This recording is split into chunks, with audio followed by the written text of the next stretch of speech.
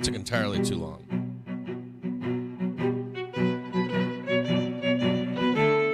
Canada's getting pretty janky.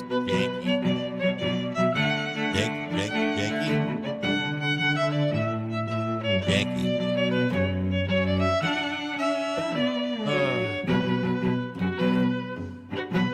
This week shouldn't feel like it's as long. It hasn't been a long week. It feels like it's been a long week. It really does. Everything's off here too late. All the little things on my dashboard are a millimeter off. I don't know if it's scaling or what. So be it.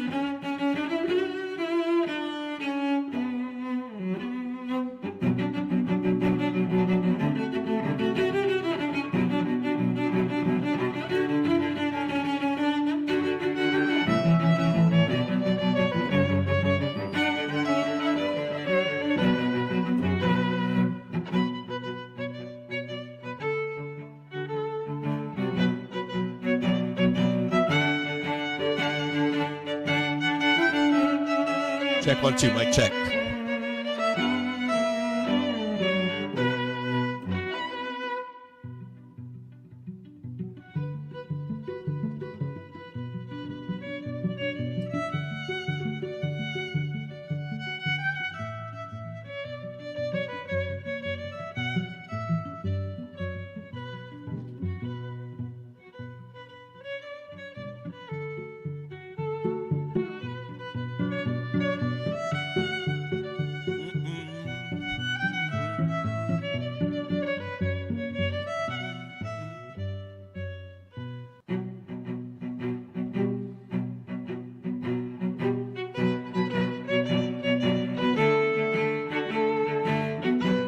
Morning, how's everybody doing?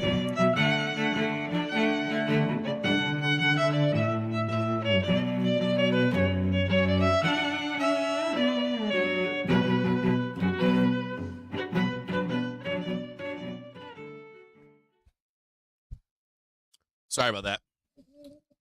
I've got some, my office felt like rebooting this morning. Microsoft said, we don't care what you want. We're going to reboot the entire every system. I guess they get forced, like forced updates. You can't stop it. Some kind of security concern of some type.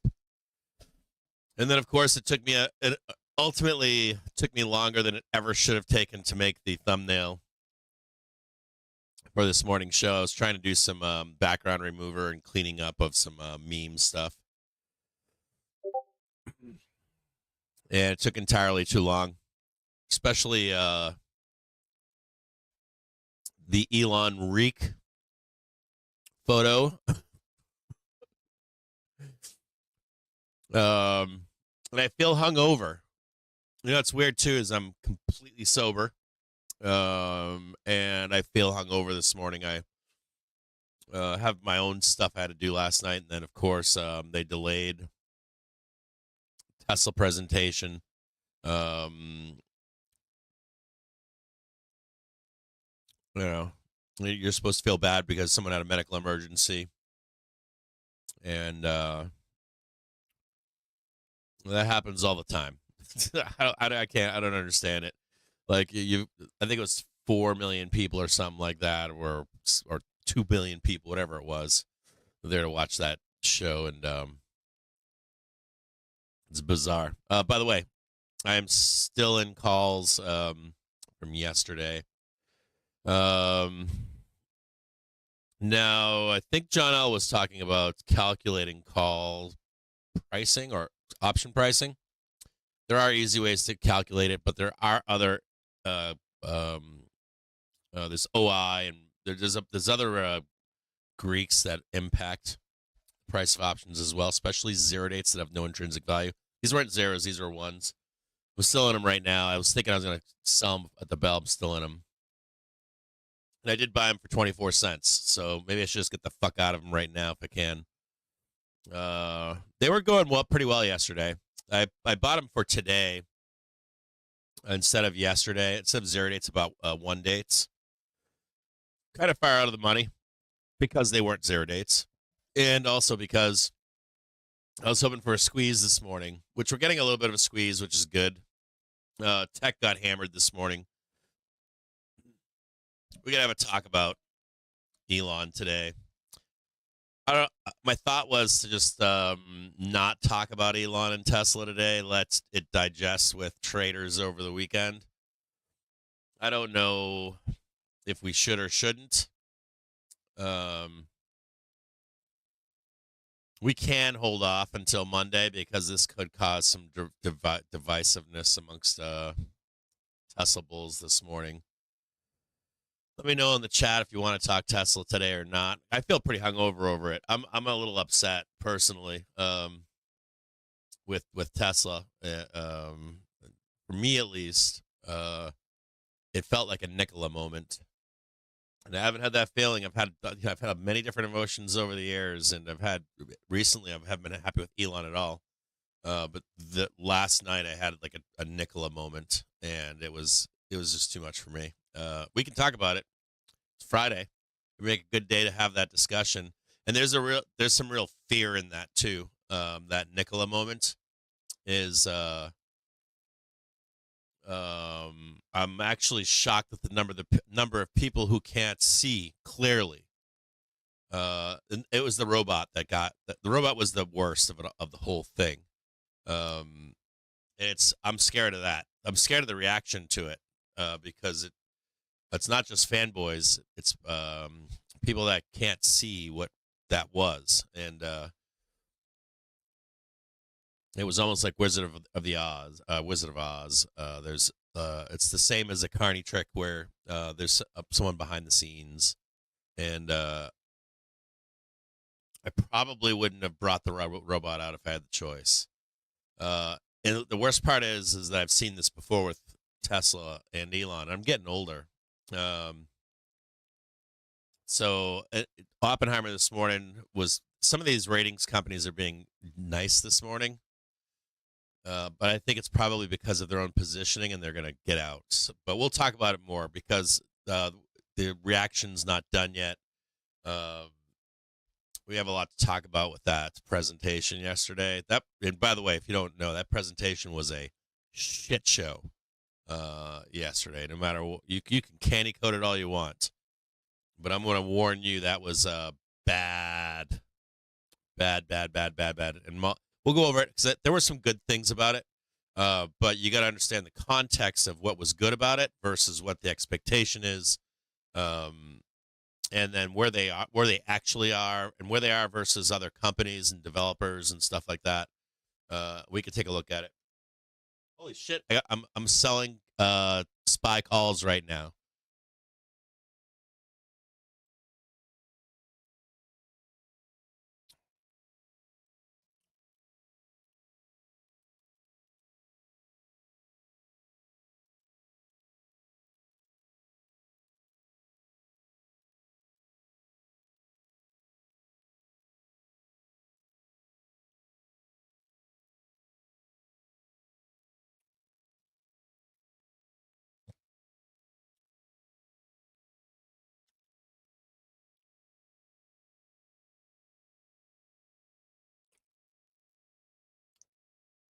Sorry, I got to tell the Discord.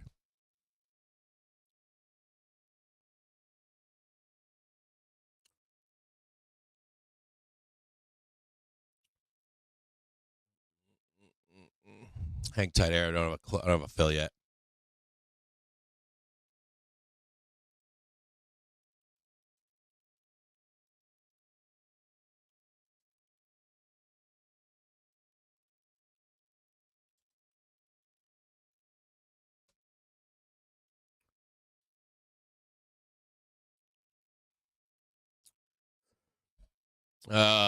Okay, so that's a good print. It's another almost 100% print. So that's actually 100%. No, it's a little bit less than 100%. It's about 80%. Can't fucking win around here. We got to talk about we'll talk about options and stuff at some point, and we're discussing like why do you choose certain strikes, the dates, all that kind of stuff. Uh, the the implied move, that kind of stuff. But there's other Greeks in there that matter too, especially in options with no intrinsic value, options that are 1 or 0 dates. There are other factors, and people argue with me about this all the fucking time, and I'm like, you're wrong. But whatever, we'll talk about it. We'll do it in real time. I got a bunch of stuff to talk to you guys about this morning. So Tesla, we got some problems in Tesla land. We'll go into that later, not right now. I realize you're all going to be heated and emotional. I know this might not be the best time to talk about it, but we're going to talk about it today, so that you can digest what I have to say before you get steamrolled over the weekend. I was thinking maybe we won't. We're going to talk about Tesla today. The next thing that I want to talk to you about is I'm going to release a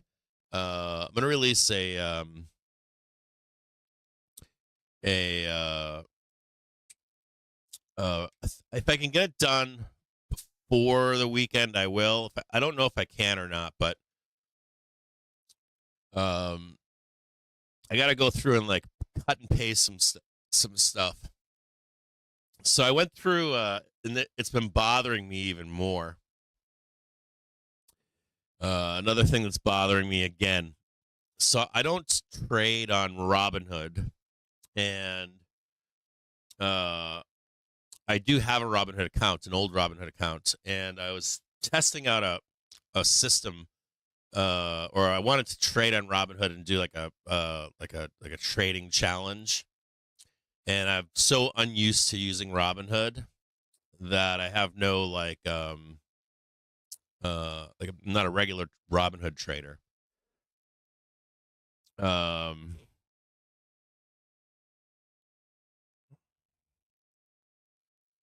Thank you. I appreciate that in the Discord. I saw that. Putting fucking people on FinTwit to shame all day long.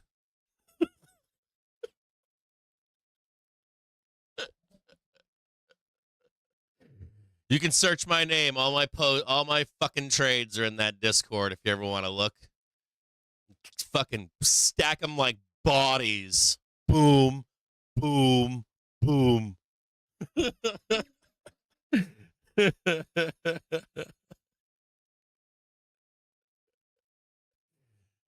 I'm dead serious.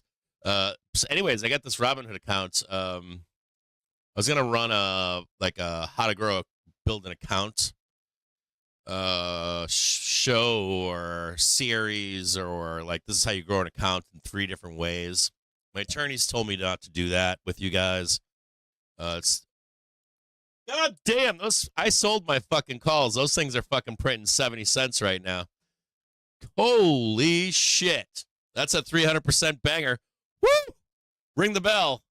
I'm not in them anymore, but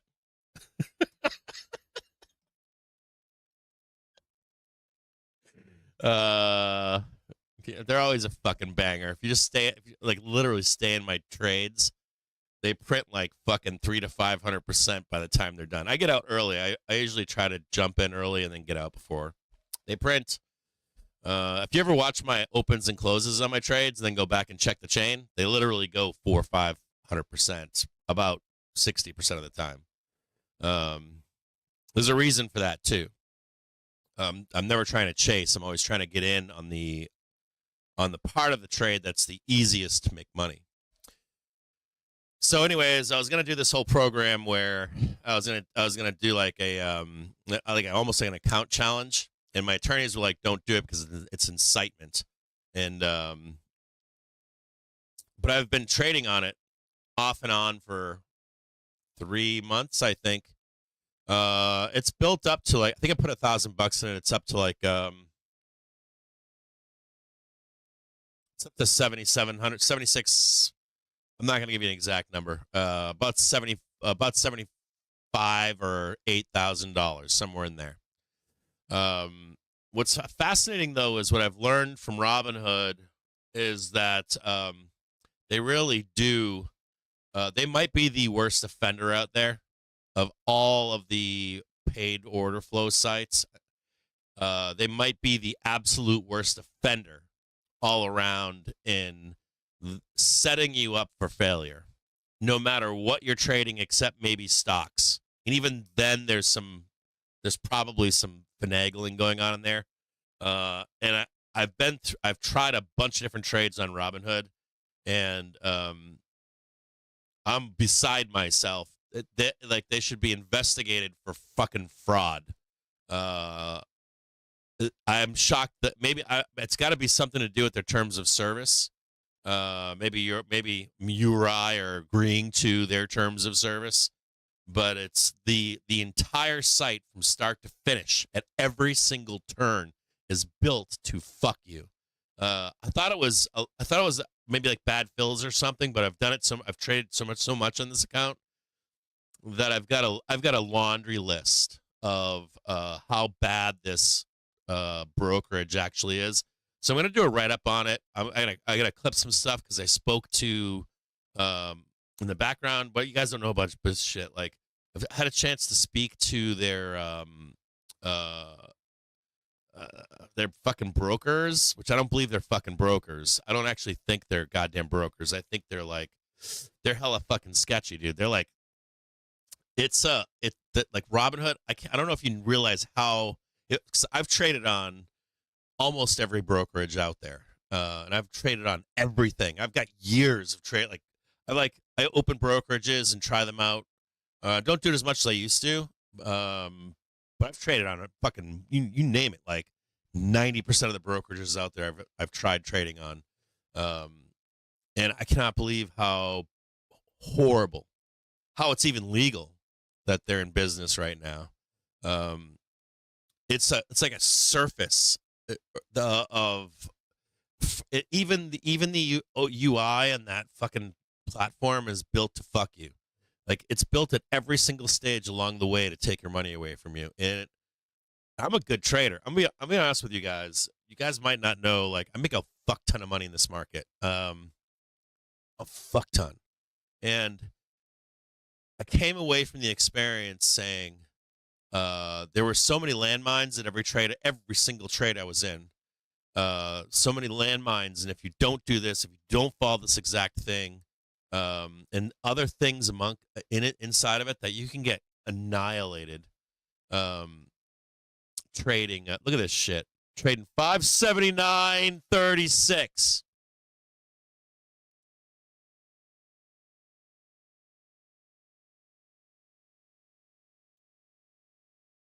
You want to see it? You want me to show it to you? I got to tell you something else, too. Traders rolled calls up to 58.50. Oops, I didn't get a chance to tell you that. Let's go to the main screen. 5,800, baby. What are those 580 calls printing right now?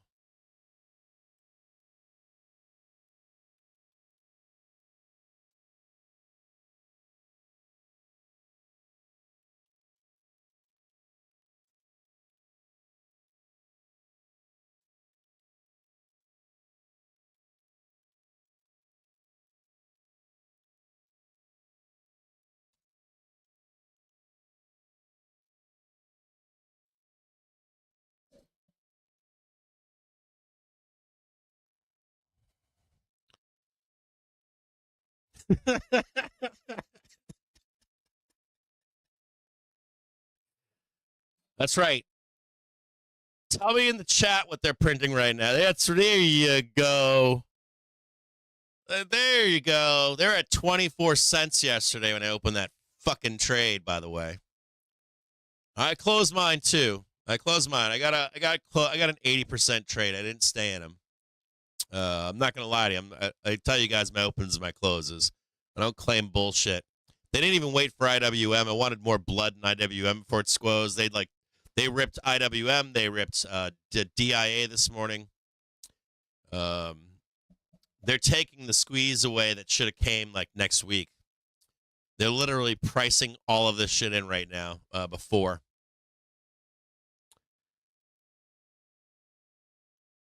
You can go back, check my history in that fucking Discord. Ins and outs, ins and outs, ins and outs. Just count them.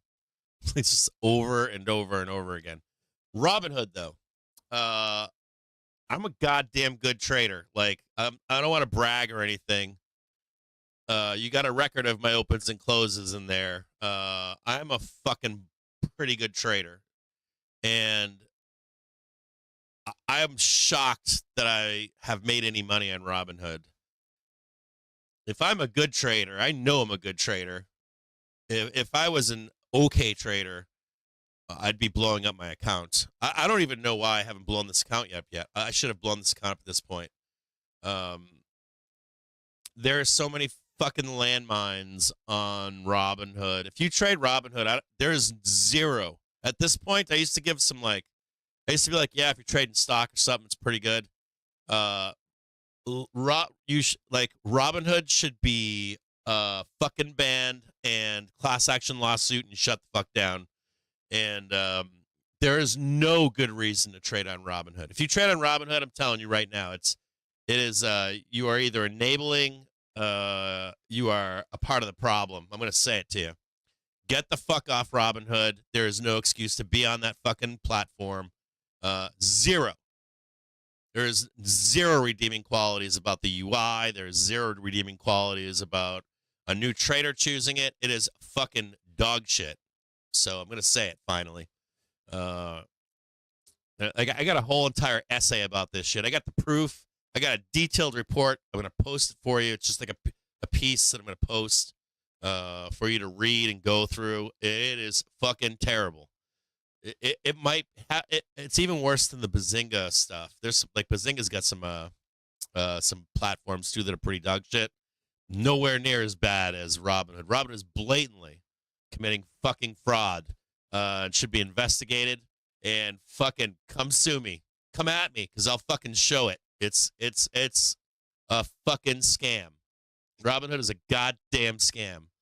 Get off that fucking platform. Like, I was talking about my wife last night, and I'm explaining all these little things I been not writing, like typing down a bunch of experience with the platform, and I happened to open it up yesterday, the day before, to take a look at it, and I was like, oh shit, I was like, I gotta like take some notes here, and I was looking at the overnight trading too, like what Tesla did last night in the middle of the night. Like that whole thing's a fucking scam too. The overnight trading shit. I don't know how they're getting away with that. That's a fucking scam. It's like one pure scam. I had a chance to talk to one of their brokers. I got a record of that conversation. I had a bunch of questions for them, and their responses are geared towards someone that has never traded before, and they're point blank fucking lying. So. I don't know what else to say on that. I'm going to give you a post about this. If you're on Robinhood, get off. Just stop trading on the fucking platform. Take the extra 5 minutes. Hold on, let me put this up for you guys here. Now, we just blasted through 5,500. 5,800. And by the way, the call wall is now 5850 up here. Call wall is higher. Call wall is higher now. If I hadn't said that to you early this morning, traders are rolling their calls higher. I think I told you yesterday. I posted this to you yesterday, but the call wall is now above. It's at 5850. Top of the market is 5,900. I did give you a chart of that yesterday, but just a heads up to you that higher. Calls being rolled, being priced in right now. Anyways, so I got the Robinhood rant. You're going to get an essay on that. Tesla, we're going to talk more in depth. You probably have a chance to exit Tesla, but we got to have a long-term discussion about Tesla. I don't think that you're going to see anyone panic in the behind the scenes on Tesla. No one's going to want to panic. They're going to want to, I would assume, exit Tesla in the long term. If I were a Tesla bull like some of you are, I would be deathly afraid of Tesla. I'm scared. I'll leave it at that for the moment. We'll come back to it if the day gets slower.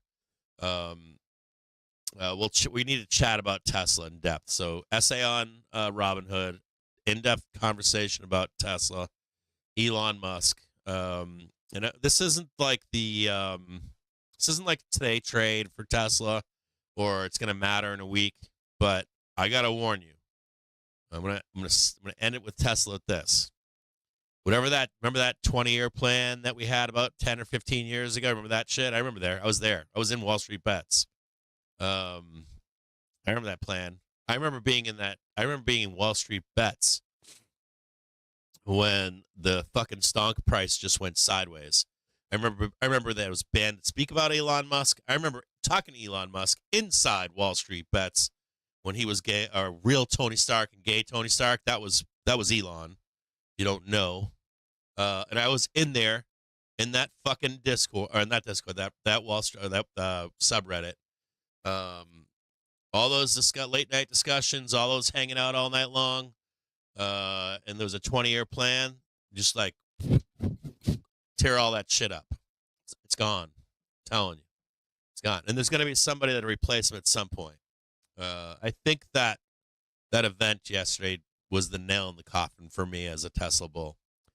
There was a Nikola moment in that yesterday, or at least in the growth aspect of Tesla. And that's what I'm talking about here is Tesla as a company is probably not what we think it is, and will be run over at some point. It's okay. It's okay because it's not hard to run a car company. He's said that too in the past. He's expected Tesla to go bankrupt at different points in his career. And the future is not always known with Tesla. You know, Elon has said this too, and I think I'm at that point now with Tesla. There will likely be a new generation, someone young that's going to come out and just run right past him. So, and have that energy. I'm looking for. I don't know who that's going to be. There's going to be a bunch of scams in that meantime, but there's probably a young person that's going to blow his doors off. Too late. That last night was a Nikola moment for me. Too little, too late. Not delivering on promises. And then there was a huckster moment with the robot. I don't know if you could see it, but clear as day I saw it. Anyways, SPX 50 or 5850 targeted up here, and I'll put up the. I'm going to put up some. You're on R2 right now. R3 is 580. 80, and then you've got the RTX cell right here, 583.92, right there. I don't know that we actually get there, but this is the end of the week sell right here.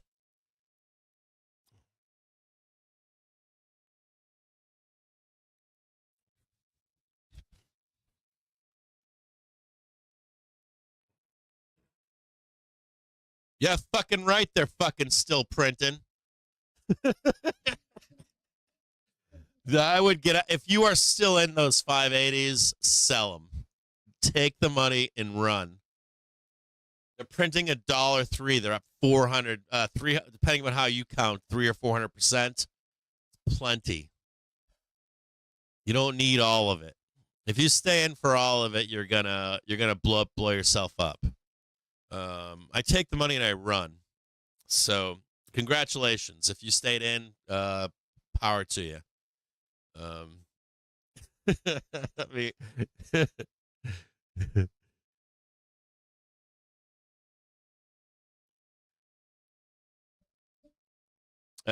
Tesla's tough, man. We got we shouldn't talk about it right now, but it sucks, man, because I love Tesla. Even going through all the Elon bullshit, I fucking love Tesla. It's just not keeping up with some of the expectations, and that's where the problem lies. Is you're either a growth company or you're not. You're not, and this happens to companies all the time, even the best companies. You're either in a growth phase or you're not, or you haven't delivered on your promises. And a lot of that shit's been priced in. So there can be like moments where you see jumps in price, even if it's been priced in, on excitement. and what can be the future. But at this point, it's just like stacking bullshit on bullshit at this point. And I like Elon, even if he is a bullshitter, because he pushes the envelope for other people to design, and he pushes. I don't mind Elon as a pushing the envelope for other companies to do better and develop more. But as far as like an investor in Tesla, the company, I want to find another company to invest in, or believe in, or have high hopes for another 2 decades, 3 decades, something like that. I just don't think it's Tesla anymore. I think that's been broken at this point. So, maybe I'm wrong. Maybe in 40 years or something, they'll be worth $1 bazillion. But there are so many other companies that are just so far past where they are. And the robot thing did it for me yesterday. The robot thing was where you don't have to sell, or he isn't in a place to sell the sizzle anymore. He could have gotten away with that with the robots like 10 years ago. Truthfully, could have gotten away with it. And I would have been fine with it 10 years ago, but it was a fucking scam. That's what it is. It was a Nikola Tesla. It was not Nikola Tesla. It was a Nikola the car company moment. Rolling the truck down the hill, and it's all fucking fake. The whole thing was fake.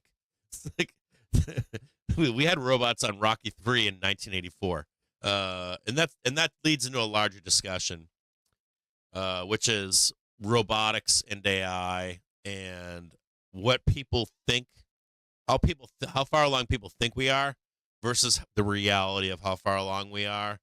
And then there are other companies and Americans, believe it or not. There are robotics teams at MIT, Harvard, and then the facial features. We had like like the no face on the front of it, the no continued development on the exterior of that robot. The robot is like a knockoff from Toys R Us. I'm not shitting you. The realism of it, it's a disaster. And then the person hiding in the back, that wasn't AI, right? There are people questioning that. A third of the people last night were saying, is that remote operated? Is it AI? Is it real? I'm like, you're asking if that's fucking real? It's not even a question. It was like a remote control car at best. It's at best.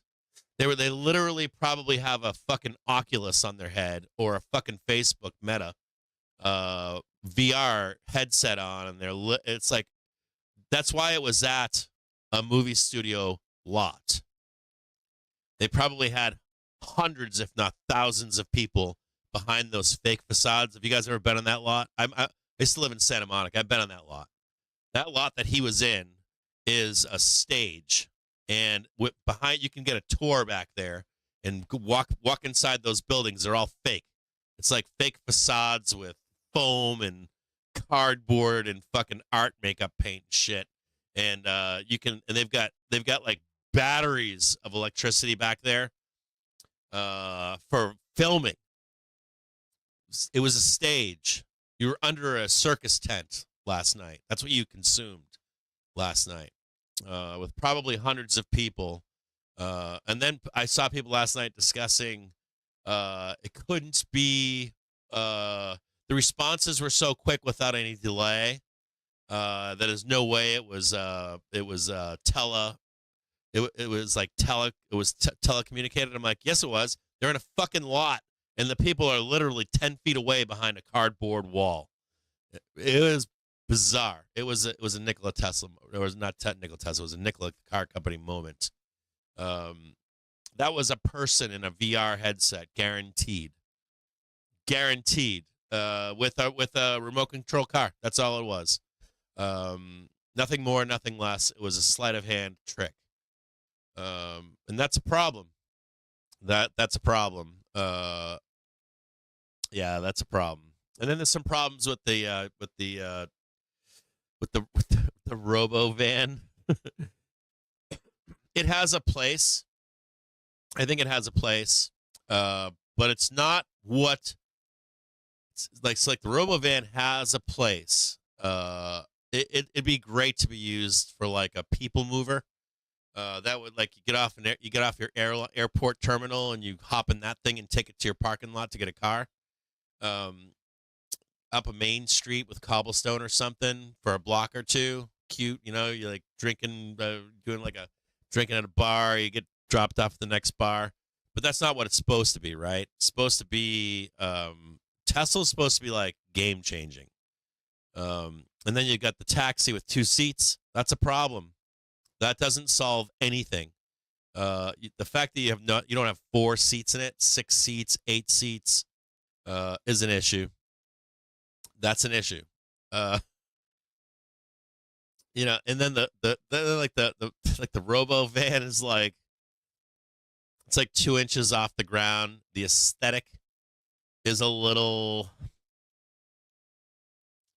it looks great. I mean, I like the idea of it if we were living in that type of world. But I want happiness. Like if I'm gonna hop on a people mover, I don't want to be stuck in that thing. I'm out with my friends and whatever. They have a people mover here in Detroit. It's tits on a bull. The people mover in Detroit is tits on a bull. It's bullshit, but it looks great. When you're walking underneath it, runs up like one way. It's like one way and back like 4 stops, where you actually want to be walking. But it's a nice little like top. But it's like a nice little a jewel for the city of Detroit. But everyone knows what it is. No one tries to fluff what it isn't, say it's something that it's not. And the van or the Tesla van or whatever you want to call it, it's not what it's supposed to be. And the taxi is not what it's supposed to be.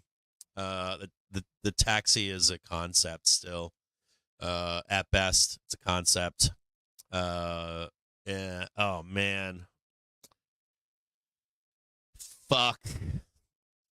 The taxi to me looked like it was put together in 5 minutes just to appease people that have been asking for this. I don't think that thing was being run on its own either. If I had to guess, that was remote control too. That was a Nikola Tesla, or not Tesla, Nikola the car company moment for me last night. And the robots didn't help that. I think they could have gotten away with it without the robots out there. They should have not brought the robots out at all. That's where the gig was up for me.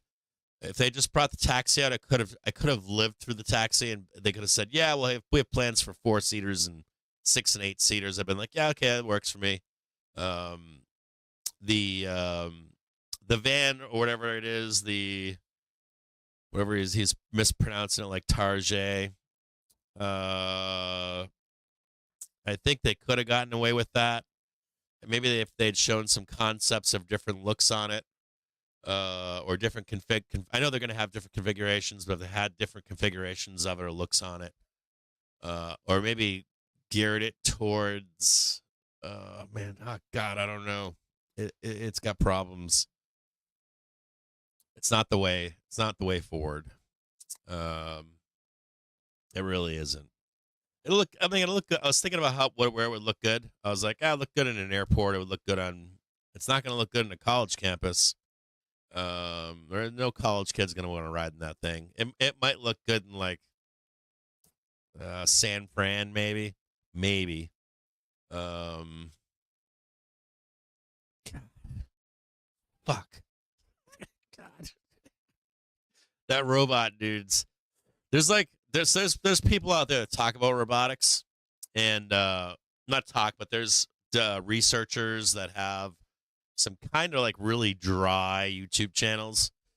These aren't like the hucksters and the pumpers and the futurists and the like futurology, or like futurists are like they're always like talking things up, right? These are guys that do the actual development and research at an institutional level, and they have very dry channels, and they discuss in depth. You can find these channels. They're not easy to find, but if you can find them, they discuss robotics in depth, and a lot of the issues with robotics. Think about yourself when you walk. anything simpler than walking in a room, like a set of stairs, um, an old house, a busy sidewalk, anything that is more complicated than a 10-foot by 10-foot square with someone in it. And robotics has a long way to go. It really does. Like, it has a serious long way to go. The human is a very fascinating thing, right? Between like touch, smell, perception, it's fascinating. And also humans have this fifth sense. You ever notice how you're kind of aware from experience, bad thing coming, a noise, a smell, an experience? When you're young, you stick your finger in an outlet and your finger hurts, and you go, "Fuck, I'll never do that again." Or the smell of something unique. There are these like very uniquely human things that a robot it's going to take a lot of time for a robot or robotics to account for. And I know about soft robotics, but I'm telling you, there's like very dangerous, very dangerous outcomes to robots right now, side by side with humans, and very dangerous, very clustery, fucked up. Like, there's truly a long way ahead before a robot in that context is going to be helping you or your family, other than what a robot was in Rocky 3. If you've never seen Rocky 3, they had a robot, and it was like, it was a gimmick. In the 1980s, it was a gimmick. And this robot is a gimmick. That's what it is. And there's some better development being done around the world right now in robotics. That's a fucking gimmick. I'm sorry, that's what it is. It's not replacing anything. It's not going to do menial tasks for you either, because there are going to be situations where you have a dog or a cat or a child. That thing's going to be in the way. Wouldn't be so bad if you had like a robot sitting behind a bar or something making you cocktails, but that robot ain't getting up and doing anything.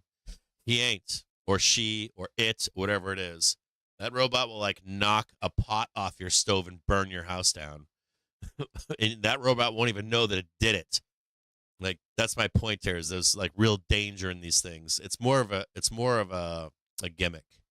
It's good to see, but it was fake as fuck. He should have left it. I would have been more impressed with the robot had he not done the remote stuff. Left the faking. I actually would have been fine with the robot. He caught a lot of flack the last time because when he presented the robot the last time, you could see how far along they actually were, and then this time they tried to do a hype piece basically. So they didn't catch the blowback on it. I would have preferred, like, where are you actually with this? Because there are robots right now that are being presented using LLMs, right? If you haven't seen, there's videos of them everywhere. They're everywhere. Where you're actually speaking to a learned language model. They're actually using the fine motor skills of where we actually are with robotics, right? And that's what I'm leading to with this conversation is, if you go on the YouTube and just look up AI robotics or robots conferences on robots, they have tons of them, and they have these guys bring out their robots, they put them in a room, and they've got reporters asking the robots questions and stuff like that. And you can actually see the true movements. How do you explain this? An easier way to explain this. The easiest way to explain it is a guy named Charlie Trotter. He's dead now. It's a guy named Charlie Trotter. He's a famous chef. He's from Chicago. And I think someone else said it too. There's another guy from New York that I think, maybe Joel Robuchon was the first to say this. He was either Joel Robuchon or Charlie Trotter. One of those two guys said this, but they said when you plate a meal, you should not place. That's what it was. Joe Robuchon placed everything on his plates. Everything was exact. He would use tweezers, and he would meticulously place items on a plate.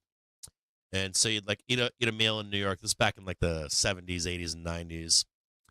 Joe Robuchon was helping America professionalize cooking, and he would be very meticulous in his presentation and plates. But you always knew there was a human hand on Joel Robuchon's plates. You could look at a Joe Robuchon plate and know that a human plated that. Why? Because it was unnatural. There was something unnatural about it. It looks weird. The human eye has a good human eye has a way to pick out human. Any of you in the military know that too, right? Anyone in the military know this? If you're ever out in the woods or something, you can pick out a human form. Like the human brain can see something that's unnatural. Maybe you walk down a street at nighttime, you hear a noise, and you go, wait a minute, something's wrong here, right?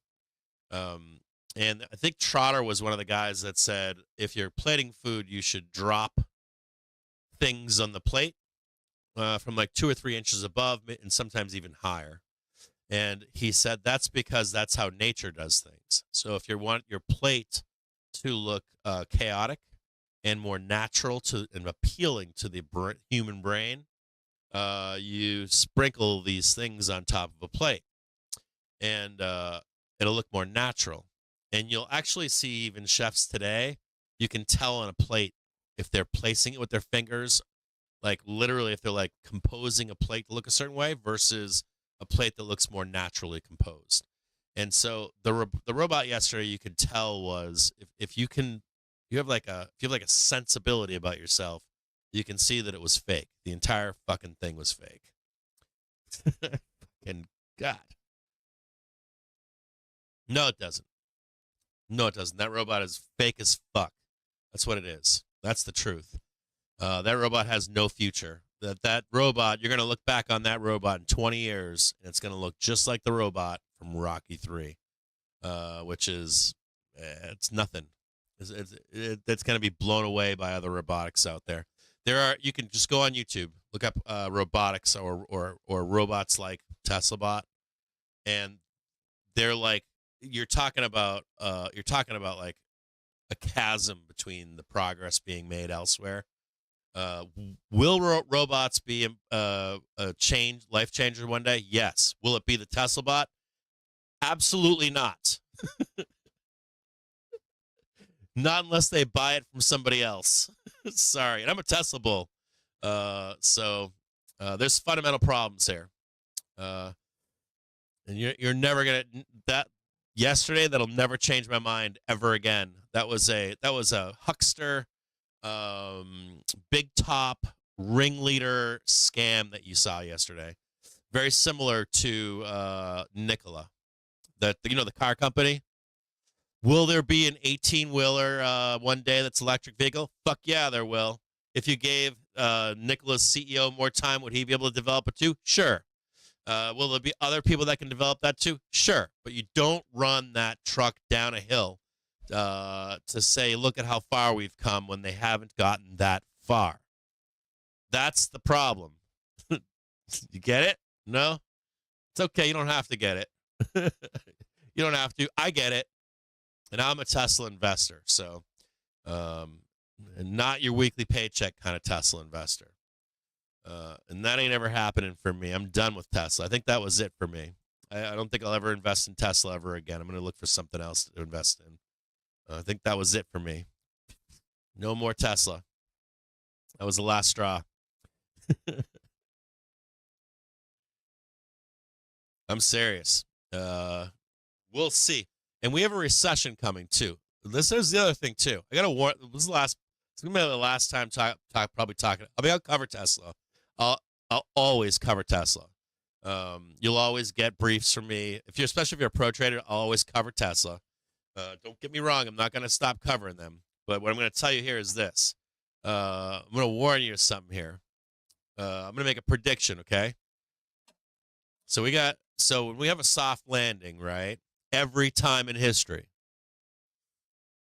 when we have a soft landing, 100% of the time they're followed by a recession.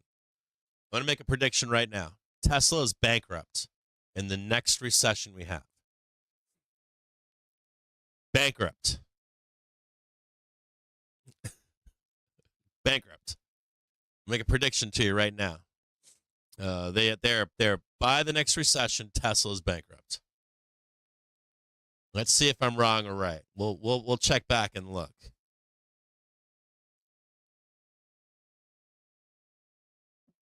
It's horrible to say.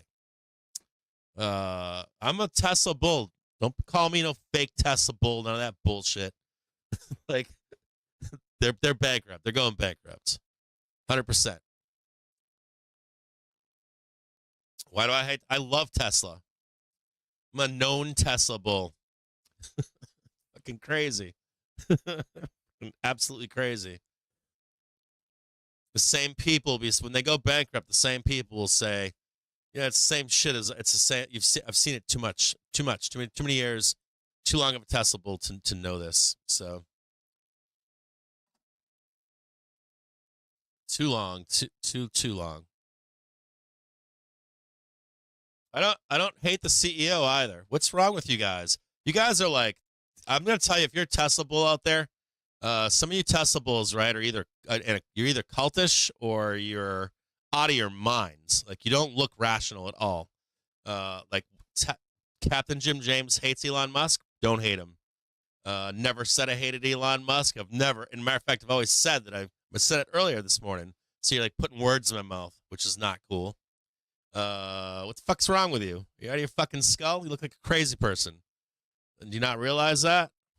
You have to hold your companies to a standard that you believe in. You should do that as an investor too. That's why we're here right now, is because we're not holding Elon to that standard with his company. I'll be honest with you. You will be the bag holder over that. I guarantee it. I'm serious. You will be. You'll be the bag holder on Elon, or not Elon, but on Tesla, for not holding that company to that standard. I assure you of it.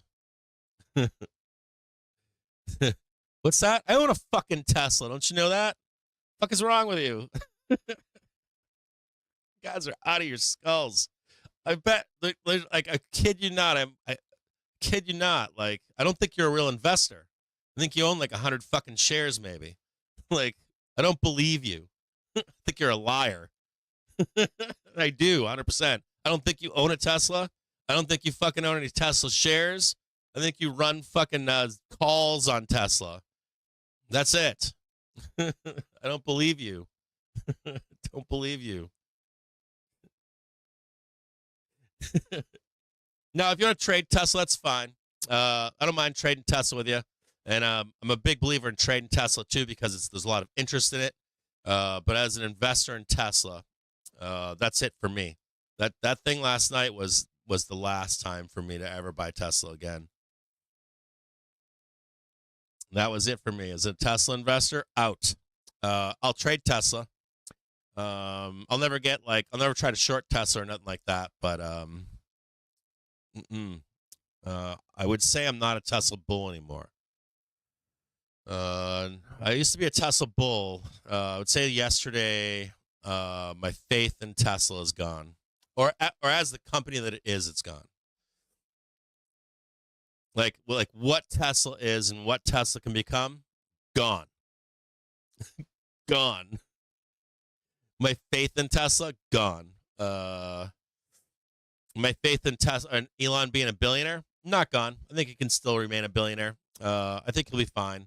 I think Tesla, though, goes bankrupt, gets reorganized in the next recession. I don't think they make it, which sucks. But we'll look and see who the next company is going to be. Hopefully that company comes along so we can invest in it, or I can invest in it for my kids. But I can't see Tesla being that company in 20 years or 30 years at this point. Feelings and no data. Which data do you want? You want me to lay it out for you? I'll give you a brief tonight. How about this? I'll hold off. How about this? I'm going to hold off on the Robinhood brief, right? I'm going to lay out for you why Tesla goes bankrupt over the weekend. Does that make sense? I'll cite every source for you. I'll cite every source for you why they're going to go bankrupt. And I'm going to pull some of that data from Elon Musk, too, from his own fucking mouth, because he's already made these statements, and I agree with him on this. Don't worry about it. I got it. I got the data for you. I'll tell you why they're going to go bankrupt. No, I'm not sharing it on the channel. I'm going to give it to the community. Let them share it with you. No, don't do that work for free. I don't owe you shit. So you watch my show for fucking free and don't fucking not a member of our community. You want me to just give it to you for free? No. You get the voice for free. I'm telling you no. I'm telling you no. I'm telling you right now, I'm no longer a Tesla bull. For my community, I'll put the time into it. That's it though, not you. Get out of here. Fucking greedy freeloaders. That's what it is. It's like literally. I don't support what you're doing, but I want you to give me something for free. And I'm a Tesla bull. Fuck you. No.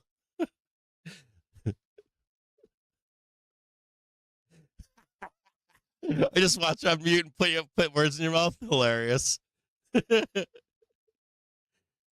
Oh, man. Anyways, so that's what my take on Tesla. We'll still cover it, of course. Wherever Tesla's price goes, we'll always cover. You're never going to have me like saying like Tesla's going to zero or any of that kind of stuff. Just note that I'll never invest in that company again. You'll never see me saying, like next 20, 30 years, you're going to see Tesla go 30,000 times or anything like that. For me, they're done. Now, that won't bias how I present Tesla to trade and stuff like that. At this point, I don't care where the price goes. I don't care if it goes to the moon. I don't care if it goes to zero. But just note that you'll never see me be Tesla Q or anything like that. I'm never going to be like shitting on Tesla, shitting on Elon, none of that stuff. But I've lost full faith in that company for down the road, and not today, not tomorrow, not 5 years, none of that shit. But as who I wanted them to be, they're done for me. They're done. Yesterday was the last. Yesterday was like the last straw for me, which sucks. Totally sucks.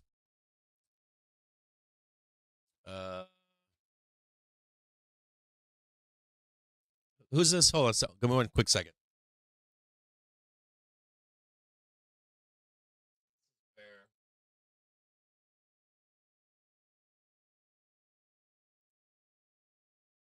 Man. Bye-bye, bitch. This is a good moment to go bye-bye to a few people here.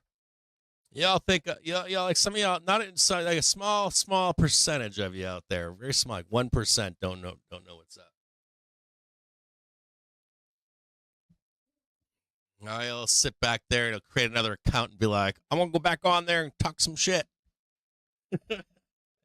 No, I got your RT84. You cool?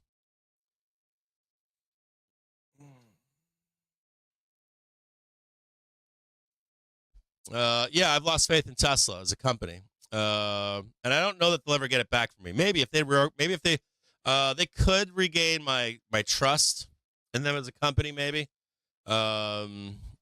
if they handed off development, if Elon was still involved, like the oversight, but like the direction of the company would have to go to like a team or something, or maybe graduate as a company or a car company. That would work for me. I'd regain trust in Tesla. But where they are right now as a company, it's too many promises, not enough delivery, and then no honesty in presentation. That's probably it. It's fraud. That's what it is. It's fucking fraud, in my opinion. And it's a bad look. And I don't mind the hype either. Like, I'm happy with Tesla hype. I'm happy with like seeing what the future is, being hyped on it. But that's not the future. That was the future 10 years ago. They're behind the future right now, which is bad. Bad. Alienating my demographic. You guys don't understand. I'm not here to sell anything to you. I gotta. So someone just said, bro is literally alienating his demographic. Let's be clear about something here. I'm not here for demographics. I'm not here to be wearing. I'm not your meat Kevin. I'm not your Furu. I'm not here to sell you a service. None of that stuff. I'm here to tell you the truth. That's my job. That's what I'm here for. These are my friends, the people I've been trading with for years, and I'm not here to get followers. That's not why I'm here. I could trade with 5 people, and I'd be fine. I'm not here to make money off you, grift you. I know that you do that. I know that you consume that shit everywhere, but I'm not that guy for you. I'll never be your furu. I've said that before, so don't ever expect it out of me. Sorry. I remember when this shit went down with Nikola, too. And when it went down with Nikola, right, the same shit was said.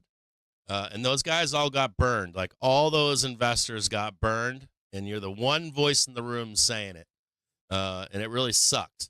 And see those guys. Those guys they got their asses handed to them. They were believers in Nikola, and when I watched that happen, matter of fact, I think that was Reddit took one of my accounts. It was like a 12-year or 14-year-old account, and I got banned by the admins of Nikola subreddit for saying it. So I don't mind saying it. You can't take my platform away. Sorry.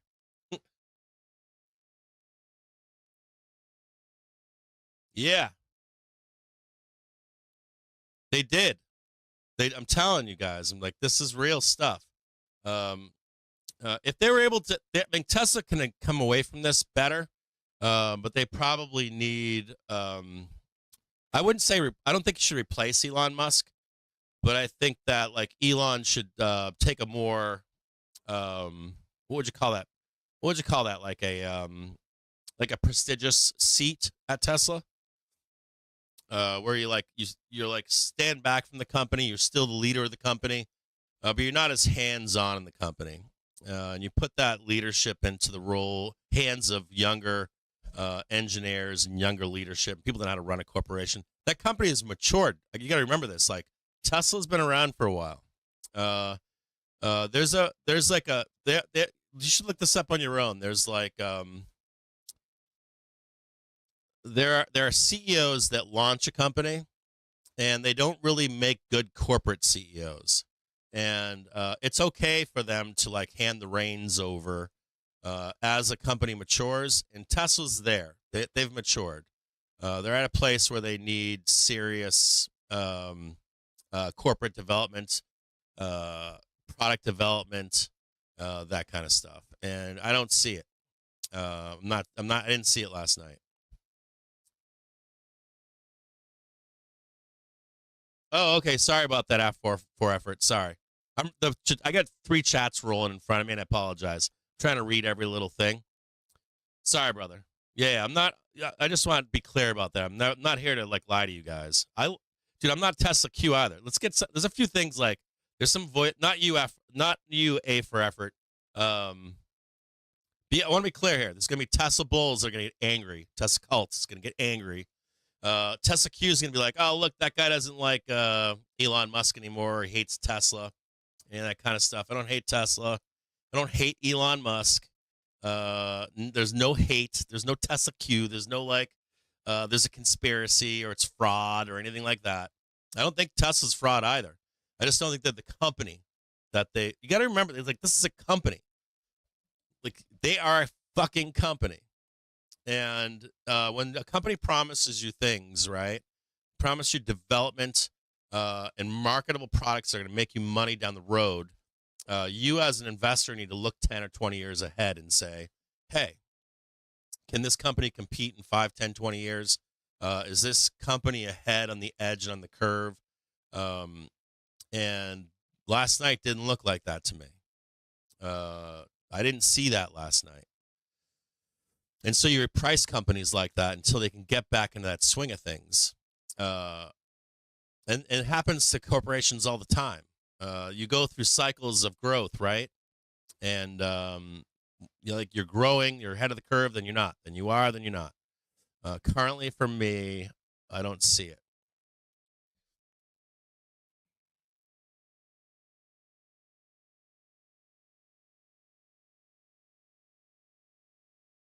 Yeah. See, I got other Tesla. See, I got some friends that are longtime Tesla bulls, and they're saying the same thing. I got texts coming in right now saying they're agreeing with me. Yeah, I have friends that are like OG Tesla bulls, and they agree with me on this. Be careful what you're consuming out there right now with Tesla bulls. Yeah, like I'm like, this is real money. Like, I'm with you, front, like, front row Alpine. I'm with you. Like, this is real money. Like, I can't get on board that train that was run yesterday.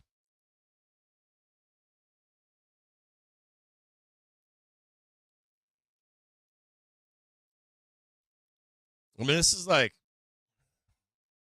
you know what it comes down to too is like, it's like that guy from Canada. I talked about that guy from Canada yesterday, right? That's going on across the test community right now. It's not just that guy; it's all over the place. Here, I'll post it for you right now. I'm gonna tell you guys what's going on in the background here.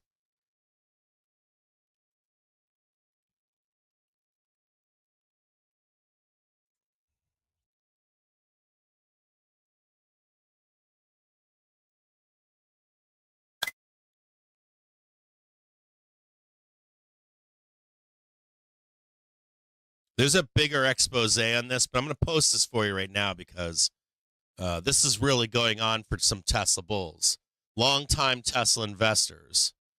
So this is not a joke, and I'm going to post it for you right now in the chat here for you. And there's better articles than this, but if you don't know about this, there's a fact for you. There's a fact for you right there. Keep it that simple. We haven't even gotten into the company yet.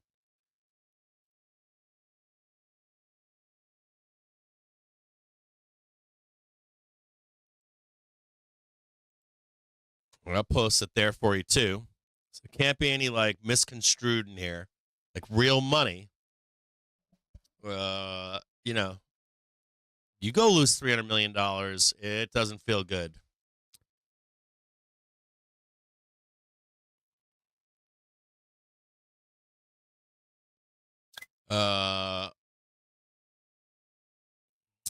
It's fuck.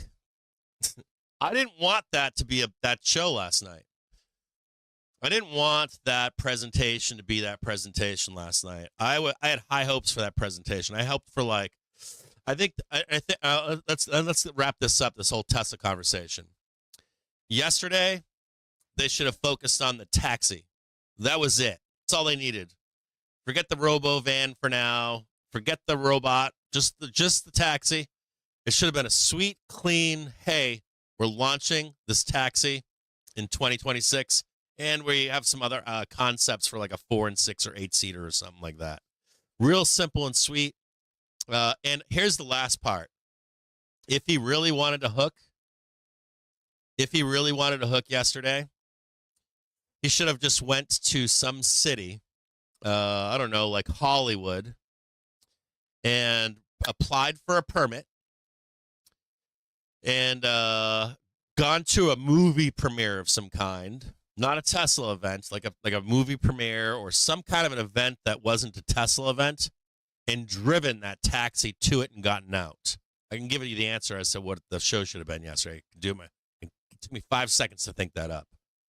Any kind of event, World Series, something, completely unplanned, and already have paparazzi, whatever, outside of some event, and he pulls up in a robo-taxi. No fanfare, no plan, no like fucking show, no huckster, none of that stuff. Something old school. And that would have been enough. You get a special permit, you show up, you step out of the vehicle. The robo-taxi is actually self-driving. There's no one behind a wall anywhere. There's none of that stuff. There's no room for questions about the viability, or is the taxi actually ready? Is it actually going to launch in 2026 or not? That would have shut the door on doubters, Tesla Q, investors, analysts, you name it. And I thought that I'm dumb. I thought that up in 5 seconds. It would have not, and I wouldn't even announced it. Like you like do it with a counter or behind the scenes you find some event that's going on where there's going to be a guaranteed national audience, guaranteed reporters there, and you just show up as Elon Musk. You got your kick-ass tuxedo on. You got this like baller scarf on or something, and the gull wing door pops up and it's Elon Musk. And the reporters freak out, and he's like, "That's your robo taxi right there." And it would be like, boom, money. that would have been perfect. Instead, we got like yesterday we got a circus. I don't know if you could see it, but it was clear as day it was a circus. And we're not at that stage with Tesla. No more circuses with Tesla. Deliver. I demand that as an investor. Start delivering. I know. We all know. Come on. Had to be a controlled environment. Come on. Let's be real. Come on. Stay with me, Tesla investors. Then you find out, like, when someone's raging at you, they probably had Tesla calls, a 10-pack of Tesla calls. So they're, like, raging on the internet. Like, get out of here.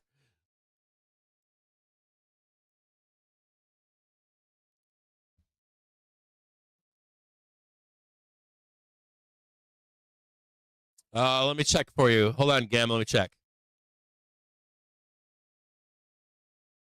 What's your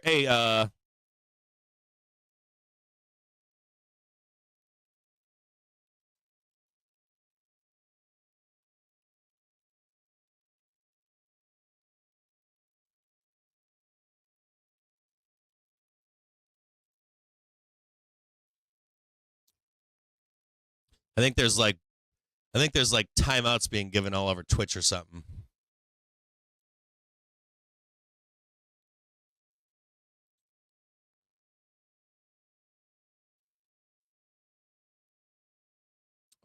What if yes there is what I mean let's look at it in all honesty here, okay? So and this is truth. No pumping, no bullshit here. Let me be clear to you. I am an early adopter of Tesla. I'm an early loyalist to Elon Musk. Those are set in stone. And not only that, I like Elon because he pushes other companies to develop. He's known for this. Starlink is a fucking amazing, right? SpaceX, amazing. And he pushes other companies to be better and do better. I love that about Elon Musk. It's the thing that I think that's his greatest gift. Even in the grift and the fraud and all the other bullshit and the hype and the huckster, we need an Elon Musk at all times. And that person will always change. There will be another Elon Musk. And you need to have those people or else you become cronyism in business, in industry. That's how you get like these. That's how you get failed states, believe it or not. If you don't have an outside thinker or an outside the box company, whether they are successful or fail. I think Elon's even said this to you guys. I'm not saying anything that Elon hasn't said. There was a time when Elon spoke about developing cars and said, I hope that all these other companies come along with me. He's even said, I'm paraphrasing, but I don't even know if Tesla's going to make it. I think that's some genuine and some really cool shit. That is how I fell in love with Tesla and Elon Musk. It didn't matter if Tesla was successful or failed. It's forcing other companies to produce these cheap cars that are electric that anyone can have. Now, will they have a use everywhere? No. They're going to be in the middle of fucking Montana in the wintertime? Probably not. There are limitations to it, but forward progress of tech and science is required. Now, as a company, Elon's made a lot of promises over the years. And along that way, there was like a curve where Elon was ahead and Tesla was ahead of that curve. And now there are companies that are on his ass. There's development that's on his ass. And that's okay too. But I was expecting more. My expectations are high for Tesla. I wanted to see that robotaxi years ago. And I wanted to see it like on the road right now. And like self-driving, he doesn't want to fight, like he doesn't want to play the game with these states and bureaucracies to get self-driving approved. You've got other companies doing it and paying for it for him right now, but these companies have cars that are like way ahead of where that robotaxi or his robotaxi is. You know, like think about that robotaxi you saw last night. You want to make a bet with me that shit's not on the road in 2026? There ain't no way that car's on the road in 2026. No way. It might be on the road with someone running it in the background. Maybe an actual taxi driver remotely is operating that taxi. There ain't no way that's mass rolled out for the masses in 2026. No way. No way that's happening. No way. So, anyways, they can recover. They can. I don't think that Tesla can't recover. They can. I just don't know. I think that Elon should hand it off to other people at this point, if I had to guess.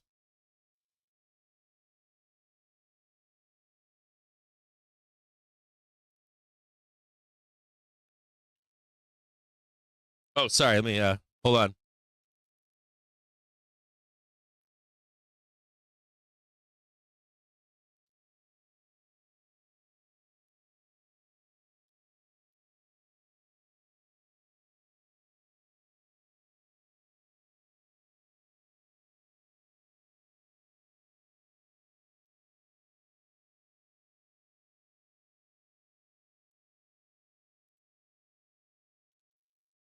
See if that worked.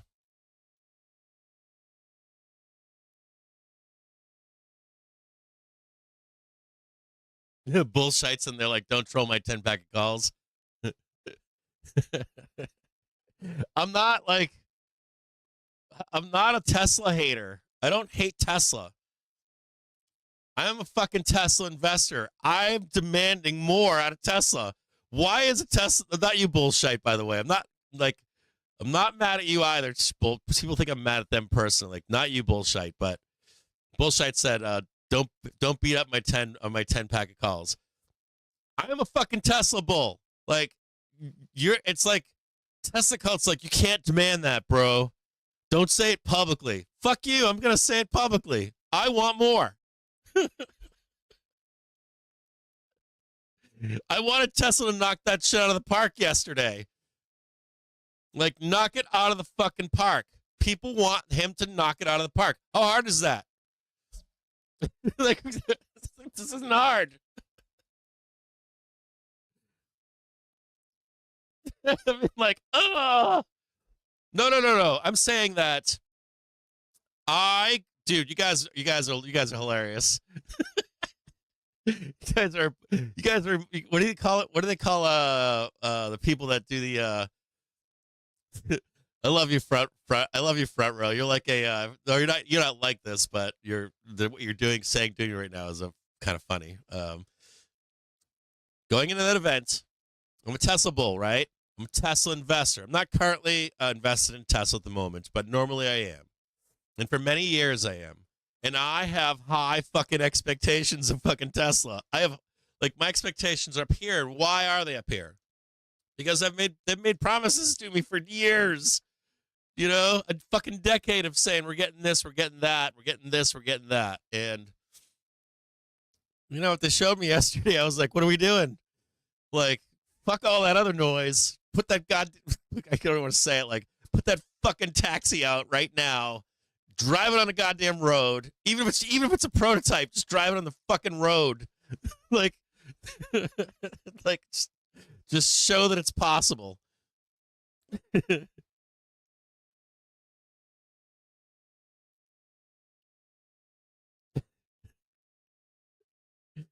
Yeah, bullshit. I know. People get heated. They're like, the Tesla cult is like, put him on the list. Like, he's a traitor. I'm like, I'm not a traitor. I have demands.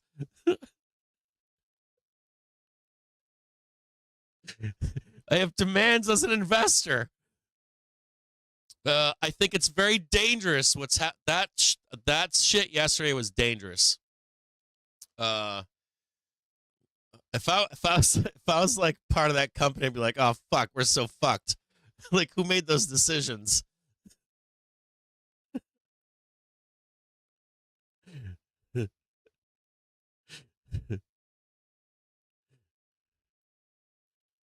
Dave, yeah, I woke up at 3 a.m. Dude, that's the other thing too. Like I get that medical emergencies are important, but there are a lot of medical emergencies and a lot of events out there that don't shut the entire. Like, they don't just shut down the Macy's Thanksgiving Day parade because someone got sick or something or got run over. They keep that shit going. They're like, let's go, keep going. You know.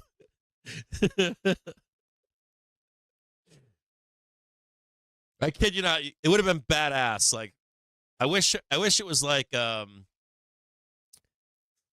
what could it be like if I was to do that taxi presentation, I would have found something where it was guaranteed people there. The U.S. was watching.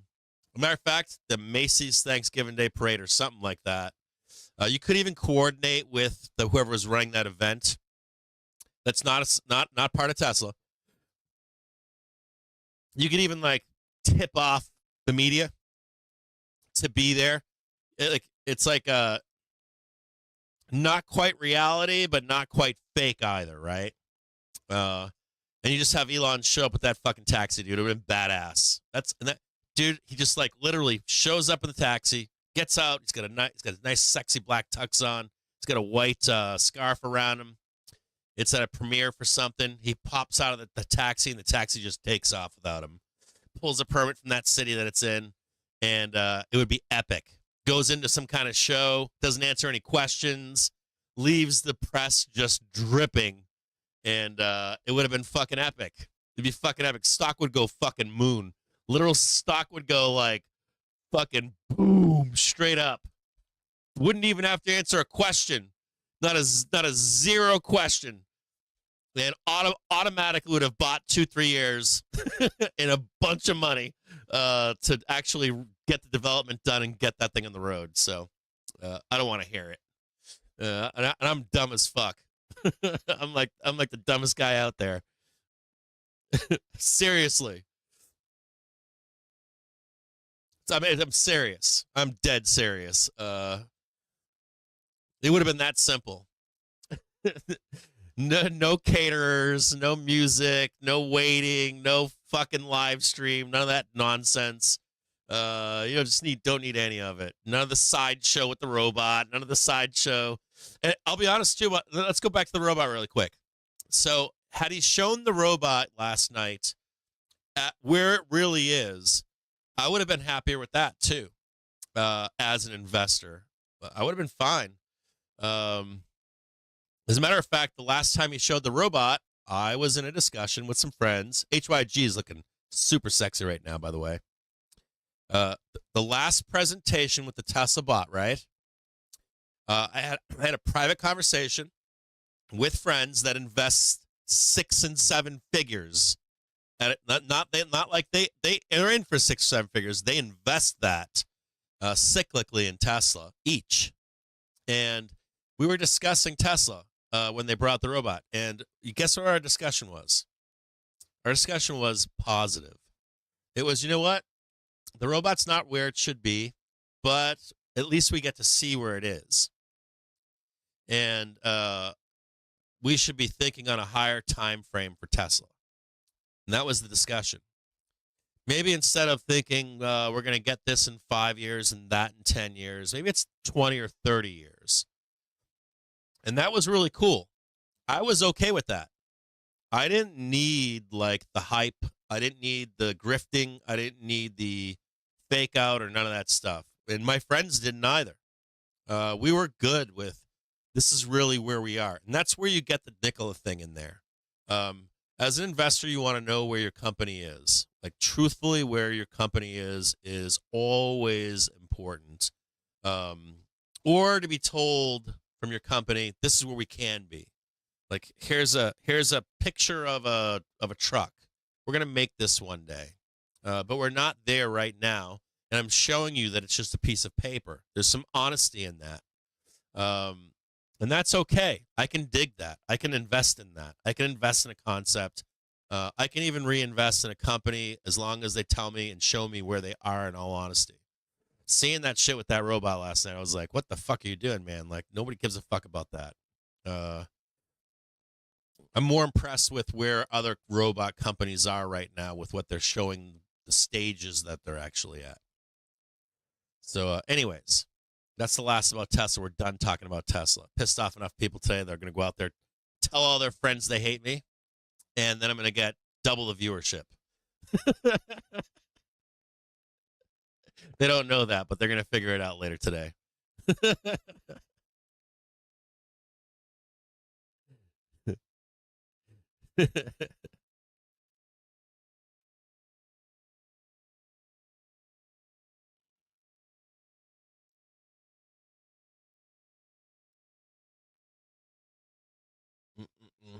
All right, let's take a look at the market really quick. We got a bunch of stuff to go over, okay?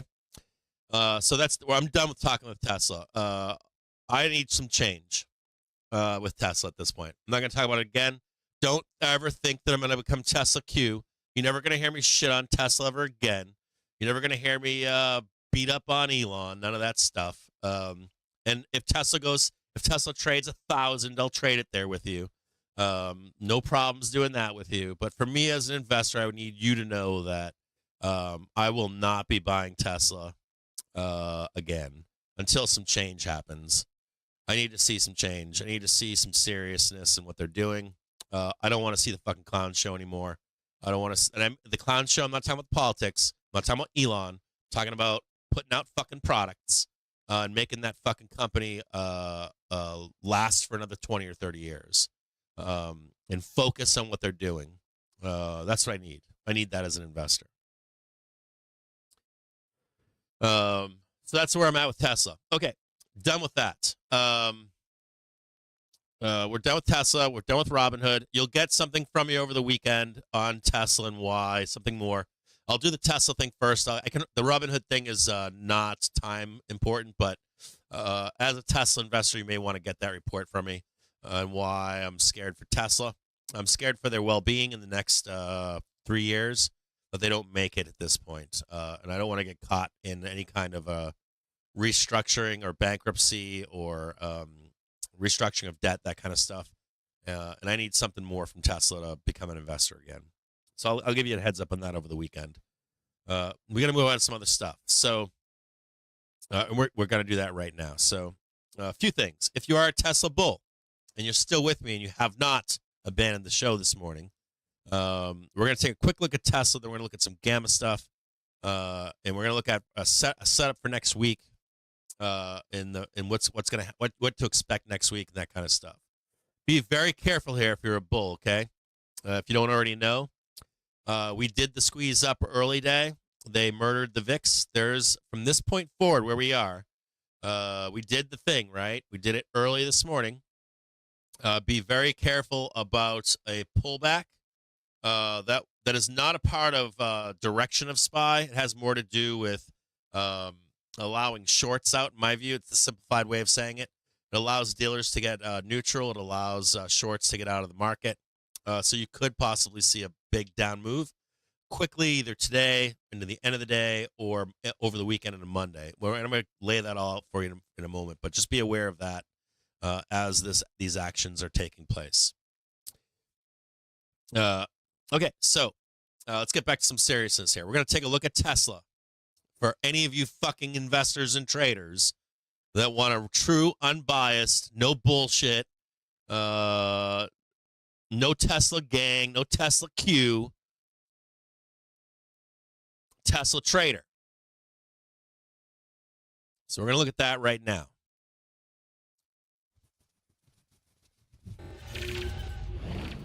when you have real money on the line as a Tesla trader, right? Tesla investor. This is Tesla, by the way. I talked to you yesterday at the end of the show, and I said to you a few things. This was the close. Let's look at the close yesterday. Right there. We're going to make this one. Hold on here. For the rest of you out there that care, the real Tesla bulls, the real Tesla investors, not the people making a living off of YouTube videos on Tesla gang, Tesla cult.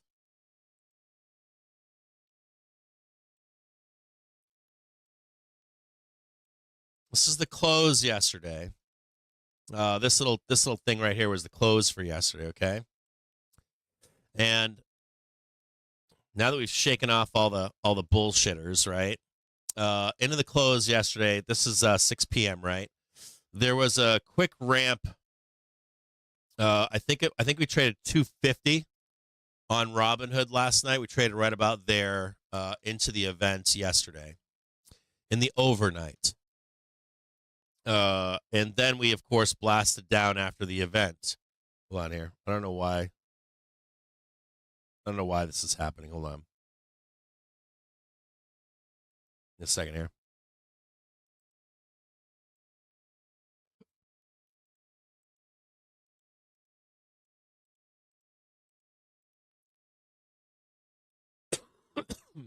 Hang tight here.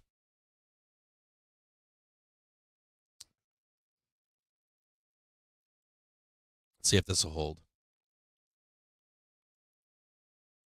So into the event last night, I told you that a lot, like in the past, listen closely here. This is important. This is serious shit. If you're testable, this is very important.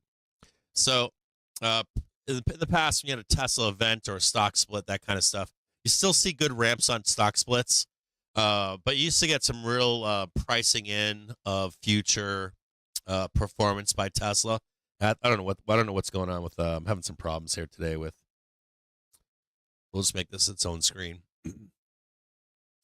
So you used to be able to get some pretty good ramps out of future deliveries or promises, or like a picture. One day we're going to make a taxi. That's enough. They'll price that in, and then you get a delivery of that product, and that's the norm, right? And they might actually sell out as they price that in. There've been a lot of promises made by Tesla over the years. One of them being the taxi, and I had some high hopes going into yesterday that it was possible that you could get some continuation. Even in the overnight last night, we went up to like that 250 mark. Hold on here.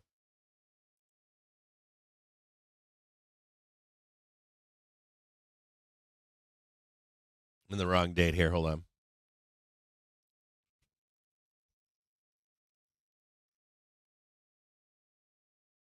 On now. Where are we at? Give me the 4 o'clock. Right there.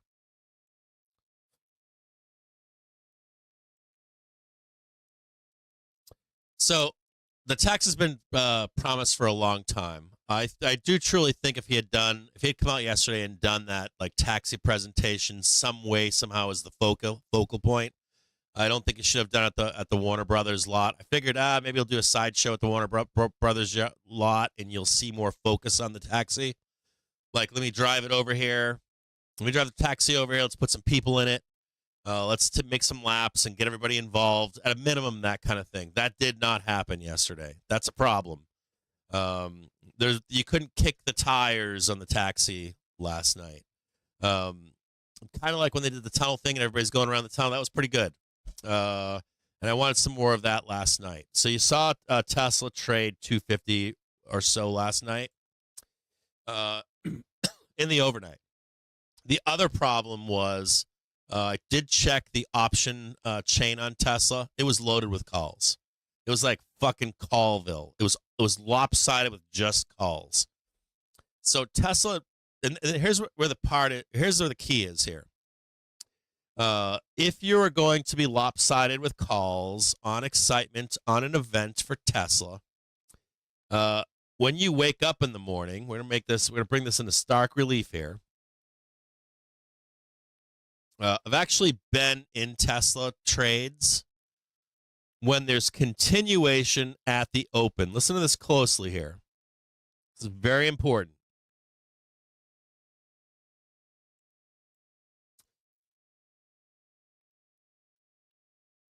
You're already like it's stacked against you going into the close yesterday. If you get that like ramp in the middle of the night or an expectation that's going to ramp at 6 a.m., and let's say like at 6 o'clock, it's auto buying, the price would have actually stayed up and probably have traded like 250, like right on the opening cash market bell. Now, your calls, believe it or not, would not jump immediately, and they would actually come down. So like if we'd opened at like 9:30 this morning, you might have made a little bit of money, and then immediately within like the first like 5 to 15 minutes, the value in the calls would have come down, waiting for reignition of buyers, and those calls would have gone up. You would actually see your call value if you'd held yesterday into this morning. Let's say you'd be up this morning. Let's say you bought a call for $1. They'd be up like $3 or $4, and then they would jump or roll back down to $1 or less in a few moments, and then jump back up again and go screaming higher if these buyers stepped up. And they didn't, did they? That's a fact, isn't it? That's not my opinion, is it? That did not happen this morning. So you were already kind of fucked up going into the close yesterday. And I did tell you last night, if you were a bull in this show yesterday, I said to you, if you wake up tomorrow morning and we're way down lower, don't be upset. I left you with a statement yesterday. I said to you, if we go down to this place, I would be a buyer there, either now or later in the month. And I gave you a target. You probably don't remember it today, but you can go back and watch that show. And that is what happened last night. You did not get the continuation. You did not get the taxi. That is a fact. And you likely do not have that taxi coming anytime soon for a multitude of reasons. Now, they blasted you down, didn't they? Now, they blasted you straight down to that zone I gave to you. Remember this? See this line right here? I gave this line to you yesterday and said, if you fail any of this stuff, they're going to send you all the way down here to check that cross of the weekly and monthly trigger. Okay? And I would be a buyer down here of Tesla for the end of the year. Right? Now, looking at that presentation yesterday, I have new concerns for Tesla. As an investor, I have some new concerns. He really needed yesterday, even if we didn't get renewed buyers and we sold off down here, we really need people or investors or fuck Tesla gang. We need analysts, hedge funds, banks to watch that presentation and say to themselves, holy fuck, we got to price this in. This guy is going to launch taxi. It's viable. Forget the van.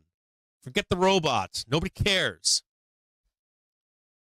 I, as an investor, I, as an analyst, I, as a hedge fund, would need to price in that everyone's going to get one of those taxis. And for 2 people, it's a good start, but it's not 4 people. And when I take a lift, I take it with myself alone, or I take it with my wife. In reality, I take it with my wife, but I often take lifts with friends a lot. When I'm out and about in town, I don't drink and drive around town. I literally take lifts, and I take Uber, depending upon what's available. And I love getting in Ubers and lifts with my friends. I live in a city. I love meeting up with people like, you want to go over to this place? You want to go over to that place? We call a car, and we're bing, bang, boom, here and there. If you're going to go to an airport, it works. A 2-seater works at an airport for people on airlines and stuff like that, but it's not the full package. I would have been fine with the 2-seater and plans for a 4- and 6-seater down the road to round everything out. I would have been fine last night with no questioning if it was a circus act or a magic trick for us to get into that 2026 and have that car viable for even just a 2-seater. So, not being clear at this point. Elon not being clear, right? At this point. Like, not clear as day. You're going to see a bounce here. I want you to know that. You're going to see an initial bounce. But I would stress to you as a Tesla investor, I want you to see this daily trigger coming over right here. As a Tesla investor, well, as a Tesla trader, I want you to see this yellow line right here as it comes over. This is the daily velocity, okay? It's going to attempt to take Tesla downtown. I would say that you don't know yet, based on that presentation yesterday, if price collapses in here and starts to get repriced. I would say we don't know yet. So, if you're a Tesla investor, I would say allow price to do its thing in here.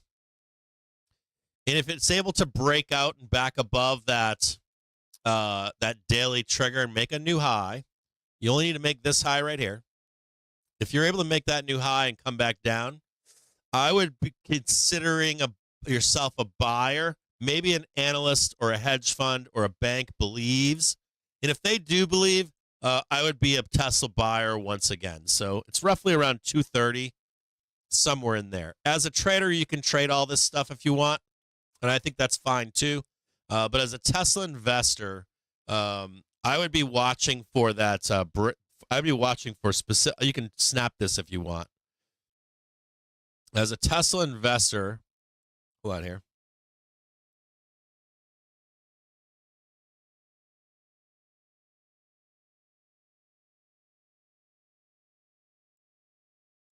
Did I get all wonky on this?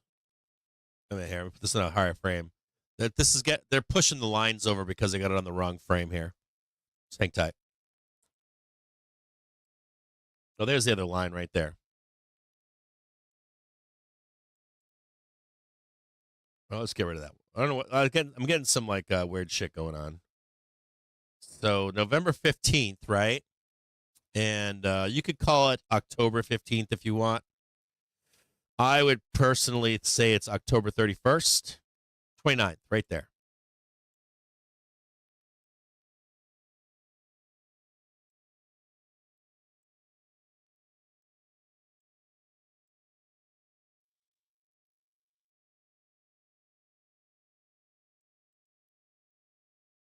I'm going to draw this out for you. You guys can take a snip of this.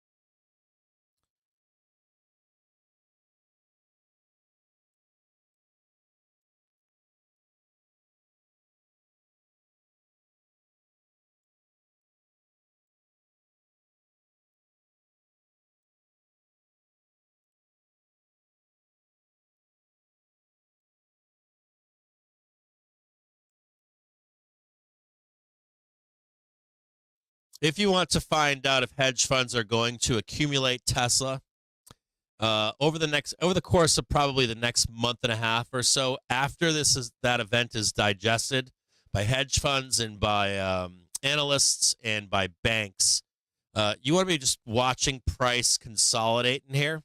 You can trade this as a Tesla trader if you want. This would be your stop right here. This hourly or this weekly trigger is basically your stop. You want to see price consolidate and break above right here.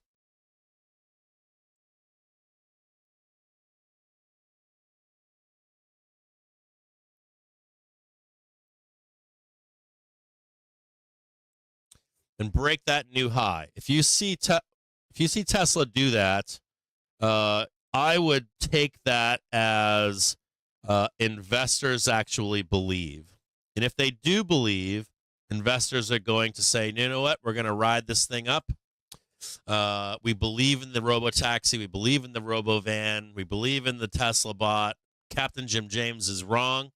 I would be first watching for this action here to get long as a Tesla investor. And that puts you roughly at like 230, 235, something like that. And let's say Tesla bounces above this 251 and it's like, hey, everything is honky-dory.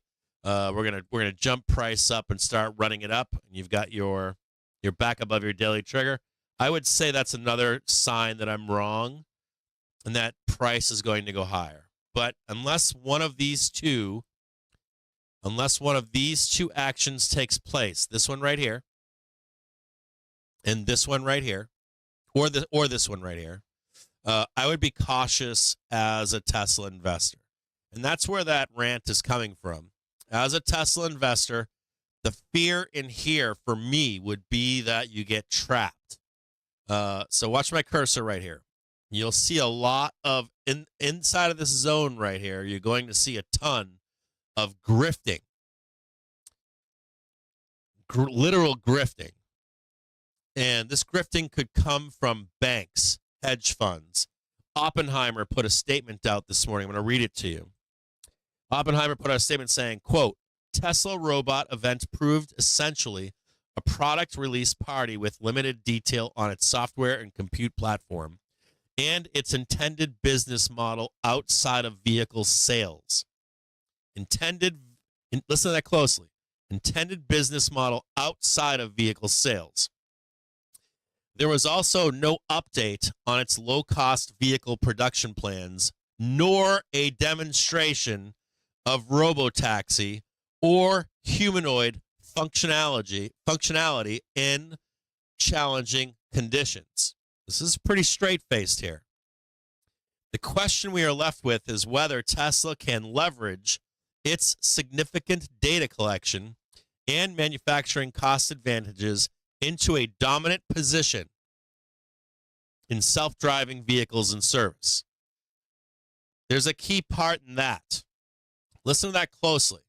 Do I like the robotaxi? Yeah. Do I like the Model Y, the Model X? Yes. Do I like the 18-wheeler? Yes.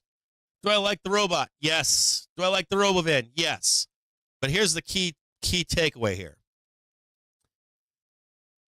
A dominant position. I need that fucking bus to be everywhere. I need that bus to be used all over the world, every country, all over the U.S. I need it to be dominant to price that in. This is coming from Oppenheimer, not me. And that wasn't answered last night, was it? So, the cost advantages into a dominant position in self-driving vehicles and services. Now this is where I get scared. This is where I'm like, this is where like the rose-tinted glasses come off as a Tesla bull or as Tesla gang. And this is the part that concerns me. We continue to see a window of opportunity for the company and believe the platform has significant capability, but found the event underwhelming as it did not address our underlying concerns on inefficiencies in learning cycles due to a single sensor focus, right? I'm not going to discuss that with you here because I already discussed it. I have family that works on that stuff. And potential performance limitations. Additionally, while certain aspects of the humanoid robot were impressive, it still appears to us as very much a development stage effort to date. We would expect shares to trade lower on the event. That was from Oppenheimer. Now, Oppenheimer, if you don't know, they're like, we're trading what right now? 5,800? They're one of the most bullish outlooks on this year came from Oppenheimer, if you didn't know that. They're pretty much straight shooter in my viewpoint. Now, reading that statement to you, I'm going to post it for you inside the Discord. You should read that statement over and over and over. They're trying to tell you something. And so showing you just price action in here, They're being very kind. They're likely going to take a wait and see and see if people are actually accumulating and accepting that event. And they're going to continue to believe we're going to break out to the upside and everything is fine. They've been given another pass. So you want to be watching price action very closely. You don't buy this shit. I wouldn't buy it. I would need to see price break out once again and start making new highs as an investor. So I'll leave you with this if you want to snip it for yourself. I know it looks like a nasty crayon drawing, but if you're a serious Tesla investor, I think Oppenheimer is being quite generous here. And what scares me is that I would bet that these analysts and these investors are going to wait. I think they're going to wait and see if people are actually buying Tesla here.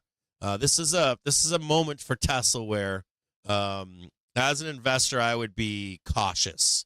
We're in Q4 of 2024. We have a lot of unknowns in 2025, and you could easily get trapped in this.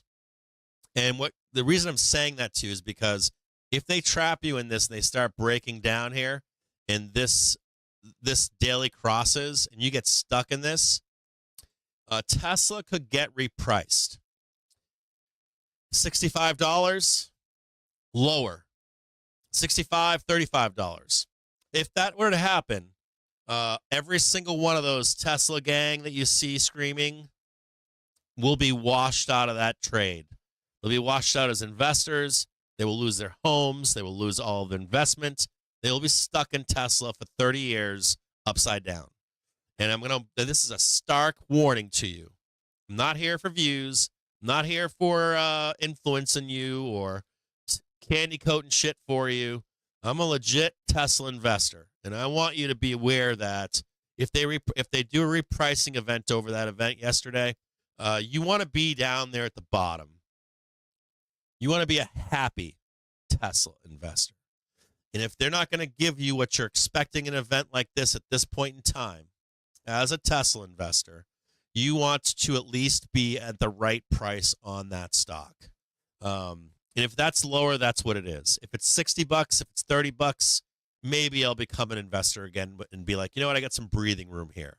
They're not producing what they said they were going to do. Maybe the timeline's farther out in time.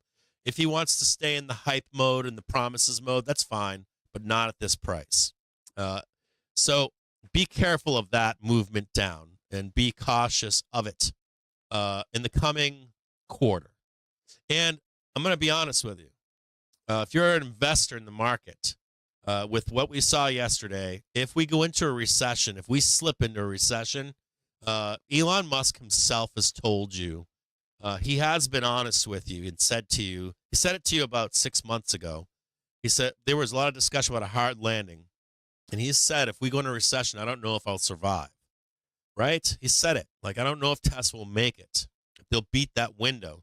It's not easy as a company to go into a recession out of your control and come out unscathed. Most auto companies have declared bankruptcy at one time or more in their existence. They've been sold. That's why he talks about Ford. It's not easy for a company to escape, especially a car company. I know they're not a car company. I know, I get it. I don't need to hear the fucking grifting. I just, as a car company, it's not easy. These are his own words he's said to you. So just as a Tesla investor, just watch this, okay? So don't go away from this conversation and tell people Cap said it's going to zero, it's going to go to I think it is going to go to bankruptcy, to be honest with you. They have a very high probability, in my view, that they're not going to make it. So until I got to see I want to see a taxi on the fucking road. I want to see that taxi viable for most markets. And until I see it, I'm with Oppenheimer on this. Can it be possible in 5 or 10 years? Yes. Is it viable right now? Oppenheimer's telling you no. And I trust Oppenheimer here in this case.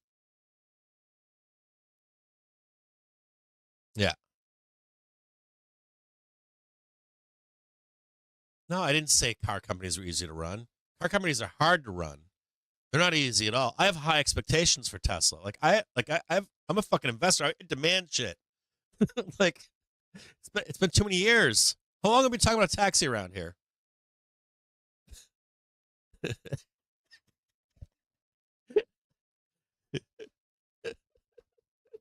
Okay, so so in truth, uh, be watching this closely here. They've tried this now. They've had that window a couple times back here. They had that window right here. They escaped it in squoze. They had another window right here. No, not here. Right here they did.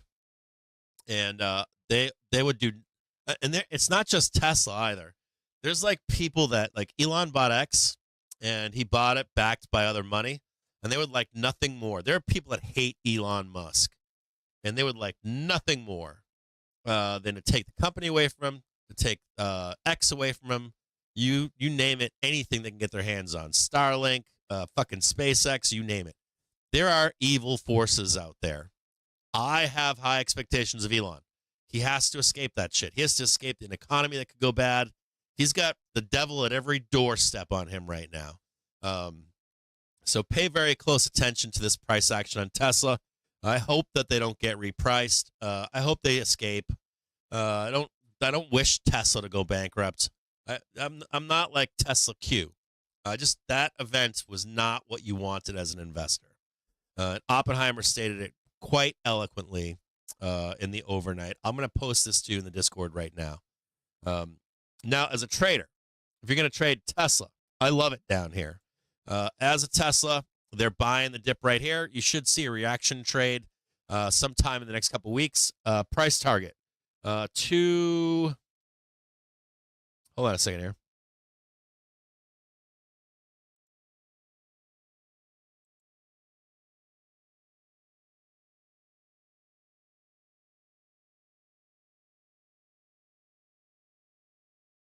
$225.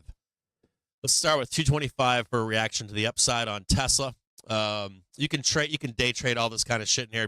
Be a great trade. Just don't get trapped. Make sure you know that this is where the demand is. Demand is on the weekly trigger, and be very careful of this daily trigger rolling down on top of it. There's a momentum force coming down on the ups from the top. There's a momentum that you do not want to be fucking with as you get close to it. We'll keep updating this for you in more depth and detail on the website. So if you are interested in Tesla updates along the way and wherever they go, you will get those from me in more focus, because I do know that Tesla bulls and Tesla gang and Tesla investors are probably concerned over that event last night. I know I got friends that are concerned. I've been blown up with text messages fucking all night long and then this morning. So pay close attention here on Tesla and make sure that this isn't just a reaction trade here, right? You got like dealers covering, you got people covering short. They try to come back in here and they just try to trap you in. And it's just like sell, sell, sell, sell, sell. And you got to be really wary of who's talking to you out there right now, because they'll tell you everything is fine and they're just waiting to unload when price comes higher. Price gets back up here. They saw the same shit I saw last night. They're just like, no, everything is fine. Don't worry about it, Cap. Don't tell people that. I don't want it to roll down in the depths of hell. I just want to tell my friends everything is awesome. And then once we get up here, I'm going to exit. So be really careful of that up here as we trade higher. First target, 225. Next target would, I think I said, did I say 225? And then I'd really like to see it trade 240 ultimately, return to the scene of the crime, and then we'll take it from there and see what happens with Tesla. What else I got for you guys? Sweet. So we got rid of the intent of that conversation was get rid of all the the cultists.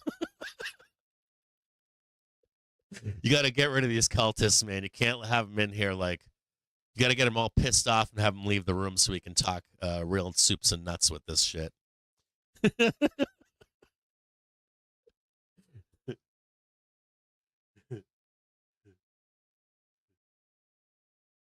No, I have to review the actual stock. We're not talking Tesla bullshit anymore. Okay, so we're done with Tesla.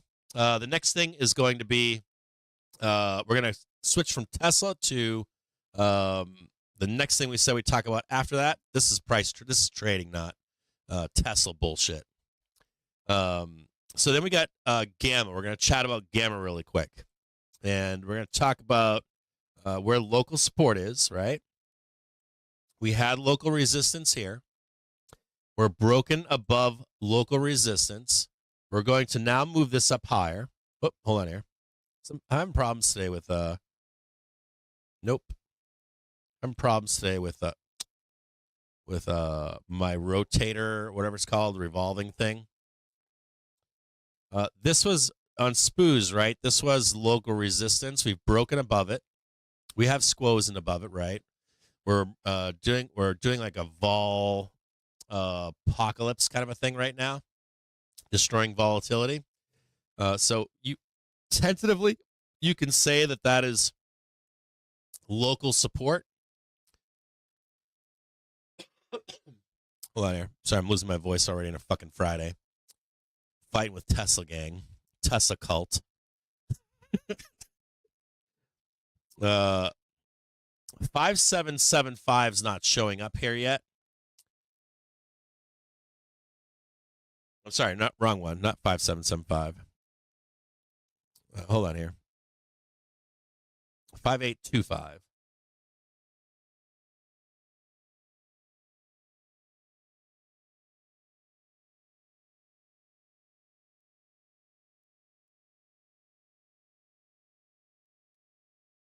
I'm going to post this for you inside the Discord right now so you have access to it. Local resistance would be right about here. Now, this gamma doesn't matter right now. It's not of consequence. The gamma hasn't shown up yet as like true resistance. So I'm going to make this smaller here for you. Turn that white for you. Maybe like make it a dotted line, maybe. Kind of like, maybe make it yellow. Maybe I'll write local resistance, not important.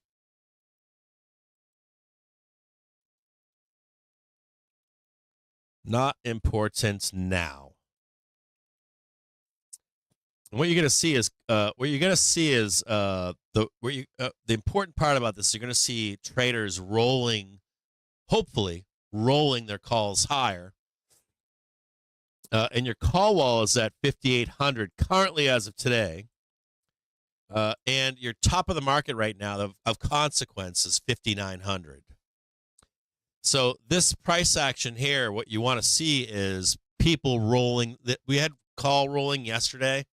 You want to see more call rolling today and more development of upside gamma above 5,900 so that gamma becomes important.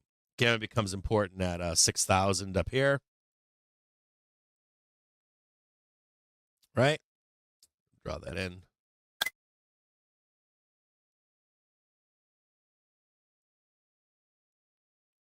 That's not there yet. There are calls up there, but they're not important yet.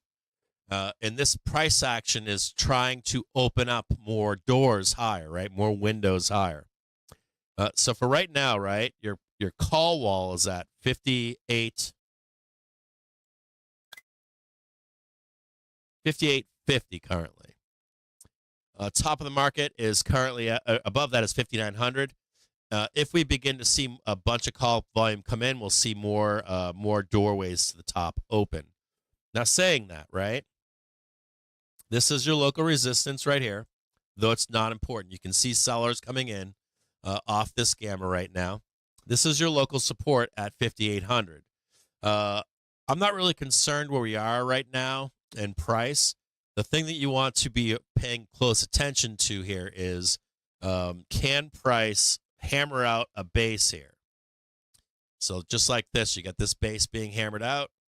You want to see that development of a base here, and you can swing lower as long as you come back up and get back on that and just hammering this whole thing out right here. So for now, your local support is now right here. Okay. We're going to get rid of this one right here. This 5750. your gamma flip is much lower, and you had some put development down below, which is good to see. We've got nice, robust hedging in the market. We're probably going to need some more of it. And also the VIX is coming down to a buy point. So we're well hedged to move higher, which we did, and we're a little bit under hedged at this point. So if we can get that call development above, we could take a nice swing lower at some point in the future and develop more of that put that hedging in the market to move higher into that 6,000 sooner than you think. So here's SPX gamma. There's local support. There's your gamma flip. Your CTAs. I'm gonna have to get back to you on what that is. Yes, get rid of that and get rid of that. And your put wall is now right about here. Right about at 5,700 is your put wall. Note that as we develop this gamma to the upside, it is fine for price to swing lower, even down here if it needs to, and we're still viable for more upside. As long as we're not rejecting below that put wall and developing huge stuff, we can develop it. We just don't want to make it of consequence. We can go higher here. Note though that there is some price. There's a wide gap here, so you could see some violence briefly, but still head higher. Okay, that 6,000 target by end of year. So I'm gonna post this for you right now. Oh, hold on here.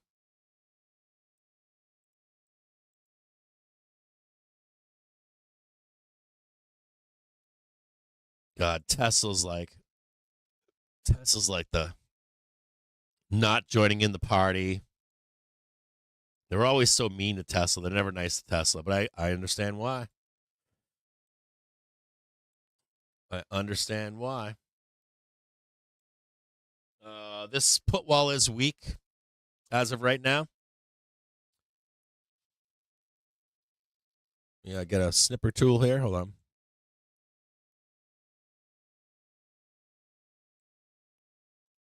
We just want to trade Captain Jim James. Like, I give you guys trades every day, every single day. Like, you guys want trades like want another one. I didn't take the last one. What about the one before that? I didn't take that one either. I'm pairing it with fair every time.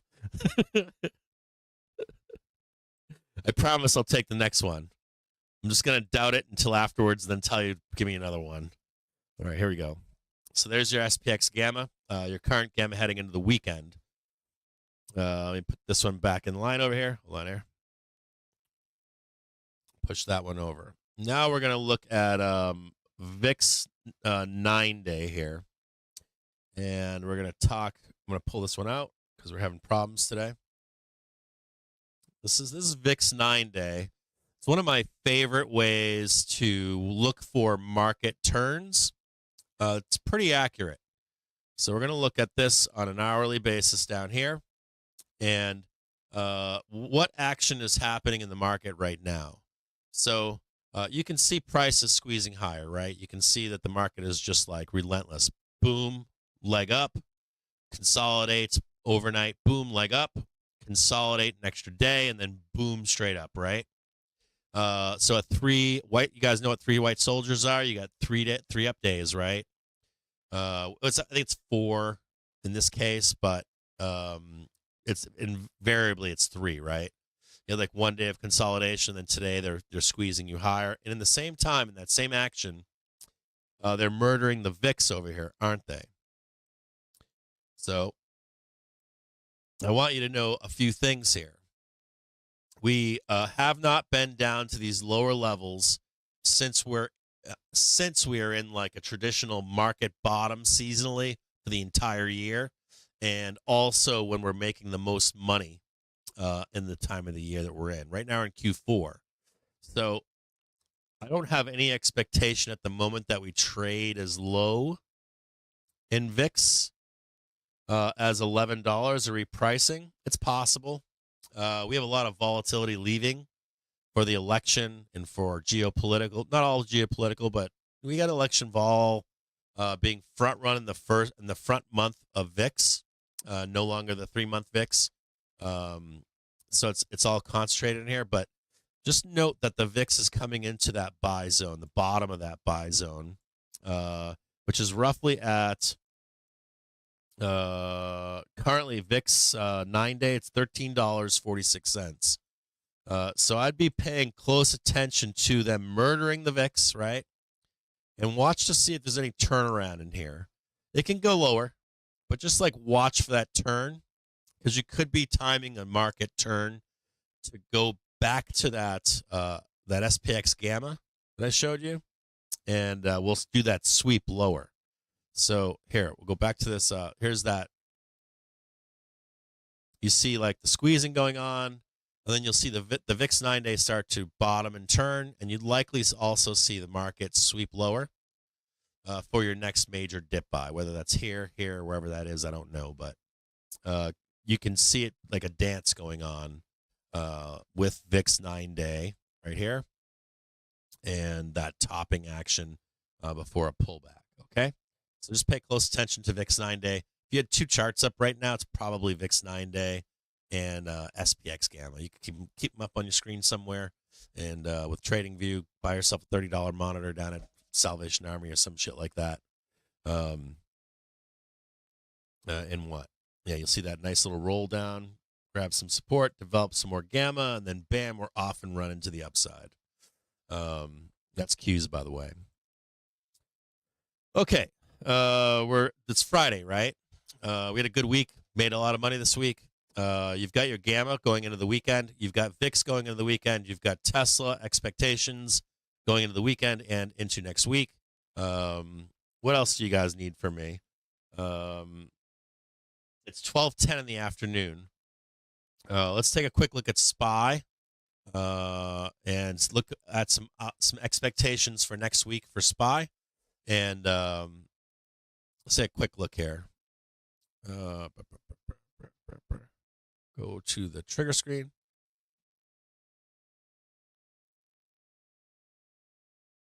We're almost at R3 up here. We've got this little bit of possible squeeze left in the market. I don't think we get it, though. I think that bulls are going to take the money and run here and wrap it up. As a seller, you see the VIX dumping and stuff like that. We do have earnings next week. Don't ever get into the trap of it's earnings season. It's never coming down during earnings season. I would always stick with price action, what the market's telling you. So mute this real quick. Hold on here. Look at that. That was great. As a dip buyer, I would be looking for into next week some kind of a dip buy at 575, maybe a sweep to 570. So somewhere like if you can catch a dip somewhere down here. 575, 570. If we do get that roll, they'd ramp the VIX a little bit, and then we can take another trade right there. Somewhere inside that 574, 570, 575 for next week. Be careful into next week. The weakest time of the actual year, I think, is next week, the 15th to the 29th. We do have some election volatility that's still looming out there in the background. Could see some violence in that in a shorter dated contract on the VIX. So look forward to that next week. Hold on one second. I'm going to take a quick look here. Why is that up? That's not supposed to be up. I've got like Discord up and open everywhere. When I reset this morning, it's like Discord.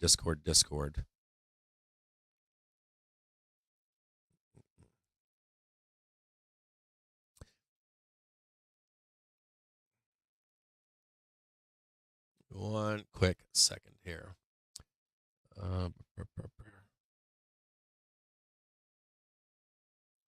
I want to show you 4 hour. Can I do this on a 4 hour? Remove 6 drawings. 1 quick second here.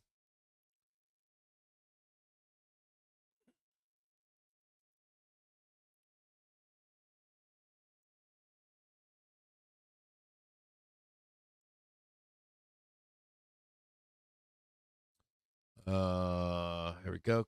Close that up.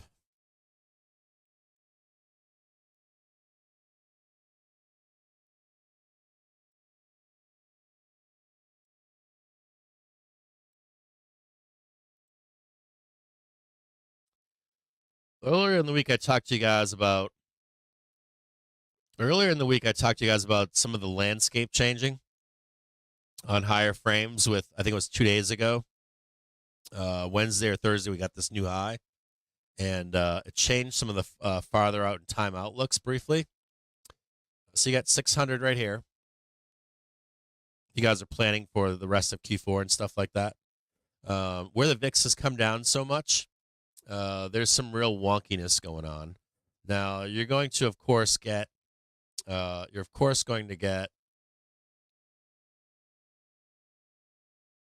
fluctuations, right?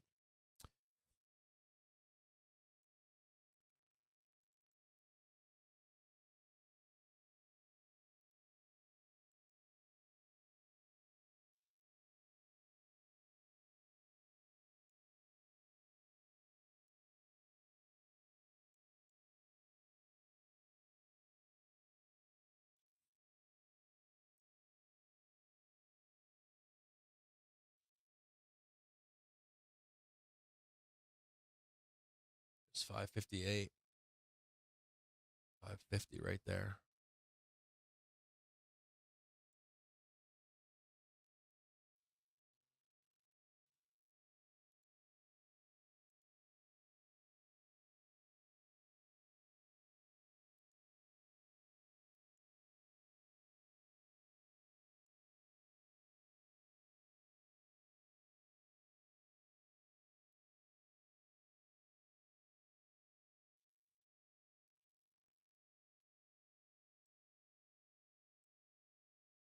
Talked to you guys about this yesterday.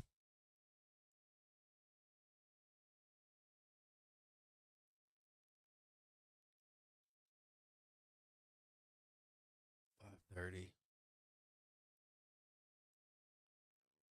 Fuck up there.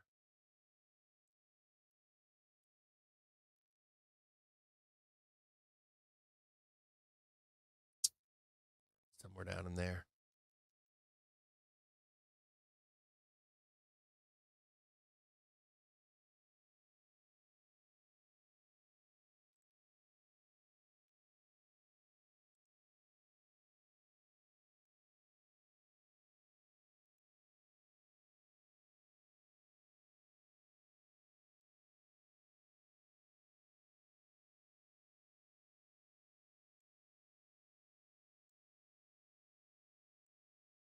Even get more fucking violent, couldn't it? Jesus Christ. This could get violent. No guarantees in this, but some structure changed. Not guaranteed. But some of the structure changed. Like the violent up moves are making this more violent. I don't know if that's war. I don't know if that's maybe pricing in Trump. Um,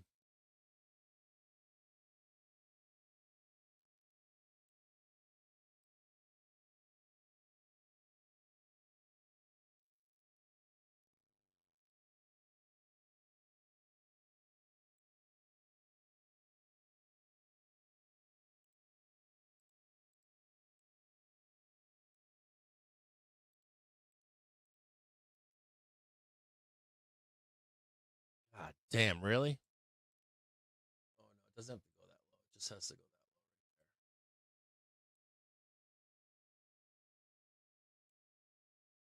Something like that.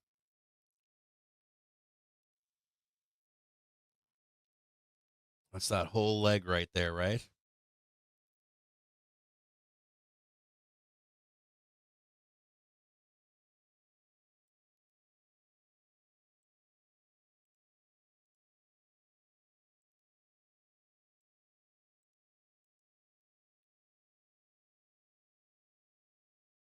That's that whole run. Bam, bam. 1, 2, 3, bam.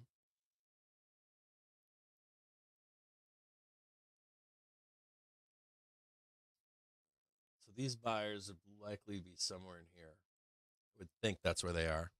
I would think they're in here to buy this to go hit that. I could be wrong on this, but I think these buyers and these buyers are probably somewhere in here to make that end of the year run. It could be might just it could just be like roll it down and consolidate, and they just step right in and buy it right there. There's a little bit of like this stretching bullshit. Like you wake up one morning and it's doomed for like an hour or so. We have a lot of those. Also in here, remember that this shit can go like this. There's your pullback on SPX to go up there. So this is a 4-hour basis. So like you could literally swing down to 565. I think I said 570 was where I would be comfortable with. Like a pullback to 570, 575. That's what I'd like to see. But note what's important about this is that we're opening up to some violence down here. And I don't know how that comes out or if it actually happens or doesn't happen. But just take a snip of that for yourself into the weekend. It's something like this. This is unknown down here. How horrible that is. I think if Kamala wins, it's not going to be that bad. I think if Trump wins, they're going to try to like reprice this for a major Trump run. So I think the election will have a little bit of a play into this. And this is the 21st. This is the 15th. This is the 5th right here. So this is the 5th of November. So like 5th of November. If there's any kind of like noise or like the election's bullshit or something like that, that's where you'd see all that fucking garbage down there. Presidential outcomes, that kind of stuff. So there you go.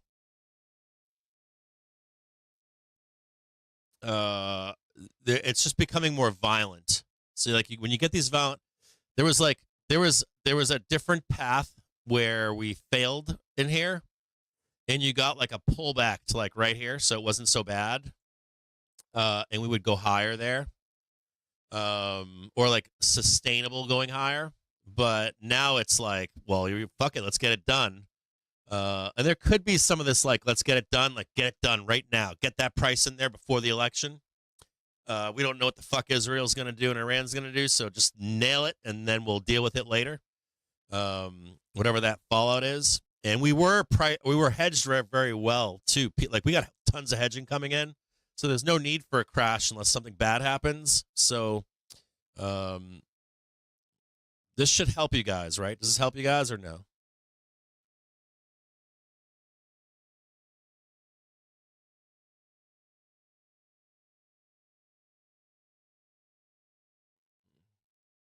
Okay, so there you go.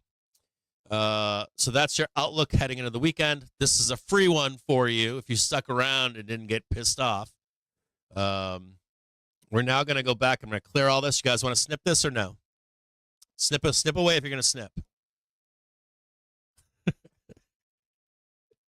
Now that I drew it, it ain't happening.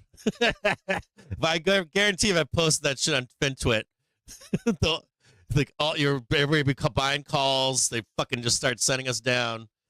And get rid of that right now. We're going to go back to a 4-hour for some expectations into the weekend. Following along now, right?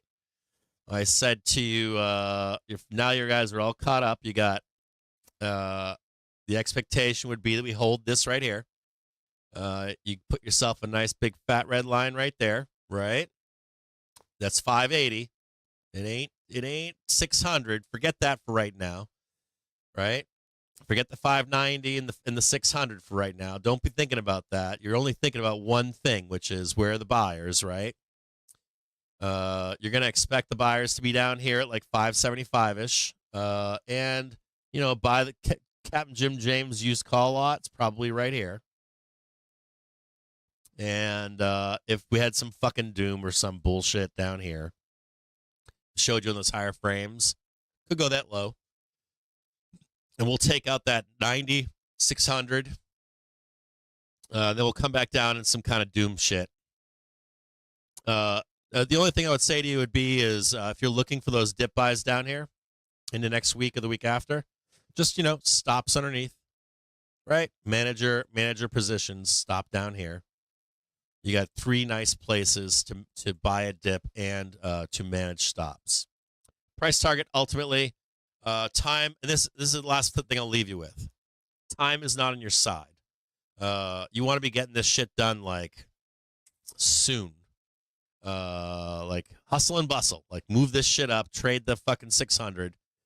If you run out of time and anything happens with Iran, anything happens with the elections, we could wake up one morning and they just be blood in our asses. Don't be like CaptainJimJames said we're hitting 6,000. Because we're on a time problem and we're on an events problem. But the way is higher to 590, 600 faster than you think. If it was me for next week, heading next week, I'd love to be buying. I'd love to like wake up on Monday, Tuesday, and we just start rocking and rolling, right? Like 550, and then slam that, come back down. Maybe not that deep, just start like getting it moving. So we'll see. Hopefully, we can get some pullbacks here. Get that VIX rolling. Like VIX doesn't necessarily need to like moon either. If the VIX is like bottoming, this we can actually move higher here. And then once we hit that 600, the VIX would crank up, right? And the market would come down from 590, 600, something like that. That's all I think I've got here for you. Let's go back to an hourly basis. If you're bullish, still, if you're like, hey, Cap was more up to go today, we'll take a look at it.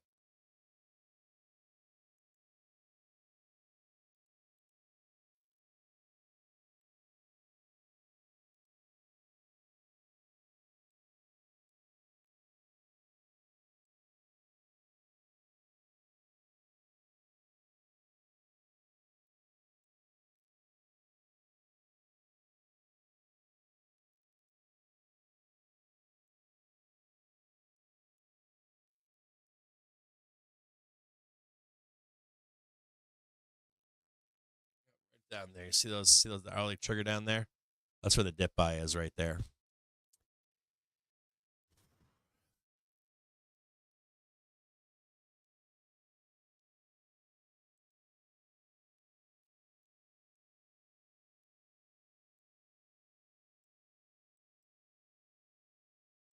Happy Friday, everybody. Nope, we'll check one more thing here, too. Let's check the velocity. Yeah, we're losing some velocity on a half-hour basis. Daily velocity looks sexy as all hell. It looks great. Daily velocity it's improved so much. It's so supportive right now.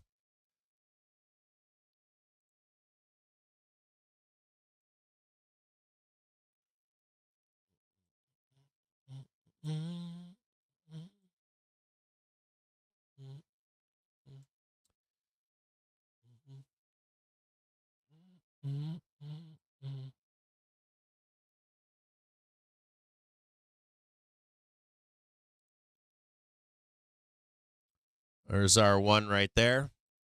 Now underneath R2. All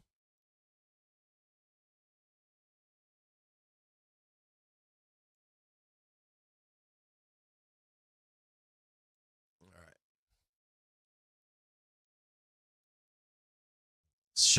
This show is a shit show. We should change it from the stock market show to the stock market shit show. Whenever the market's like burning or the market didn't do what you wanted it to do, people just like pile in. They're just like, Whack, whack, whack, whack, whack, whack, whack, whack, whack.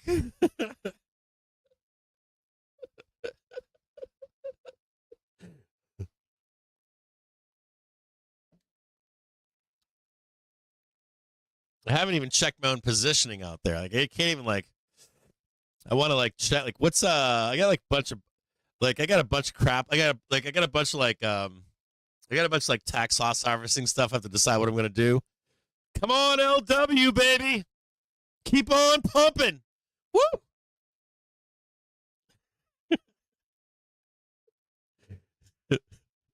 Come on, French fries. You guys watching we know we have to go over, we have to look at sound. We have to look at it keeps grinding.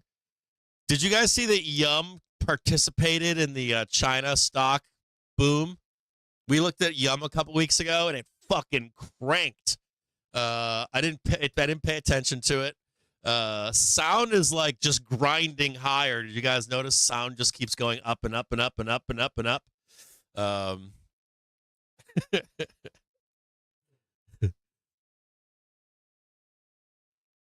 I should just buy MMS, shouldn't I? Let's just buy that goddamn ticker. Now the fucking thing's not. Now this shit's not moving between. Come on, rotator.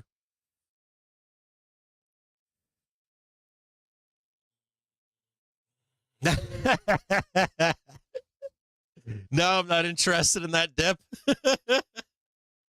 As a trader, I would be, not as an investor. It sucks, man. I fucking love Tesla. I fucking love Tesla. Like, dude, Tesla, like, I built my hopes and like, you gotta remember, Tesla, like, Elon Musk is not, he ain't yours if you're young, by the way. I'm old. He's mine. He's my guy. He's of my generation. You guys don't get to own his ass. I get to own him. He's the hope of my generation. You can make your own, if you're under fucking 30, go find your own young guy. He's ours. I sound like a boomer now.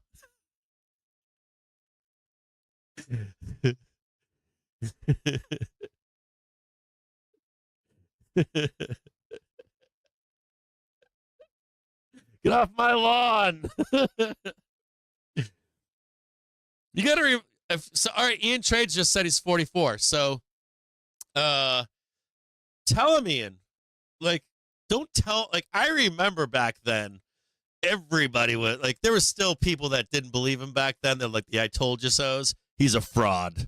Been saying it for the past 20 years.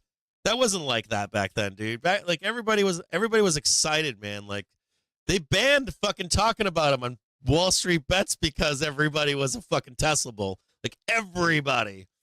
You know, no one was buying Tesla. It was fucking awesome. And then all of a sudden, like, boomers wanted Tesla in their portfolio. They go down to, like, their like off the local office and be like, I want to put some risk on with Tesla. And when that shit happened, it was like fucking woo. You couldn't stop that shit. It was like fucking lightning in a bottle. I want that goddamn lightning back in the bottle.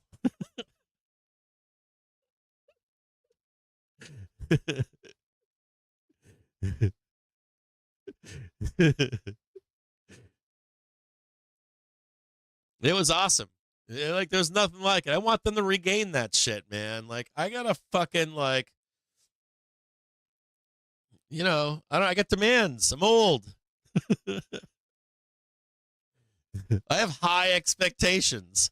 I have higher expectations than Tesla gang.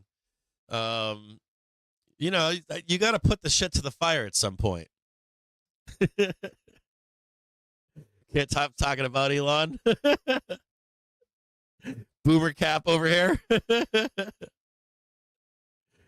Hey, happy Friday, the hippo herder.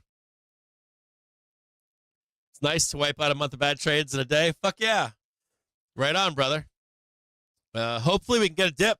I'm looking for, like, if you're a bear, just like get me a dip. I don't care. Any kind of pullback is give me a pullback on a 4 hour. Give me a pullback to the hourly trigger.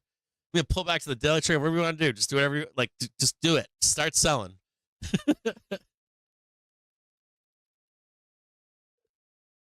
You know what's crazy too? You guys want to hear some crazy shit? I got a fucking ratio bear hedge in this market. If we can take this trade up to fucking 590 or 600, I'm going to make money on that trade. And then I can re-hedge with another goddamn ratio. I'm so stoked. Like, everything is great right now.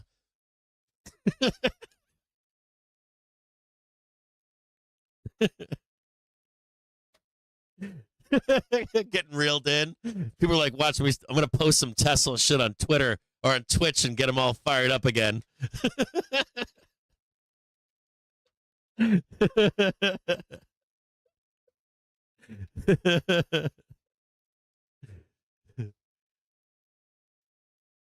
like, don't you guys get tired of fucking listening to the fucking diarrhea? I get tired of listening to the diarrhea about Tesla. I'm like, I want the real deal. I want to make money. Let's make some fucking money.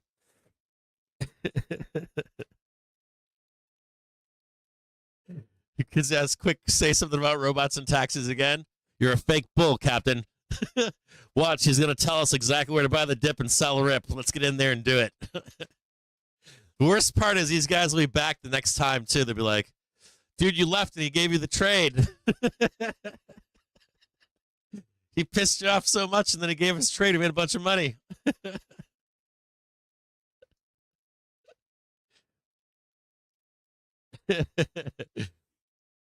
Let's talk some. Let's get off that. Let's get off that subject. Hold on, I got some fun stuff for you. Hold on here.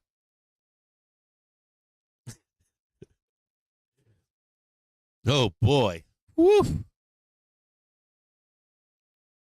God damn, Winky, that stock algo, man, is crazy, huh?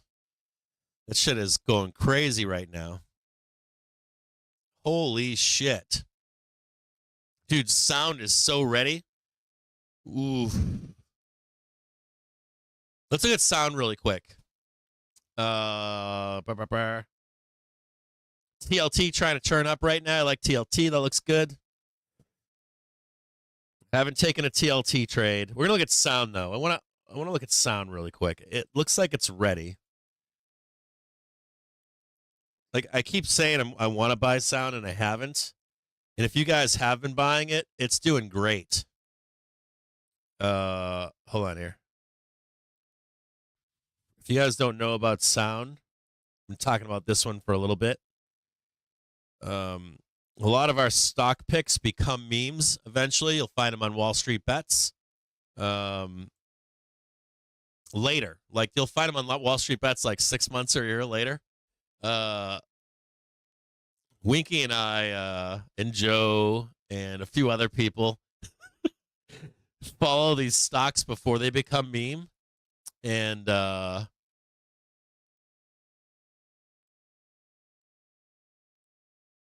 oh, God, I want that fucking dip so bad. This is SOUN. Like, I want this, like... So here's my deal with sound is like... Or sound is like... I want, like, this rip here. But I want, like, that doom pullback so that I can actually get really fucking long in it. Like $3 or $1.50. I'll even take, like, I don't know. Yeah, I'll take $3. I'd really like this, like, $2.50 down here is what I really want. So I'm going to remain patient here. And the reason being is because of this back here. See that right there? That little fucking thing down here? Whoever these buyers are right here. So I'm waiting for like that doom trade on them. I might get left behind in the trade. And you want to know how? I'm going to show you how I might get left. This shit could just start squeezing. Let's go down there and look at it really quick. So there's like a squeeze in here.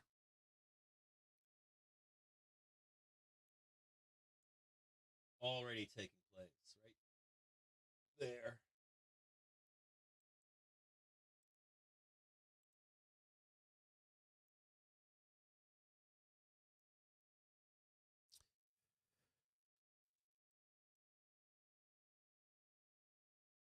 Just look at this. Let's look at this closely. Look at that fucking thing right there. This thing is fucking primed. And see that wick right there? Look at that wick. Just like buy. And you've got like the turning up maybe of the daily trigger. And you've got this like weekly just coming up from underneath. Now, my fear is that it like capitulates down. So I'm lower on this trade, like $2.50, but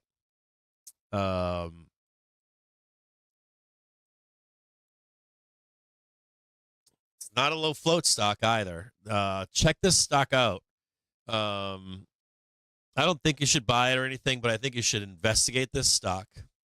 And then I think you should go to your financial advisor and present your you should present your research on this stock. I've already researched this stock myself, and I love it. But I don't want you to buy it. So I want you to bring it to your whoever, like your local Edward Jones office, and ask them what they think of this stock. Personally, where I would like to buy it is I always like stocks like this when they fucking bleed. And you can see these guys in here, they've already been buying this. Like they've been buying it like here, here, here, here, here. But I want to show you something else. There's another buy that's lower. I don't know who these guys are. They bought it here. They bought it there. They bought it there. They bought it there. They bought it there. And it fucking mooned. Look at how high that went. And this isn't a meme stock. This isn't like a GME. Like, you look these guys up. These guys, like, they got their own product. They got their own AI shit. They make real money every month. But even so, you know that stanks are, fraud, and they are accumulation and distribution. And you know that I don't get married to anything, right? Including Tesla. And just look at that. Like, bam, bam, bam. And they're coiling right now. They've done some of that shit. The expectation is they're going to squeeze here. So I've been watching this stock like a hawk, and it's been grinding higher and higher, even though I haven't bought it. Just making new highs. But in all honesty, I want this fucking thing to like just straight bloodbath and then do something stupid, something like that.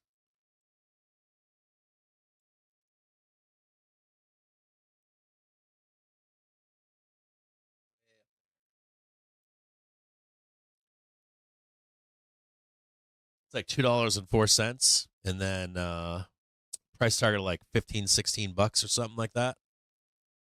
And that's a monster fucking trade.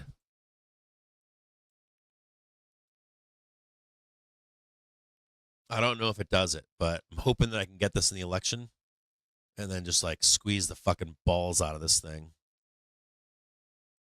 Like, I guess this is a trade right here. See that? Like a little bit of roll going on there. See a little bit of roll? It's like dip it down, back up again, go down there, bam. Sell a bunch of options against it. I don't know. You guys want to snip this or bring this to your FA and see what they think about this stock? Worst case scenario for me, at least, is it's a great company. Their earnings are great. Their guidance is great. Their plans for the future is great. I think they even talked recently about an M&A where they're buying other companies or they get bought by another company. That would be a blast too if somebody else bought them. Maybe they'll have an M&A where they buy a company and their stock dumps, and then it's just a chance to buy it. But either way, either they're gonna get bought out or they're gonna buy a company and crank their sales and returns. So, anyways, SOUN is the ticker. Yep, SOUN. Do your due diligence on this company. Make sure you read some of their guidance reports, go through their stuff, right? Go through all the data. And what else I like about them is this part here. They IPO'd, and of course, they ran the scam on it. They sold it down. I always love these companies, right? They sell them down in the depths of hell. The market makers come back in, they scoop it all back up, and then it becomes a mother. So I'm not going to say the mother whatever word, and they come back. Whenever you get these IPOs, right? If they're making real shit, making real money, not promises, not we're going to do this, you come back, you end up coming back and it's like up here, and it's up there, and then it's up there, and then it's up there, and then it's up there, and it's up there. And then it's on like Wall Street bets and shit. And you're like the guy that was in way down here. So just keep an eye on this company. I hope they don't get bought out. I hope that they can crank and, I don't know, become a meme at some point. Gorgeous company. Gorgeous price structure. I love it. So, been on my radar now for some time. So I would love to, as a buyer, I'd like to buy $2.09. I hope I don't get left behind on this.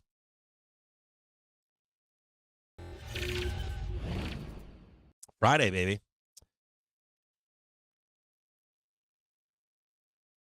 Yeah, I think the CEO was CFO or CEO recently was talking about spending some of that money. He was very vague on it, so I don't know if they're gonna be bought out or if they're gonna do some buying. But I'm fascinated by that company right now.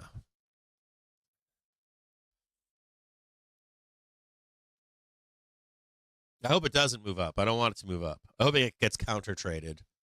I'm not a buyer here. Just full disclosure. I am not a buyer. I don't care what you do. I am not a buyer of sound. But I keep watching them and watching them and watching them and watching them. And I'm being left behind. So, Lucid, I traded them. I haven't talked about Lucid I haven't traded Lucid in a long time. I've traded Lucid, but I haven't traded them in 5 years. I think something like that.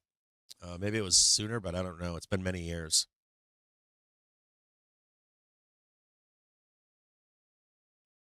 What's going on, John? How are you? We're talking about the ticker symbols sound, SOUN. I have another one that I talked about yesterday. John L. was talking about market shifts, and it made me think of this ticker that we've been looking at. Winky and I've been watching. It's called, I believe it's MMS. Is it MMS, Winky? It's another one, but I don't like talking about it because it's low float. It's close to low float, and I don't want to manipulate it. I think we briefly spoke about it.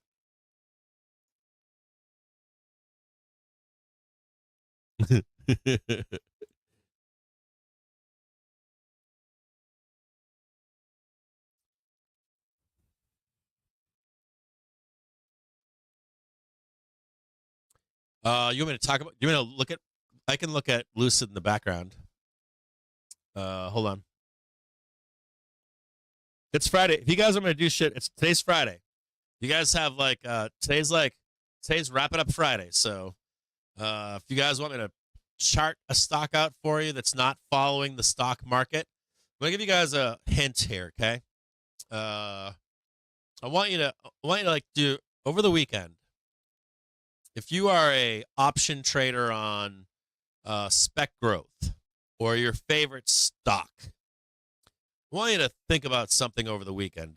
Do like a personal inventory and look at yourself in the mirror this weekend. Like, look in the mirror, wake up in the morning and say, fuck, Captain Jim James told me to think about this. And what I want you to know is a few things. I could have 100,000 followers easy if I recorded videos and only talked about the stocks you're trapped in. Tesla, Lucid, Palantir, whatever it is. And I would know something about that. It would be easy for me to say, buy that low in Palantir, and then if I guarantee you're a bag holder, and I guarantee you're going to have a relief. Accumulate, Palantir's going to squeeze, right? Everybody's happy again. Insert any name, not just Captain Jim James. That guy's amazing. He's so smart. It's a grift from YouTubers. So I don't like being a part of that grift. And I don't like getting trapped because you'll see traders get washed out over time doing that shit. It's salacious. It's emotional. Uh, for me personally, I have a couple rules. I like to find stocks that are not falling knives. So I'm not trying to catch a falling knife. I'm trying to find a spec growth stock to outrun the S&P 500. So I should be buying the S&P 500 and selling options against it, collecting the dividend. That's the rule. If I want to outrun or do better than that, it's likely going to be on stocks that are counter to the S&P 500, right? So Winky brings this up all the time, and I love this about Winky. It like makes my day because Winky will be like, I should just buy the S&P 500. And so Winky will try to identify a stock that's trading against the S&P 500. This morning, it's what? Tesla, right? So what Winky always says is, I always try to find out if the reason is real or bullshit. And that's what I'm talking to you about this morning with Tesla, right? Is you want to wait and see if it's bullshit or not. If you get a divergence in the indexes from your favorite stock, especially if it's a big stock like Disney, like SPY and IWM's running and Dow Jones is running and maybe AMD blasts down to the downside or NVDA blasts down to the downside. That's actually how you beat the S&P 500 on usually stable tickers that they're trading counter to overall trend in the marketplace. So that's like a first, like go home and think about that this weekend. And the second thing would be don't get married to a stock. If you're a stock trader or an options trader, it's okay to like not get trapped and married to a stock just because you love it. Like my favorite stock in the world is this one or that one or whatever it is. That will destroy you. And again, the beauty behind this S&P 500 is they cycle stocks in and out when they're darlings and when they're not. That's one of the benefits of the S&P 500 is that if a stock's underperforming, they take it out of the S&P 500 and they add a different one in. So it's like you always have a Tesla. You know what I'm saying? You always have an NVDA. And it's not necessarily this company or that. So if you are trying to outrun the S&P 500, and you don't want to, be a sucker for you're not the product, right? Think about that. If I was going to make my living, right? If I was going to make my living as an influencer on YouTube, right? Guess who the product would be? You. You would be the product. I would play to your emotions. I would wrap you in. I would tell you everything is okay. This time I'm going to put you over my shoulders, a Tesla bull, rub your back, burp you, and say, don't worry, we're just going to find a low. We're going to buy it. Everything's going to be okay. Tesla's going to the moon. I'm not going to do that with you. And it's important for you to learn that hard lesson. Not you, or for everybody, even myself. I've fallen in love with all kinds of like sectors and like you name it. Marijuana, man, it's going to be the future. It's going to run the entire thing. COVID stocks. God, I just name them.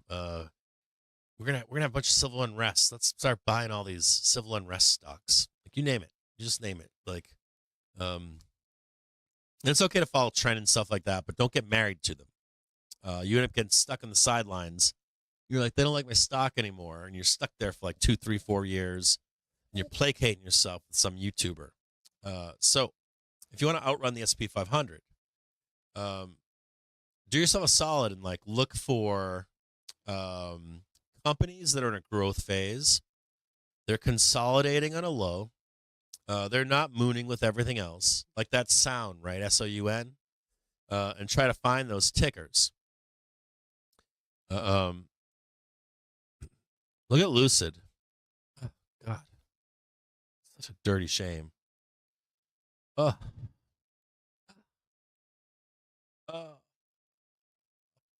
Who brought up Lucid? Thank you for bringing up Lucid. Who did that? Who is that brought up Lucid earlier? Hey, who brought up Lucid? GMAM 1977. Thank you for bringing up Lucid. Look at that. Ah. Look at that. Can you imagine? Do you guys remember when Lucid was told Lucid would trade? You guys remember when Lucid would? Oh, God. 2022. Maybe I haven't traded Lucid. I thought I had traded Lucid. Maybe I did. Maybe I just saw the YouTubers. God, look at Lucid. Yeah.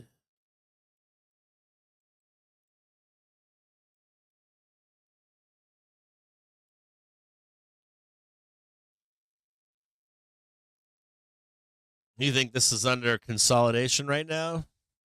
You think this is bottoming, turning up?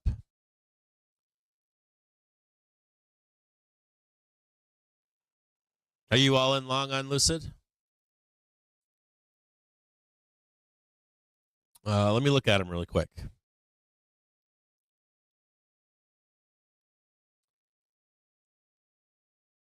Let's start with the positives on Lucid. Can I get some puts here? I was thinking about it, like selling this market down into the close. Probably should have got some puts. There is a turn here. This is good. Last time it got above its weekly was when? Long time, right? That's not above. That's just a squeeze. God damn. This is the first time Lucid has gotten above its weekly trigger. It's not currently above it, but this looks good.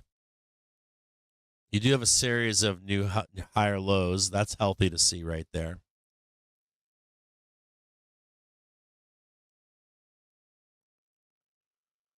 What can we go on here? I guess we can go on that, can't we?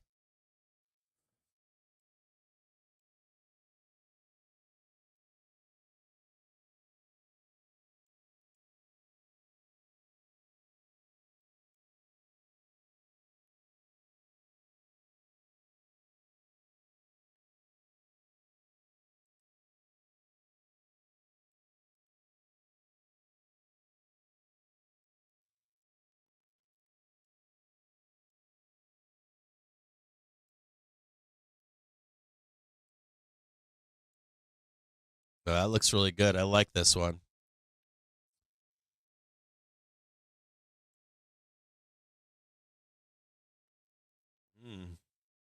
You're trying to tempt me into buying Lucid, huh?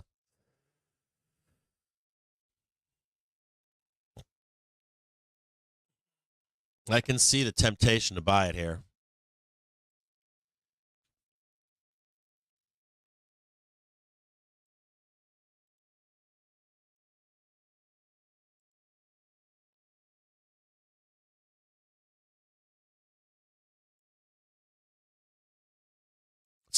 That's a nice day trader, isn't it?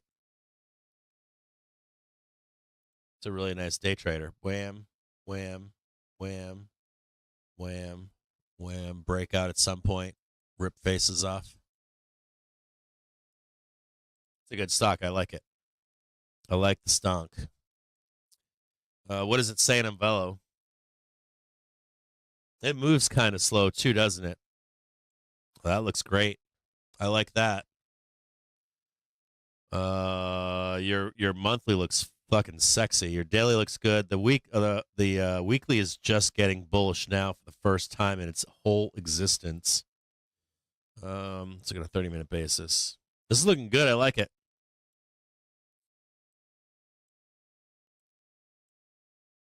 Peek here. Your daily looks really good here too. Your hourly is weak.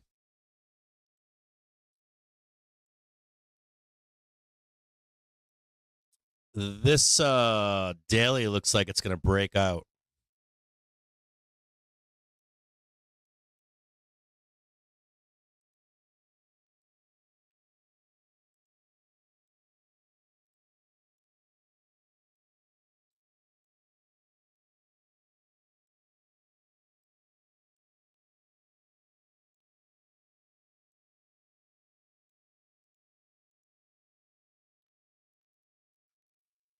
It's a nice little trade right there.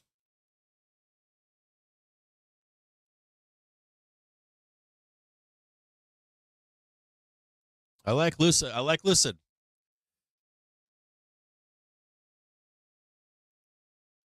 I like it. I like the stock. The only thing that I would tell you about it is that I would need to read the fundamentals on the company.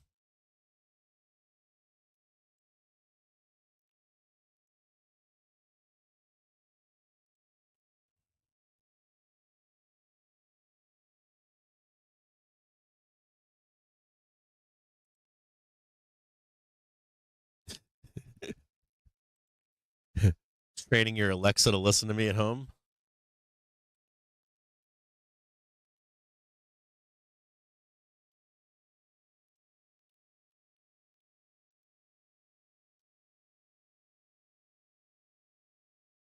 I like the stock. I dig it. The only thing that I would put, the only other thing I would say in this is need to see fundamentals.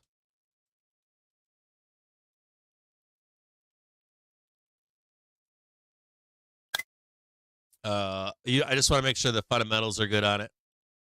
I mean, I cursory know about Lucid. Um, wasn't there a Lucid? Wasn't there a Lucid article from the hurricane from Florida? Wasn't like an ex? Was it an ex Tesla engineer that said that he loved it, or was that Lucid, or was it a different company?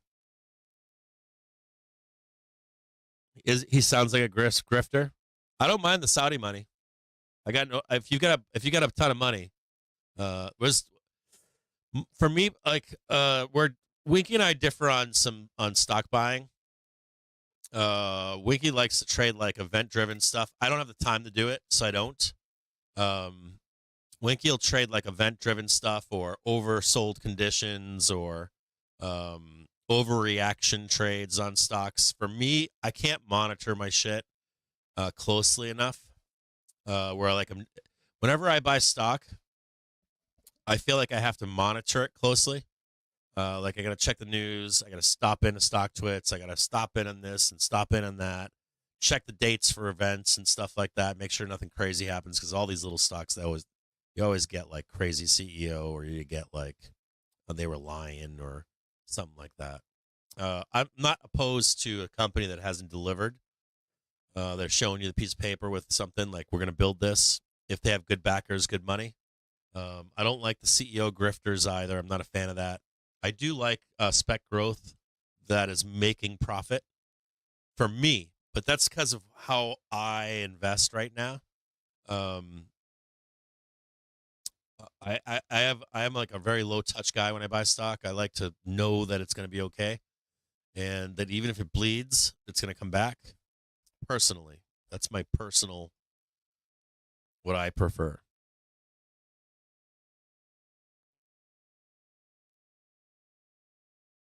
I haven't bought anything. If I ever open or close a trade that I want you guys to know about, I'll tell you.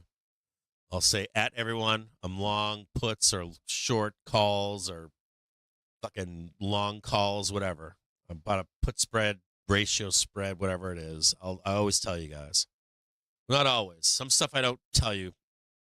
My own private accounts and stuff. There's some stuff I do that I don't tell you about.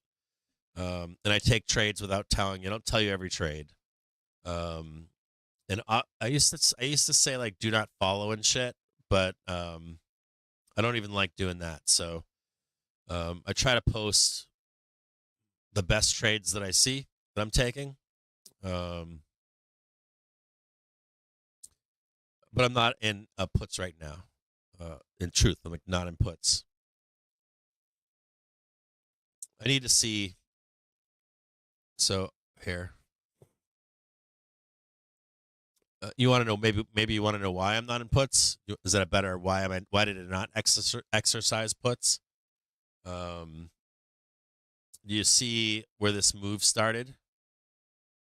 Down here. That's the beginning of that move right there. Right? What new low do I need to see to get bearish here? You guys know? For me to get bearish. For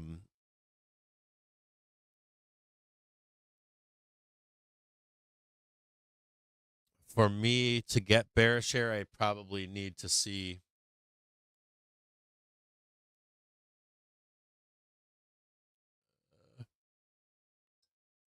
give me no low right there. I'd probably take it.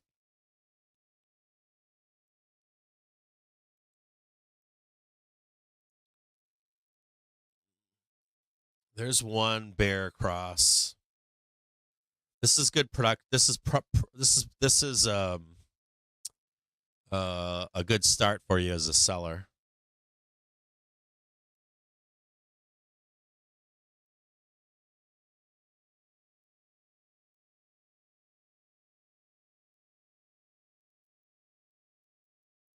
I always feel like in days like today you need like the double diamond.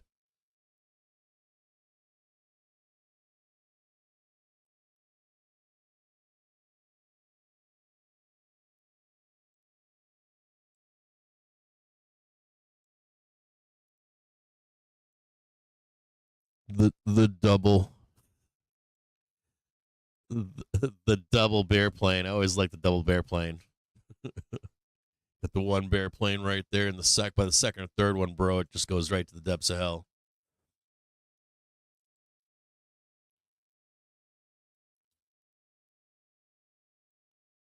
Time is it right now? 105. Put Mafia time, 130.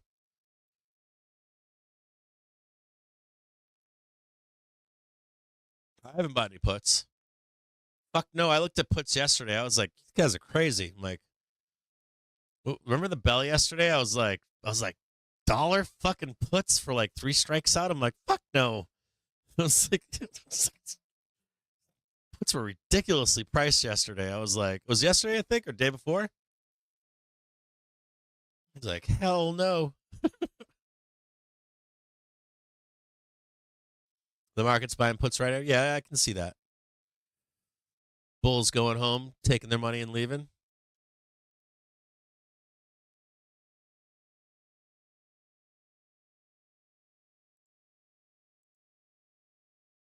There it is right there. Yeah, right over there. See it right there. Oof. Oh, yeah. Oh.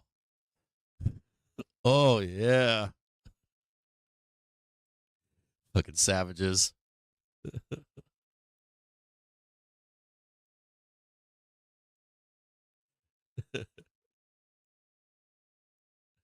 Oh, I gotta move this over a little bit here. I gotta make this a little bit. Oh yeah. Worst part is that they oh, my favorite is when they're like all the bulls were long up there. I always love the narrative. The entire market was long. We dropped it down and trapped them all in.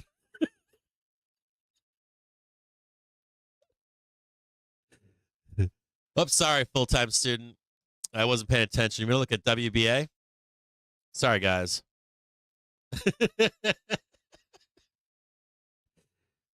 The blood.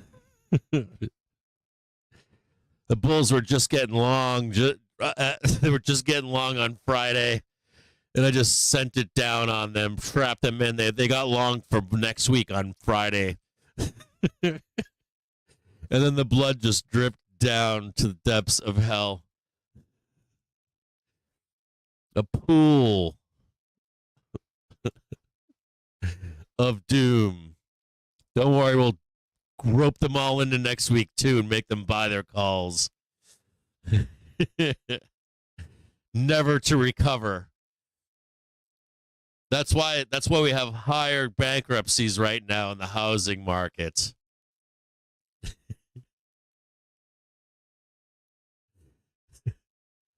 I like Oscar. I like Oscar too. I like Oscar, and a WBA I don't know enough about. Maybe I do, but I don't know. On the top of my head, I don't. I can't recall who WBA is.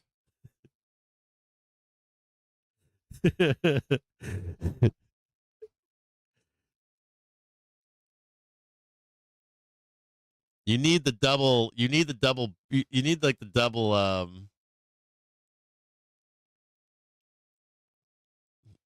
Like I'm always looking for like the double. Like the double bear plane. It's like how you get like the maximum effect to the downside. Here, if you want the bear trade, I'll give it to you. Here you go. Here's the bear trade. Ready? I'll set it up for you right now.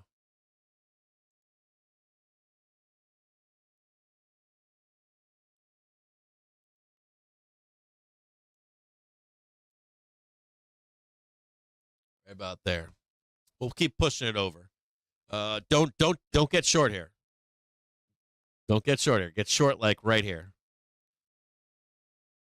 Your stops are up here. They're already trying to do it right now. They're already trying to sell it down. If they squeeze you out, like let's say we get down here, you get the new low, right? If they squeeze you out, like they stop you here and they turn around, it's still going to come back down before they go higher. So manage your trade appropriately. Well, I don't know why you're getting short, but I get why you're getting short. I know why. Bulls took profit and ran. It's our show now. You're stuck in consolidation.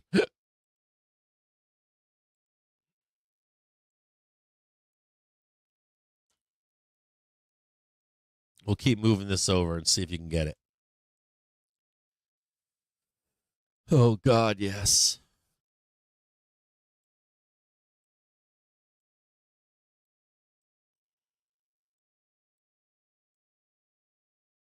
Bring this a little bit sexier here.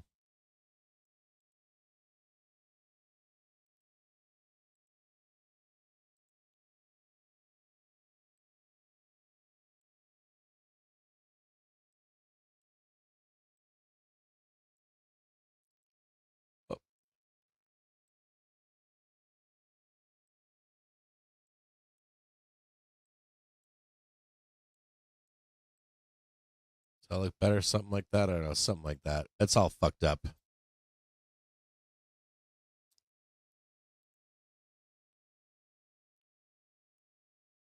looks so violent, doesn't it? So saucy.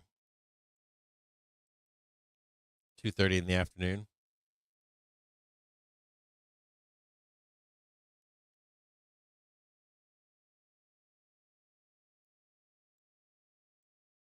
Let's keep sliding it over, see what happens.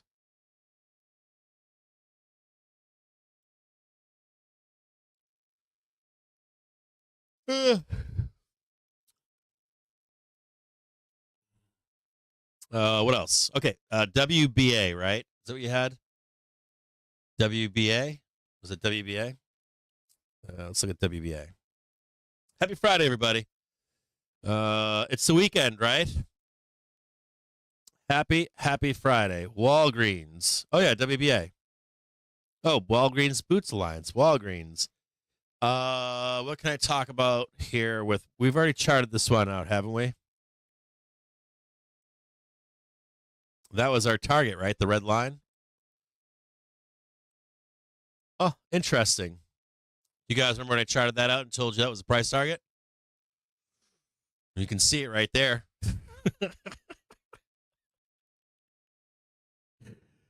You guys remember us talking about Walgreens and I said it's going down here? Because I see it right here. God.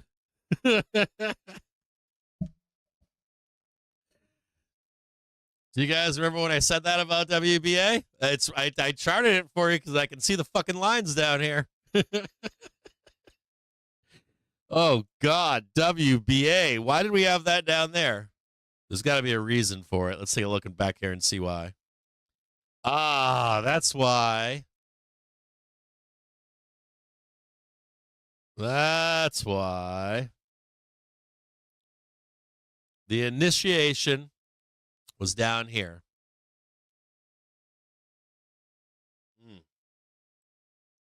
Oof. Oh, God.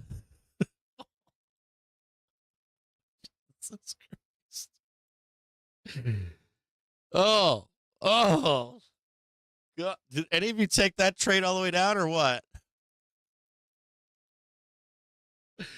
Who brought up,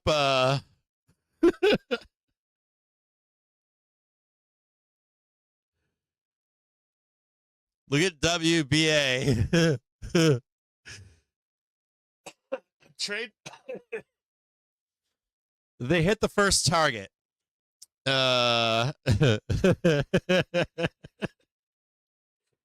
Oh boy. I have WBA going likely to $1.60.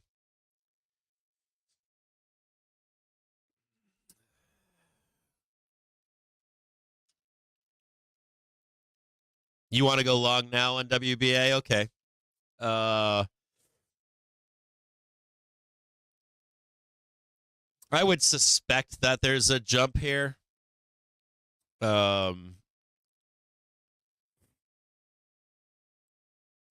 The thing to do in WBA would be to you want to look back and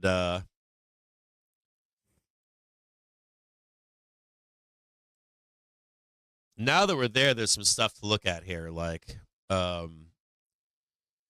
this is a meteoric rise, right? You see that? Like that's meteoric. That's growth, right? I would be interested. If I were you, I would be looking back. I would go onto Google. I'm not going to do it for you right now, but I would go back onto Google and I would look at 1994, 1995, and look up some articles that you can find, and find out what caused this growth spurt. Like, what is the reasoning for this?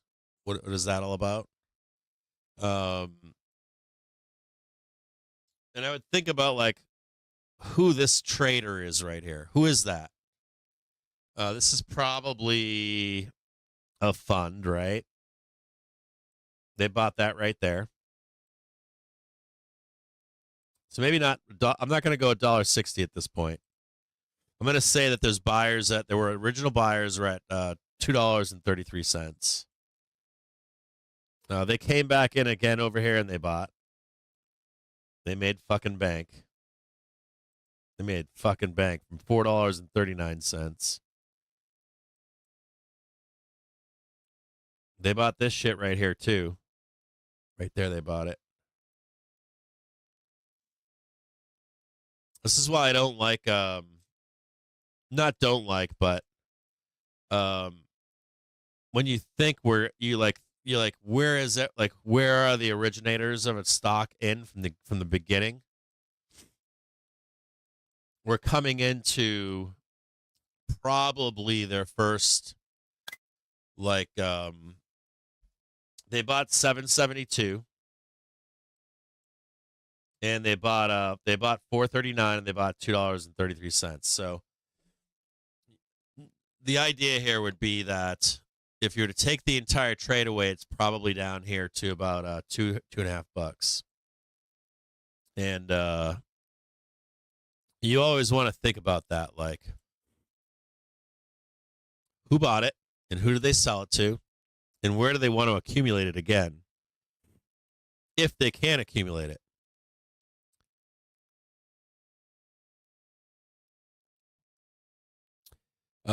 So Walgreens Boot Alliance is an American multinational holding company headquartered in Illinois, which owns retail pharmacy chains Walgreens in the U.S. and Boots in the U.K., as well as several pharmaceutical manufacturing and distribution companies. The company was formed in 2014.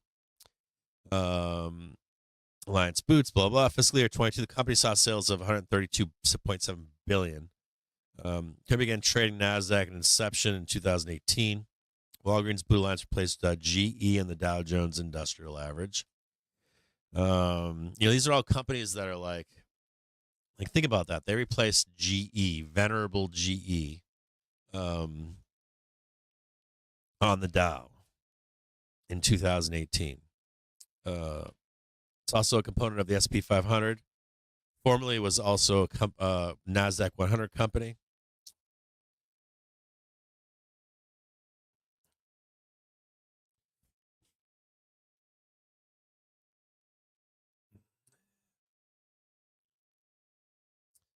Sorry, I'll do this in the back. You guys are trying to catch a dip here. Hold on. I'll leave this up right here. You guys know how to trade this, right? David's showing you right now. Right? Buy, sell, buy, sell, buy, sell. Breakouts long, breakdown short, right? I'll leave this up for you guys right now.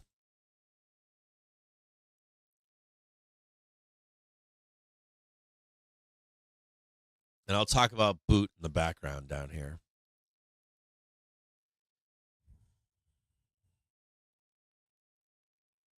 Finances. They're pretty much, they have growth. They do increase their store count still, but they're not in a growth phase. And this is a good company to be looking at with Tesla. It's not a direct comparison, but it does show a curve of growth that's pretty big, and it was priced in. So, like Walgreens, Boot Alliance had their top in 2015. I want to show you guys something here real quick. Now, this isn't a lesson about Tesla, but I want to show you, give you a lesson in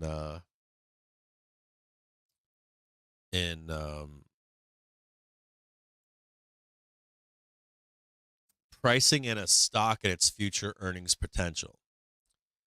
Its peak was in 2015. And this is 2000. Oh.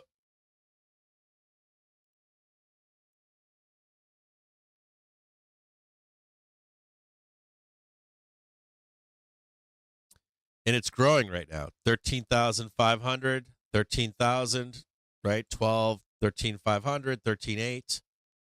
But their stock peak was right here. And so when you're peaking out as a company, they're pricing you in.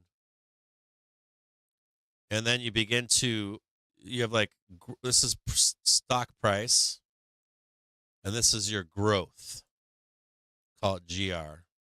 Growth, growth, growth, growth, growth, growth, growth. And then some kind of leveling off. You're growing, just not at the rate that you're expecting. So the stock price actually comes down because you're not growing anymore. Like, are you a growth company or not a growth company? And you can shift in and out from being a growth company. The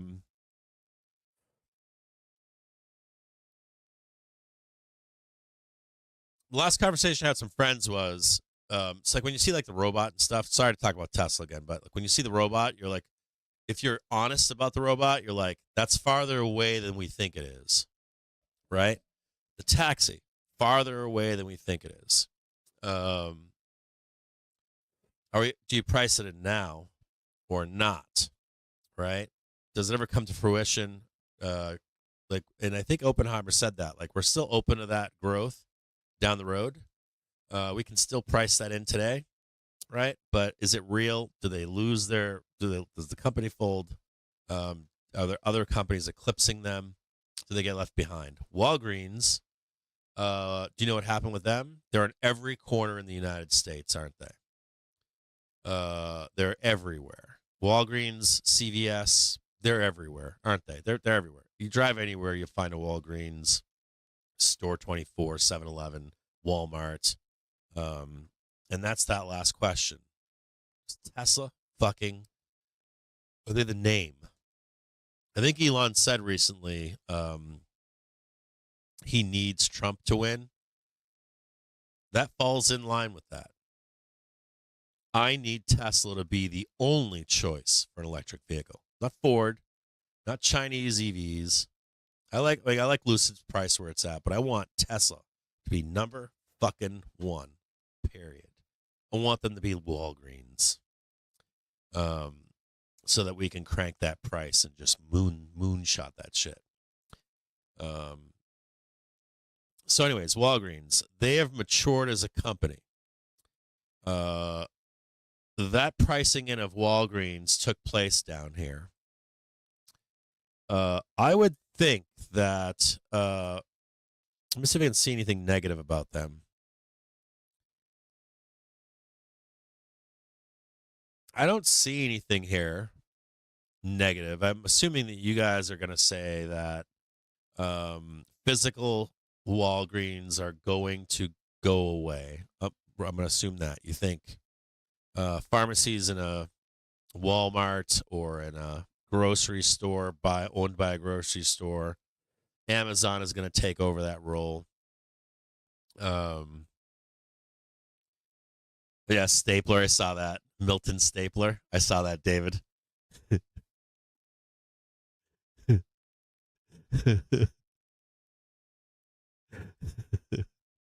I made it his baby, Elon's baby. On the thumbnail for today, I got it like the Hangover.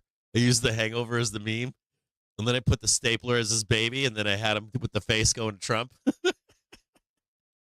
I need you bad.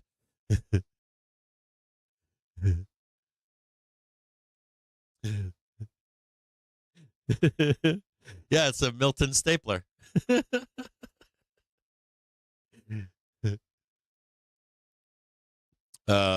Okay, so I maybe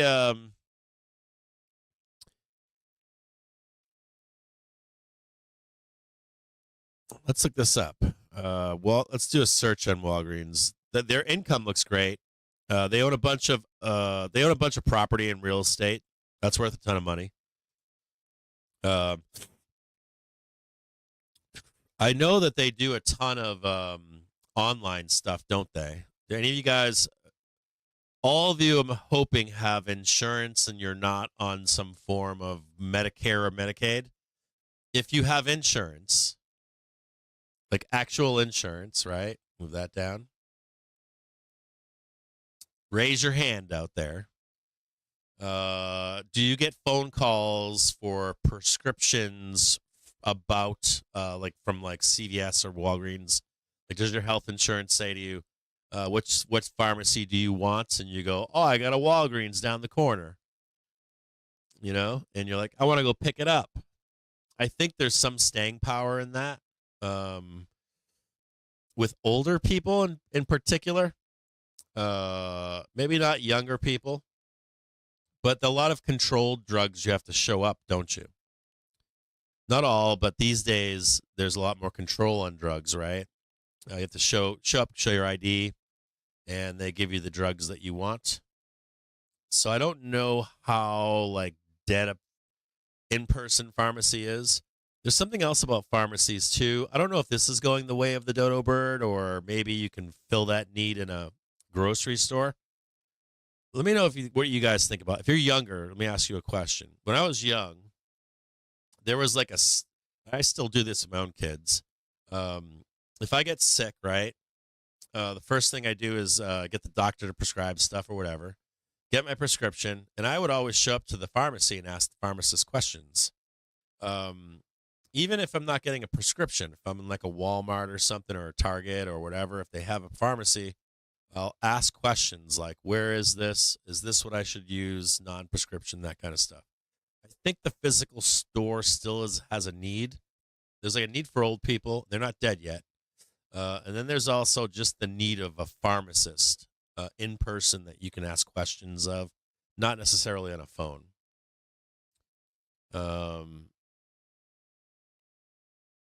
Yeah, right. Brick and mortar store. There's still a need for them, right? And then any of you that are on a controlled substance, you have to show an ID still. So there's still a need for brick and mortar. I think on Walgreens.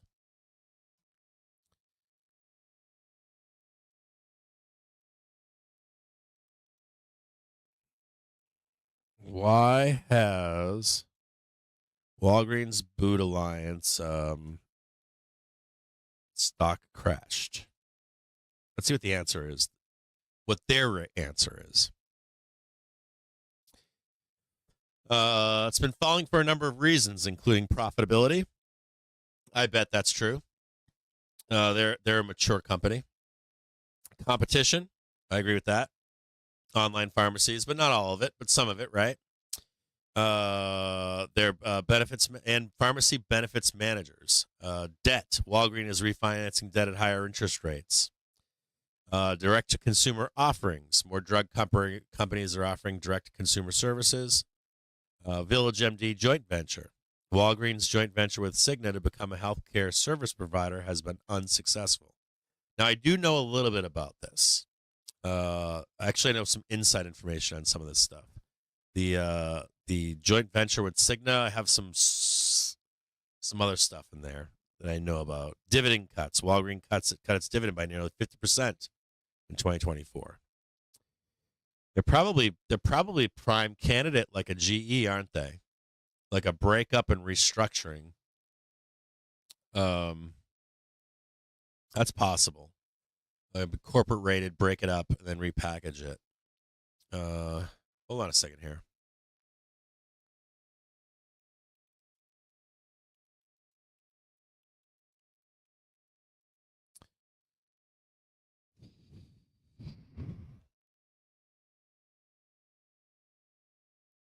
I would say GE reminds me of them, right?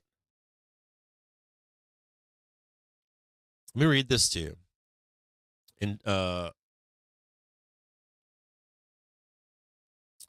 GE was an American multinational conglomerate founded in 1892, incorporated in the state of New York, headquartered in Boston. The company had several divisions, including aerospace, energy, healthcare, and finance.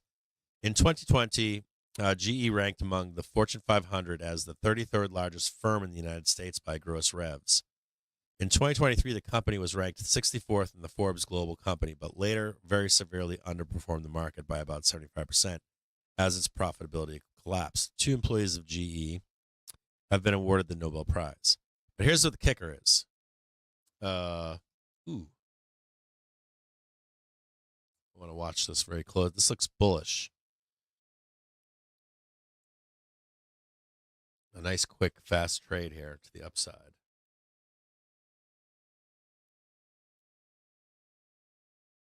A little bit of ping pong in the middle of the day.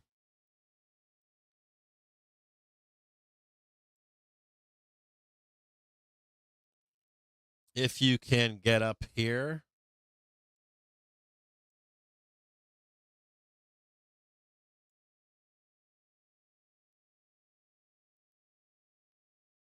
Pay close attention to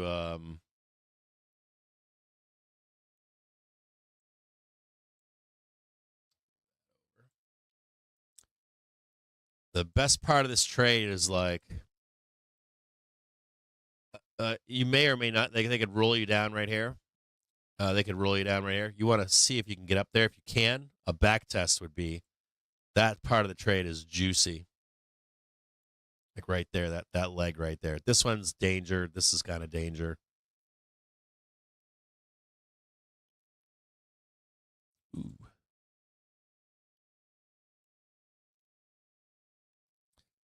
The reason I'm bringing up GE to you is because I was trading GE, or what? No, I was afraid to trade GE in 2017, 15.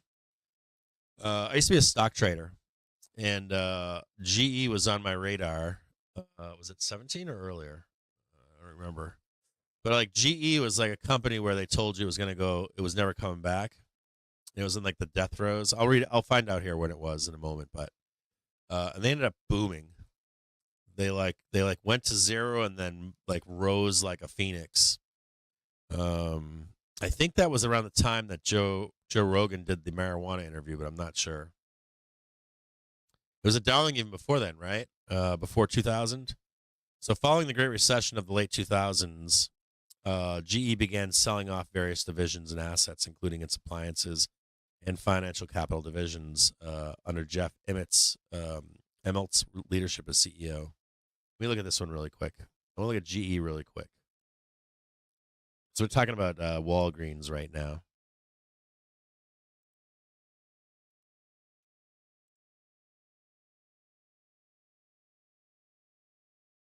They run the same playbook, don't they? Every time. It's trading $190 right now. Yeah, 2017. I remember this. And here's what's fascinating. GE, right? I remember this now. That's like I'm getting fucking old, dudes. I'm getting old as fuck. March of 2017 was the top in GE. And GE at that time was still making appliances, and they were dog shit. And I remember in like the mid 2000s, a generation just above me complained. They were like, back in the day when I was young, GE was a great company. You'd buy a GE appliance and it would last 20, 30, 40 years. And now it's just garbage. They sold us out in the 80s with them Toyotas and stuff. And, this crap company now. You guys remember that stuff? That's my dad. That's how my dad would talk. Boomer. My dad's an actual boomer. And, it was going to be dismantled, I think. Binky knows a lot about this. Like, there's like a dismantling of GE that took place. But the reason I'm bringing this up too is because I recall specifically that the talk everywhere was just like what I described to you about Walgreens. Why is Walgreens crashed? And at that time, GE went down and traded on a low $29.12. $29.12. Now, Walgreens is no GE. GE's got its fingers in everything. GE is like I don't even know if we have any companies like GE anymore. They're a conglomerate. So, like, the $29 sounds about right. But what's fascinating is at that time period, they hit a bottom on December of 2018. And if I recall correctly, around that time period, there was big news that came out that GE was never coming back, and that their future wasn't bright. And Walgreens has a lot of that going on right now, and their price is very low. Now, the one thing that the key takeaway here is GE didn't start making a run had you bought that bottom. And this is fascinating too. Look at this. It took it all the way back to the original run back in 2008 at the bottom. And we were looking at that right now, aren't we? I said, $1.62, $9, $7. This is when the run started on Walgreens. And this is where your market makers come in, like your Bernie Madoff types. They're going to tell you that's doom and bad deals, bad debt, bad this, bad that. Now, Walgreens could get broken up, bought, cut up, chopped. Corporate rated, but this is a good company to be looking at. Now, the only thing to talk about with this would be the only problem that I would have would be this was December 2018, and the real payoff was so we got what 2018 to 2026, right? 2026, basically 2026, 8 years for that payoff. So. And Walgreens doesn't have the same exposure as just some negatives here for you. Walgreens doesn't have the exposure that GE has. GE's in everything, in like finance. They're in fucking defense departments. They're in appliances. Walgreens has what? Some partnerships they're trying to consolidate with healthcare companies. There's a major consolidation going on within healthcare. My wife works in healthcare. She knows about this. She talks to me about it. And they're probably gunning for some kind of piece of it or partnership in it. It says that a deal fell through with Aetna. So they're probably not on the same caliber as GE, but I don't think they're dead.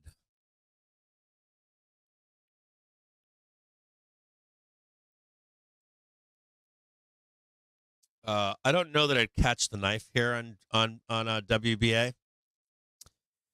Seems like a meme-ish bounce will occur, but I would start paying attention to it.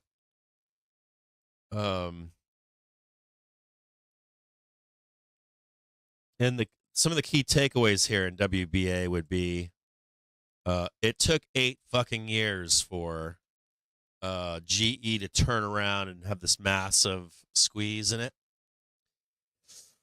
It's like, do you need to buy this bottom right here? Probably not. Would I keep it on my radar from this point forward? Yeah, I would be looking at it. But if you can get it like $2 or $4, $5, I'd be a buyer a little bit lower, like $5. Now it can squeeze here. Or it's a timeline that you're in.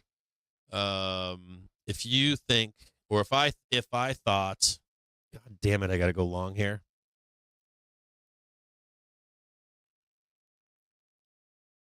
Oh yeah. We're going to get all saucy again.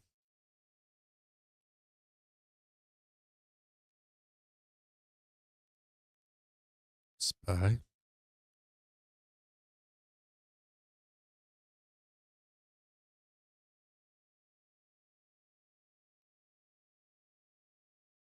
Jesus Christ, I thought I had 0 dates on. Oh. Do you ever get freaked out and think you got a trade on, you forgot about it?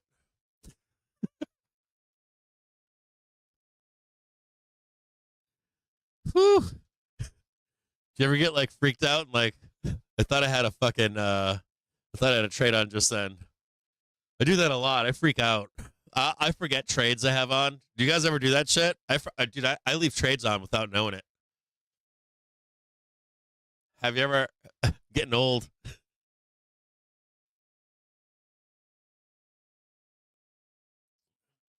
Watch out here. If they get this tick right here, they're gonna squeeze you right up in at least 579.54. There is some resistance here at R2. There could be a roll. You're watching for the tick though. You just need that fucking tick right there. If you fail that tick, we're gonna go downtown.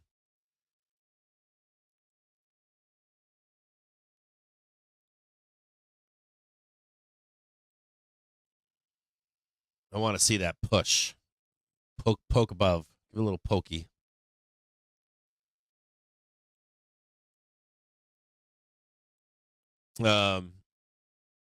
Walgreens, there's a few things to think about here. Can they go bankrupt? Will they be absorbed? Will they be broken up? You're probably looking for a partnership with a healthcare company and some kind of consolidation.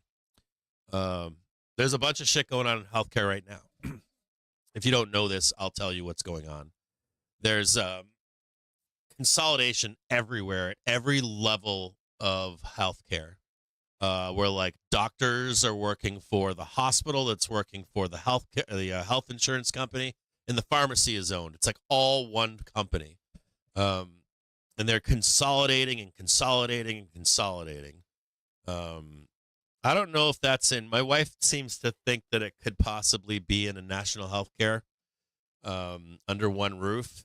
You'd get like some form of national health care, and it'd be one company administering it, and they would be like a quasi government entity where they're not quite public, they're not quite private. It's like a public-private partnership, very similar to a lot of electric companies. So if you're if you're not quite, if you don't know this, like some electric companies are private public partnerships. Yeah, that's right. You got it, Frogsy. So like you might be, let's say you don't want national health care, and you do. There's some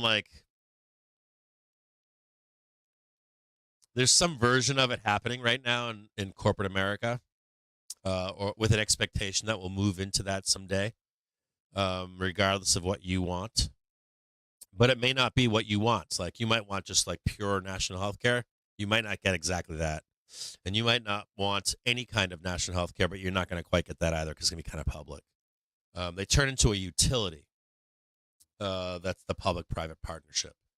So maybe they consolidate into that, and they're still profit-driven. They still have shareholders. They get their rates paid for by votes on committees by the government. It's a really fucking bizarre thing. 100% Olaf.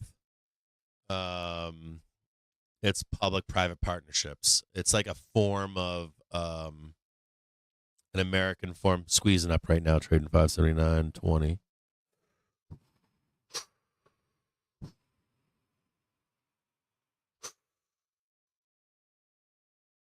Ooh. I'm gonna.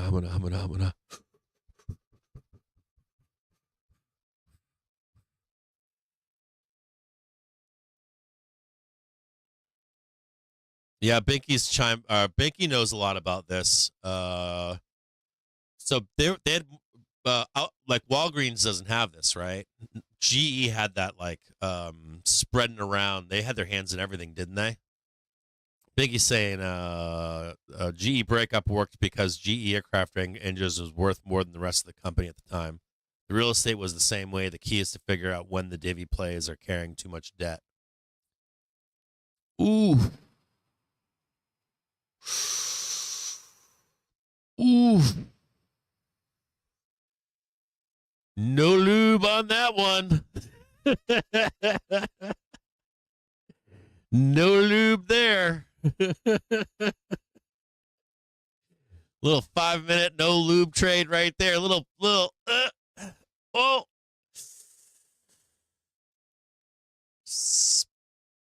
Huck toi on that hand, please, sir. Huck toi, please.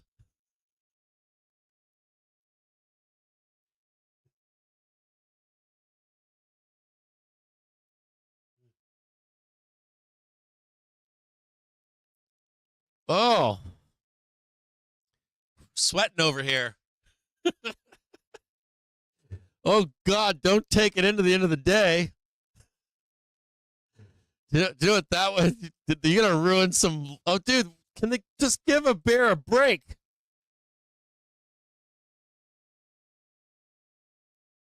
God, like, what are you doing to these bears? Just give them a W.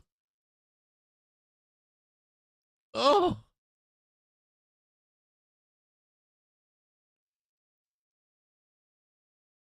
I told you not to get short, right?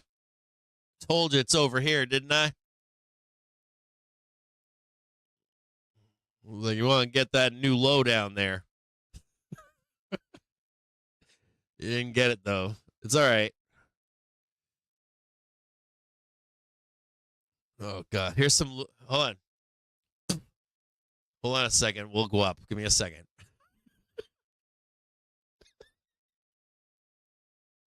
Oh, God. Oh, no.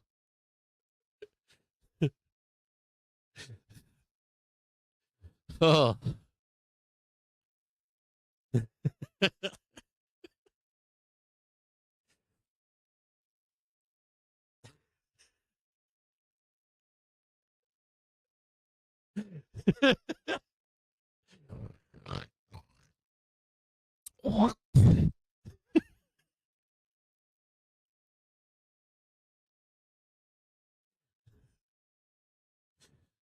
You got a double boner inside on the daily.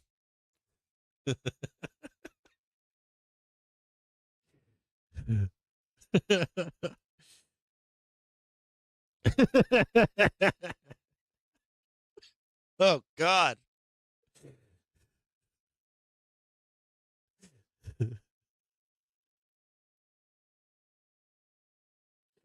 Oh no. Oh no. Oh God.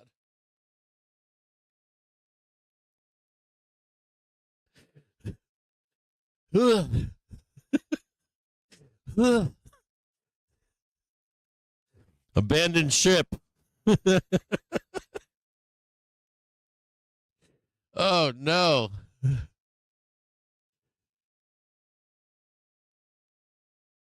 Ruh-roh. Oh no. 579, baby. 579.55 on deck right now.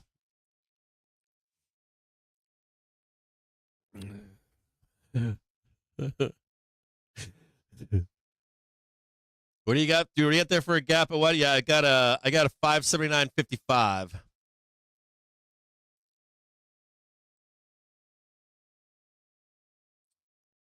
Yeah, 53 too. Somewhere in there. 355, somewhere in there. So like Walgreens and GE, not exactly the same company. If you were bullish on Walgreens down here, you're hoping that Walgreens buys another company, and then you don't really care if it goes to $2 because it will still swing higher if they're able to buy another company. A partnership would bring the stock higher. I don't think they're going bankrupt. I'm trying to think of like a reason for Walgreens to go bankrupt, or they get bought out. I like Walgreens. I like them. I mean, they're trading $9.25 right now. I'd probably like them better at about $5, right, roughly around $5. I think they can go up here though from where they are. I think you're going to spend some time consolidating as they await one of those actions. I'd say the biggest problem with Walgreens is, do they go bankrupt? I don't see that. I don't see them, but they could be one of those, like, your regular pharmacy that's makes decent profit but doesn't have any growth in their future. What I saw their money that they got come in, it's pretty good. Now you're not going to get the dividends. I think Binky is 100% right on that. They're going to shoulder debt too, right? Until something like that happens.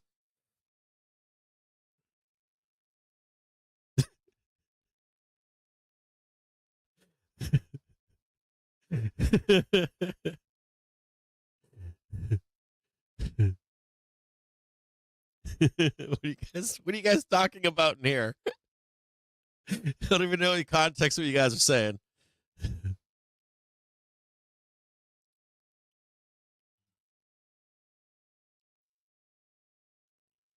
This is a great week, dude. I made good money this week. I made some decent money. Like my whole account is up this week like 10%. It's been a good week. This is a really good week. What are you guys even talking about in there? I don't even know you get context what you guys are saying. Michael Anthony, why would Walgreens file bankruptcy? I just don't know. I'm just wondering why. What would force them? I'm looking at their revs right now. They don't look too bad to me. Is it because of the debt, the bad debt structure they have, and the high rates of their debt? Or are they wait? Oh God, here it goes again. Here we go again. A little bit of lube this time. It should slide right in. It should be good this time.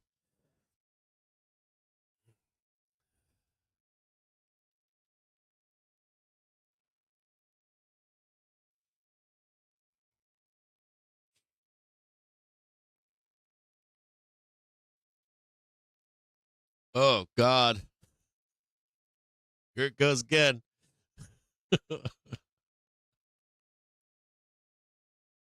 So nasty. I really do feel bad for. I'm assuming out there that someone is paying a lot of money here, has not closed short. I'm also assuming that someone's upside down in some kind, or not upside down, but probably like, I'd be concerned. If I was in a put spread, I'd be like, fuck. You don't have time in your put spread, and it's like they reprice the low in a put spread. I'd be scared here. I'd be panicking. If I was in like if I was positioned wrong and bearishness right here, I that shit sucks. I've been like that in calls. It's never coming back, and you're just waiting for that one like quick bloodbath, get out of my trade, reposition myself, roll my positioning. I'm sure even there's like spread sellers and spread buyers that are watching price and saying, "Fuck, I didn't expect 6,000 sooner. I wanted it later or something."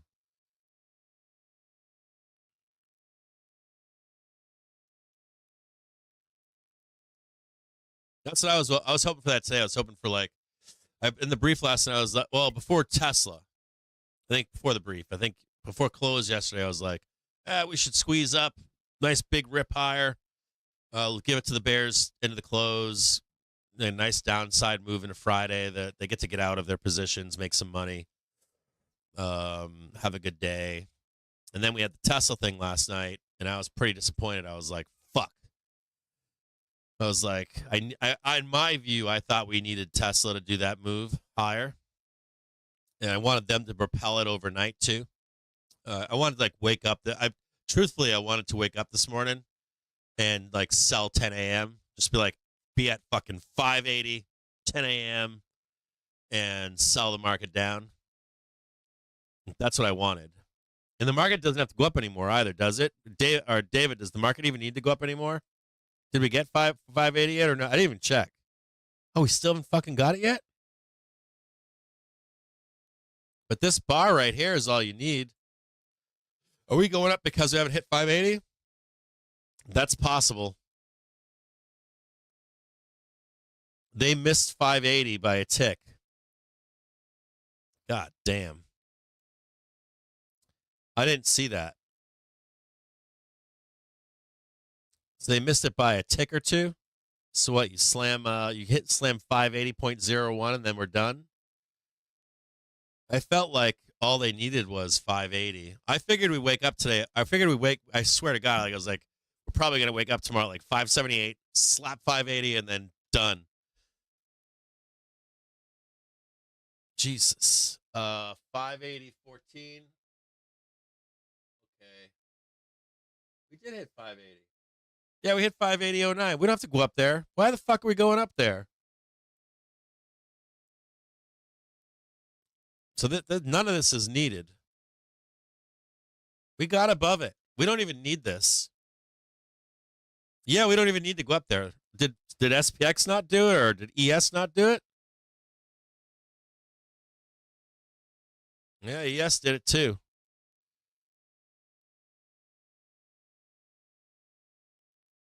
Maybe they're trying to establish 5,800 as the base. Look at that support. Jesus. So I want to show you guys something really quick.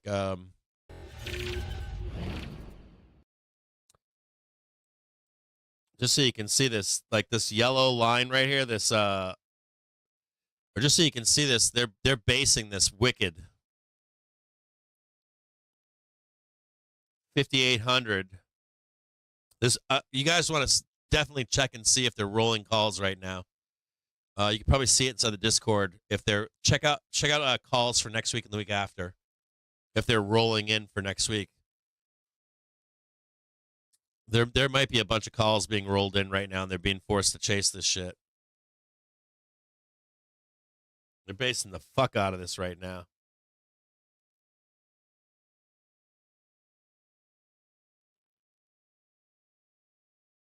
$58.50? Come on. Get the no way. This is bullshit. I'm not buying this.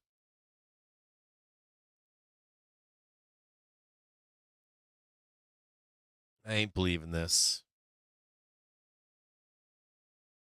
58.25.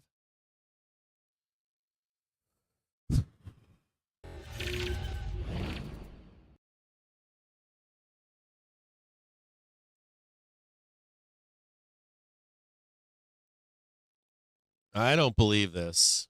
I'm not trading this. I refuse. I'm not doing this. I ain't doing it. I'm chasing it, man. Trying to tell you that. So this is basically this right here is the 5750 gamma bar is right here.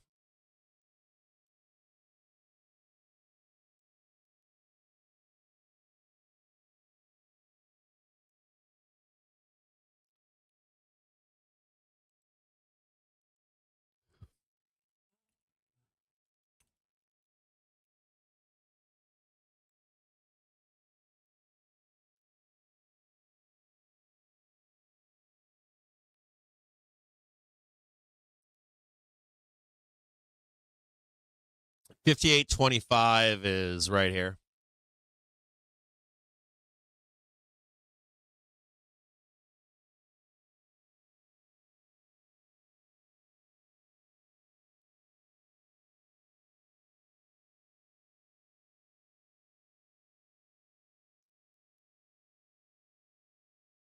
They're trying to establish a range here, at least on a Friday, telling you this is the base and that's the target.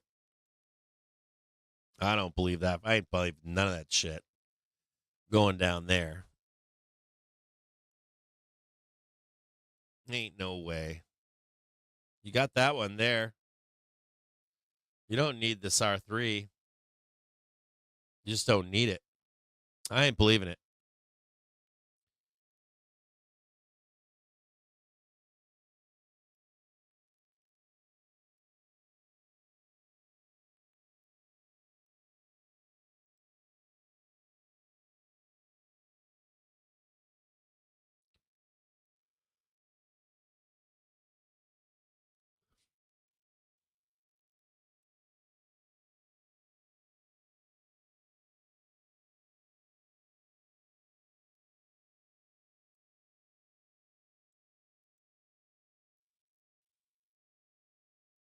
Well, look at that range right there.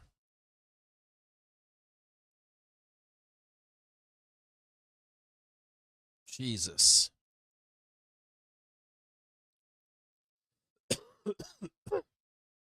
They are fucking building. At every level, they're building like buy. Bring on 6,000. We're destined to go there. Buy it all.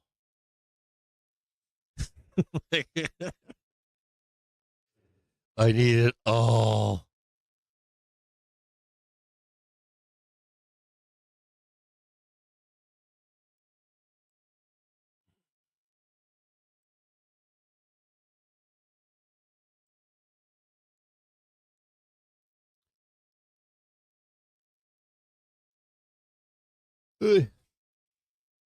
Where's that 1 minute right there?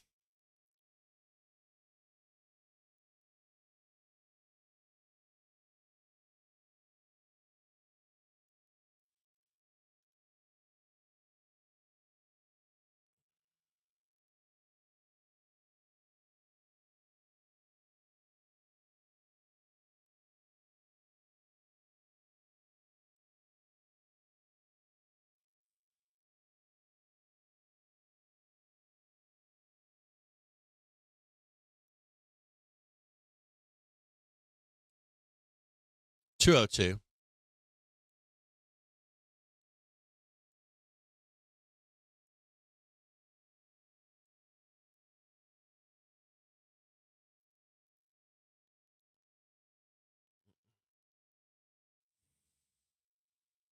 We did hit 580. We hit it. We tagged it. I thought we had too. I was like, I thought we hit that. And then I was like, we didn't hit it. And then I was like, oh, we did hit it. I had to look more closely. That's why I was wondering why we were squeezing. I was like, did we miss it earlier? And I was on maybe an hourly basis and didn't see it. And then I started looking around. SPX hit it. They're fine. SPX did its thing.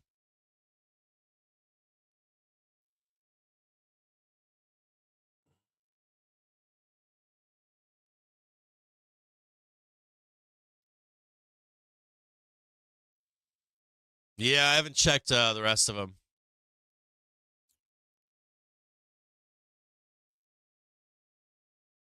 They're right there too. They're actually all the way down there.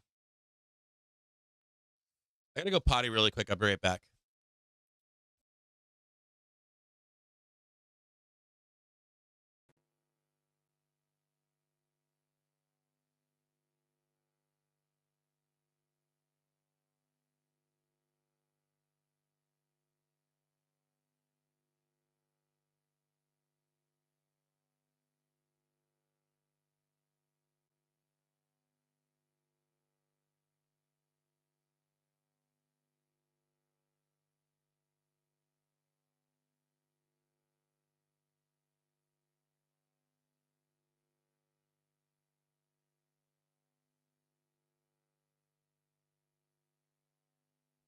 God, look at that. Do you guys see that gap down there on Tesla?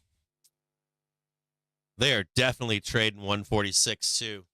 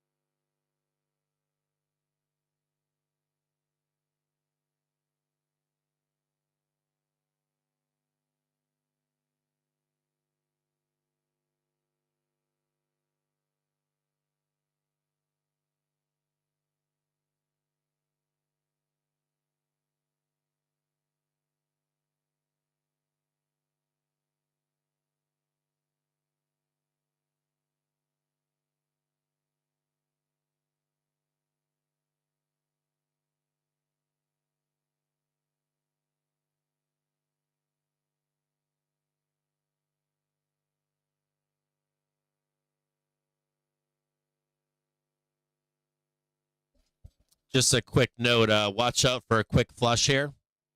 Sorry to jump in here. We're coming into that 230 point here. We got it's 226. There's like four minutes left to squeeze this up. Whoop, right up there. They got like an extra minute or so. But just be careful if we start the next half an hour. They could do a quick flush to then go up. Let's see where the last half hour candle is.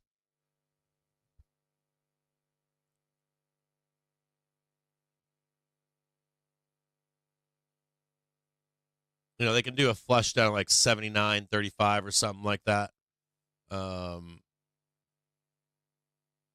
Which is like right in here. Not guaranteed that it happens. You got time. You got some time here. But if there is a flush coming into the next half an hour, you'd be looking for 30. I say 39 or something, like right down here.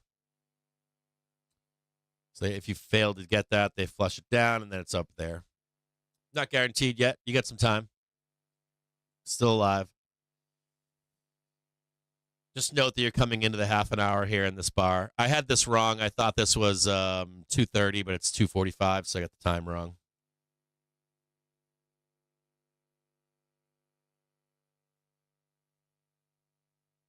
Just watch out for the quick flush down.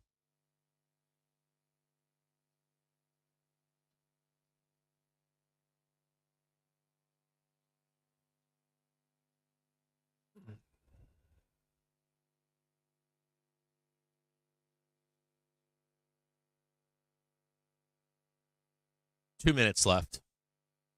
Still got 2 minutes. Not a lot of time. You're going to watch them, right? They're going to try to take this down and just check this next half hour bar in here. You know what else I saw? I don't want to keep talking about Tesla, but I didn't see the gaps. So fucking frustrating. I just got the phone with a friend of mine.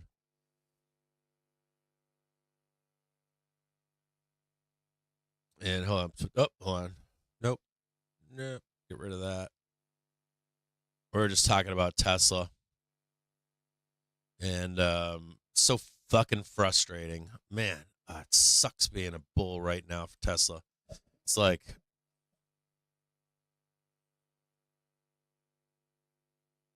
God.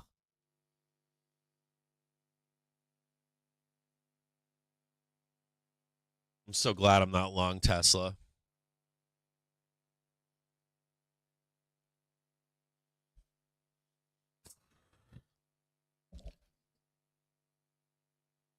Now I'm looking down even lower. I'm like, when I was off the camera here, I went to the bathroom, then I came back and I was looking at a gap chart, and I was like, fuck. Like, that's where that whole move began, was down there. Like 140, fucking 147, 42 or something like that.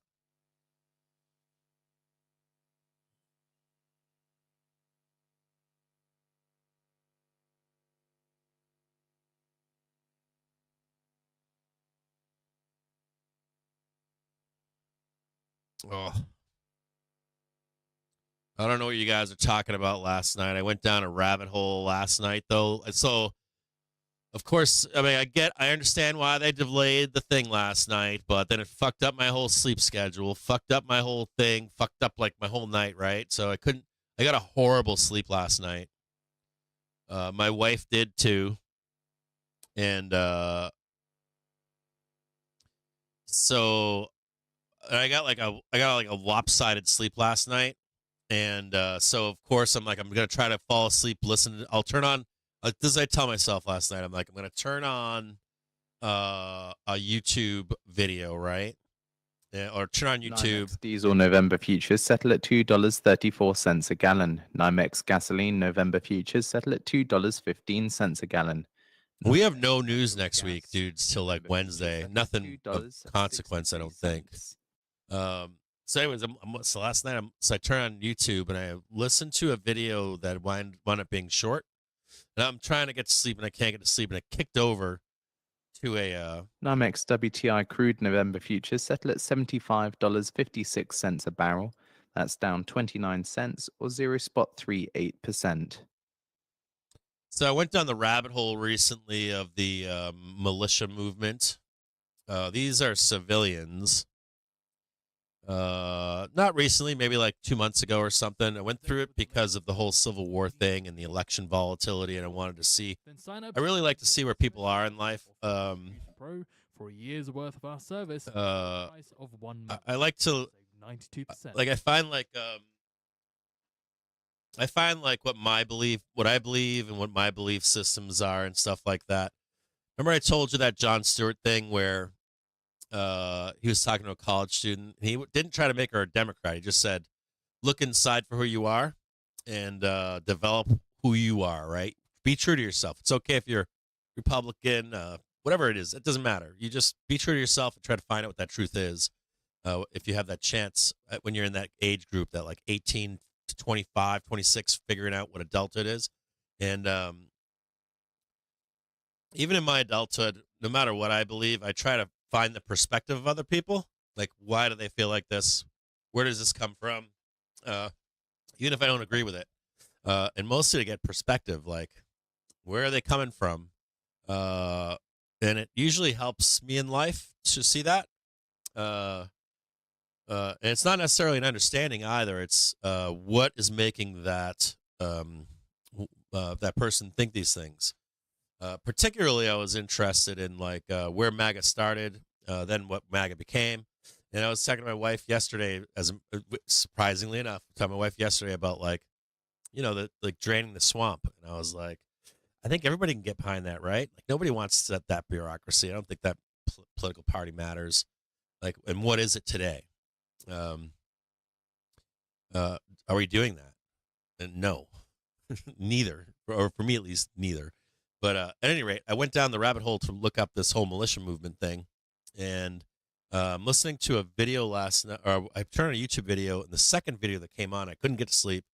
The second video that came on was a recommended video, and the video was from, I guess inside the militia movement, there's two different kinds of people. There's like civilians that are in the militia movement, and then there are veterans, ex-soldiers. And I don't mean like the SEAL, like the one person out of 365 million that has a show on YouTube, like soldiers, ex-military, that are also a part of that movement. And this ex-soldier, he's an infantry guy, I think, and he was part of the militia movement. This is like a real militia shit I was watching, like legit. And they were talking on this thing about the difference between reality and shit hits the fan. And not they were masking what they were talking about. They were like doing the wink and all that. But I was fascinated by it. Very unusual. I'm probably going to be tracked for that one because that shit exists on YouTube. I was shocked that I was shown that video. It was recommended to me. And it was on like serious takes on from people that are like in militias, and they were really virtue signaling. They were like virtue signaling like the truckers are on our side, and this is how you get through this stuff, and this is my experience to a civilian militia person. What would it be like? And the military guys do lend a sense of reality to the fantasy that civilians have with that kind of stuff. They try to be more honest about it.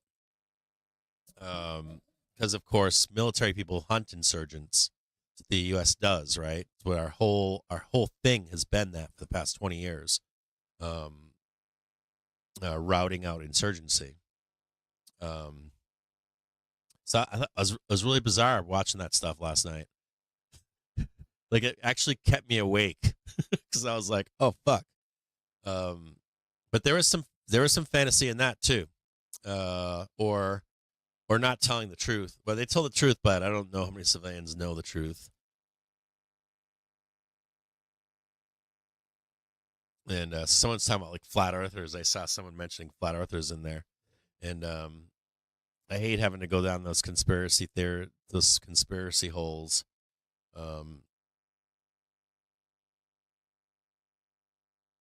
Like some of them, like some of them I don't mind. Like I don't go down like the flat earther hole. But like some of the stuff, like the shit that some people believe in, I want to see if that's a real threat or not.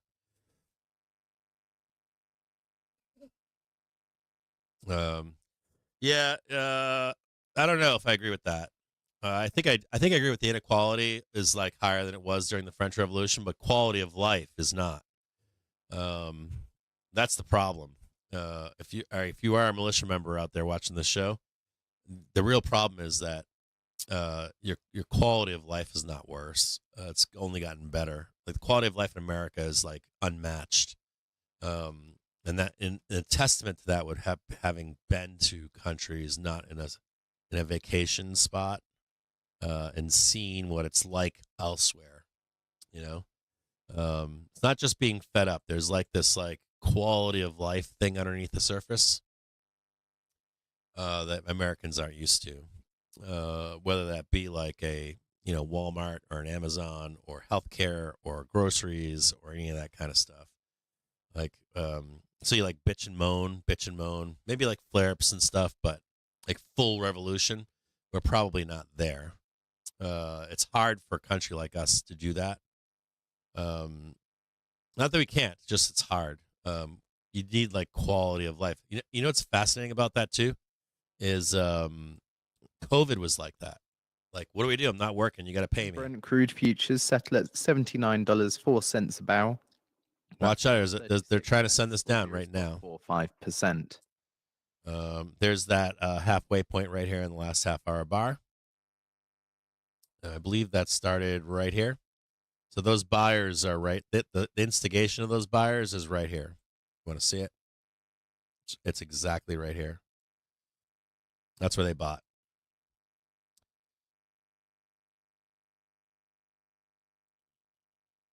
Coming right back down to where those buyers are. So the point here is that ooh, look at that. Should I buy that? Look at that. The probe, baby. I might buy that. Hold on here.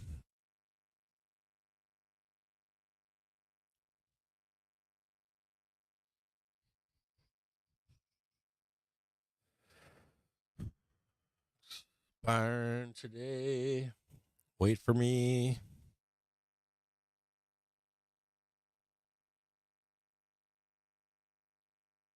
I'm getting long right here.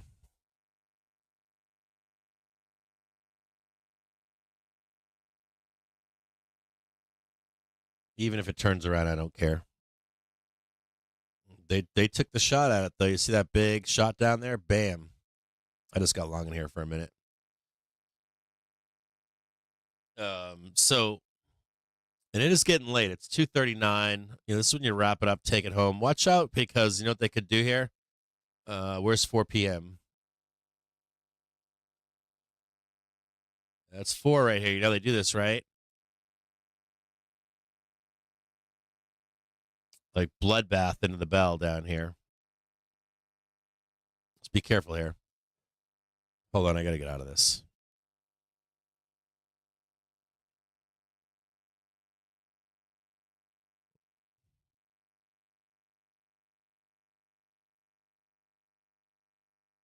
I gotta watch this closely. Hold on here. Here comes the roll. You see it above? Watch out if you're a bull. You might want to get out of calls. It's a 1 minute trade, I guess. Watch very carefully. You're gonna try to send it right back down there. And that's your next target right there is a bear.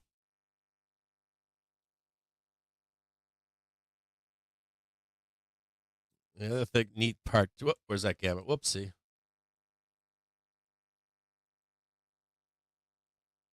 Right down there. I don't know if you can get underneath this before the close.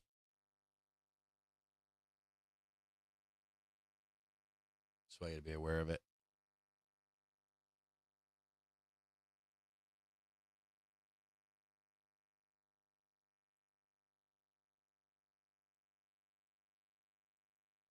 So you can see that. The fucking buyers are still there, dude. They're even higher now. No, they're not higher. The same place.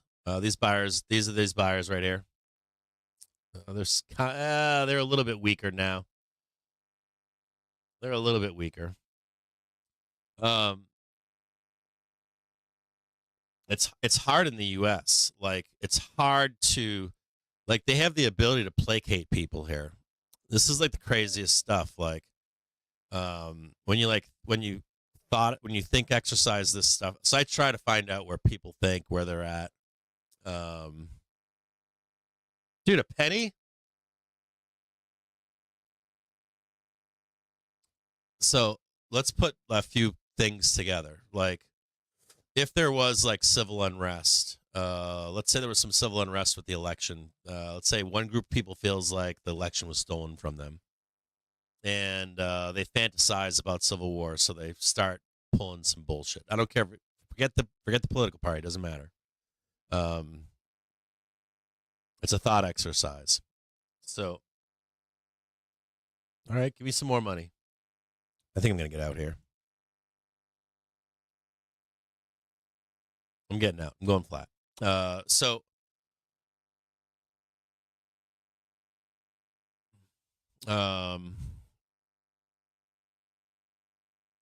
if you're like, use COVID as the example. So you have someone fantasizing, right? This doesn't matter who it is. We've had different people do this all through history. In the 60s and 70s, there were people that were very liberal doing it, right? We had people robbing banks for like this. I think we had like people wearing like all black and stuff with like submachine guns, and they were like robbing banks and supposedly. Hold on a second. All right. And COVID's a prime example about like the quality of life you have in the United States, even though there's the greatest equality since the Revolutionary War or whatever. It's a part like COVID. So anyways, I was listening to shit last night, and that's like, COVID's a weird thing. Like, this guy was a soldier, and he was talking about what the U.S. would do. And he's like, he basically point blank said it. He's like, you could literally like turn on the money printer and start giving people checks, being like, we just want you to chill out. We're gonna go over here and find all these people, and we'll placate you. Go on Amazon or whatever, then shut Amazon off for all these other people. Shut off healthcare. Shut off their ability to get prescriptions. Like, a lot of people are on drugs these days in that age group, that potential age group. And, he's going down the process of it, and how easy it is to placate a society, and how we did that in COVID, right? You remember when COVID first happened and people were like, well, I don't have my job. How am I going to pay this? They put a moratorium on for you, right? Don't worry, you have to pay your mortgage. You don't have to pay your rent either. We're going to actually give you some money while we deal with this shit over here. And people are like, hand out, give it to me. You know? It's like a fascinating thing about being in the position that we are as a country. A lot of people don't, when they do those thought exercises, a lot of time it turns into fantasy and not based in reality. I'm out right now. I should have stayed in. I didn't stay in. Now they're not paying that well. Actually, they're paying less right now. That's funny. Even on the squeeze, they're paying less than the option. fucking dealers, man. These fucking dealers, dude. They don't fucking care. Like, fuck you, and they're like, we're done with the zero dates. like we're not paying you. Now it's back to 29. Get out of here. Goddamn not scammers, but like, go home. Get out of my room. You had your fun this week. Oh God, here we go. Liquidation break. Check. Let's go back up there and mess around. Oh God. Oh, I feel so bad.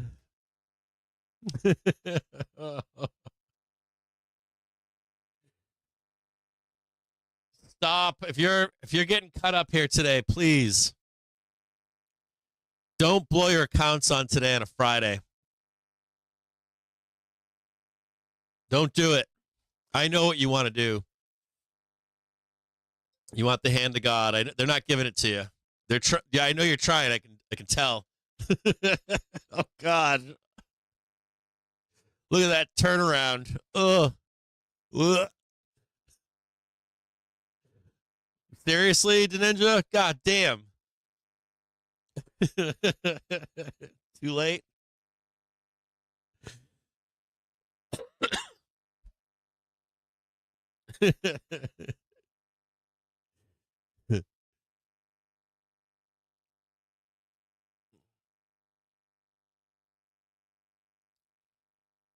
I bought that fucking bar like right here. I bought it like right here. I was like, I'm buying that shit right there. But I got out like right here. I didn't take all that. In and out. Fucking like all that stuff is like weird. Like I wonder if some of it's the rise of YouTube. I feel like YouTube offers a lot of fantasy. They like allow you to go down rabbit holes that are like a dream.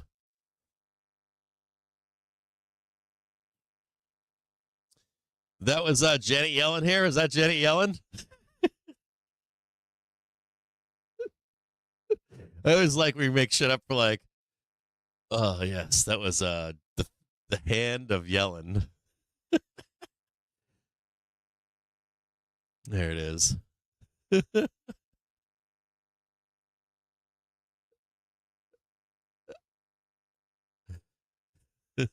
Like, I think that was her toe from her air lizard feet.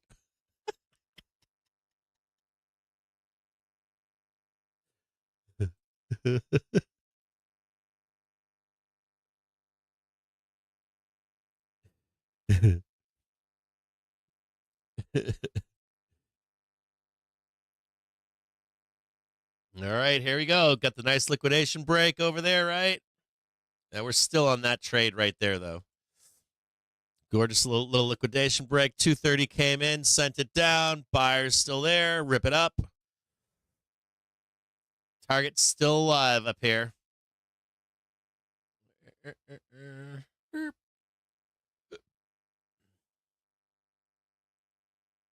No, right there. Stop it. God. Oh. God. Could be a bear. Oh, man. If I was an equity market bear, if I was like an equity market bear, I'd just slam my laptop shut and be like, I'll see you on Monday. Just like, oh, bye-bye. No, I'll be back on Saturday to talk Bear Town.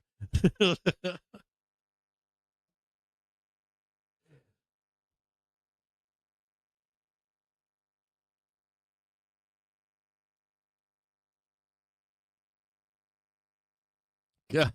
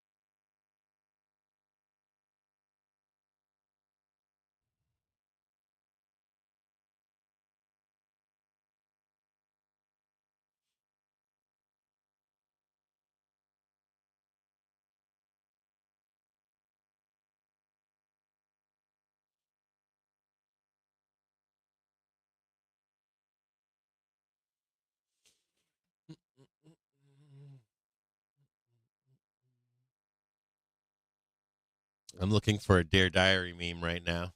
Oh, God, here it comes.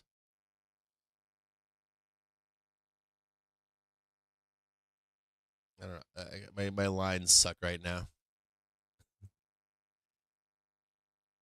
Wishbone a star. Oh, wait a minute. There's the first cell. Here comes the second one. They're still alive. Watch out. These fucking bears, man. They're trying it again. They're savages over here. Like, this is just the first try, Cap. We're going to do it again. We're going to send it lower right there. We're going to send it lower again, and this time, death.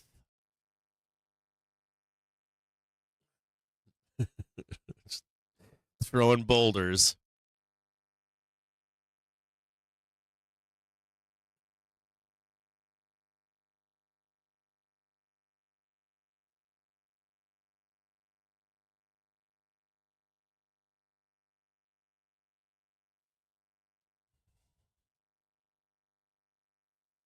Oh, dude, all I can see is like, how much are they murdering the VIX right now?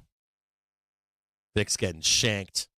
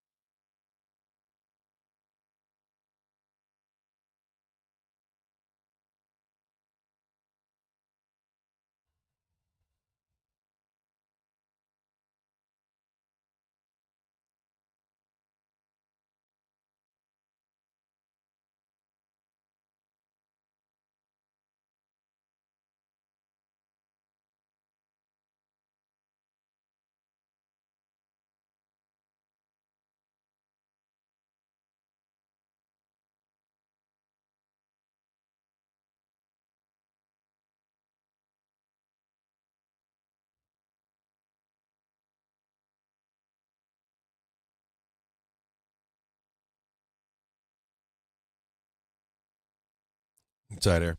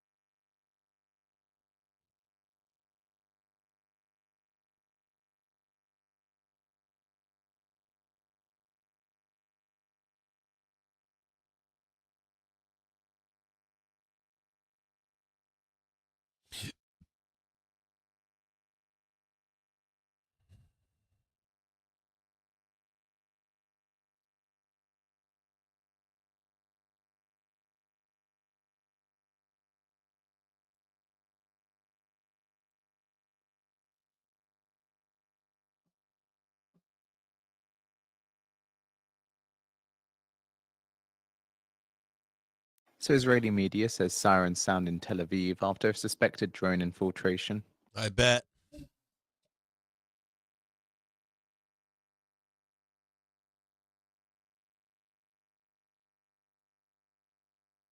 I bet that's making news right now.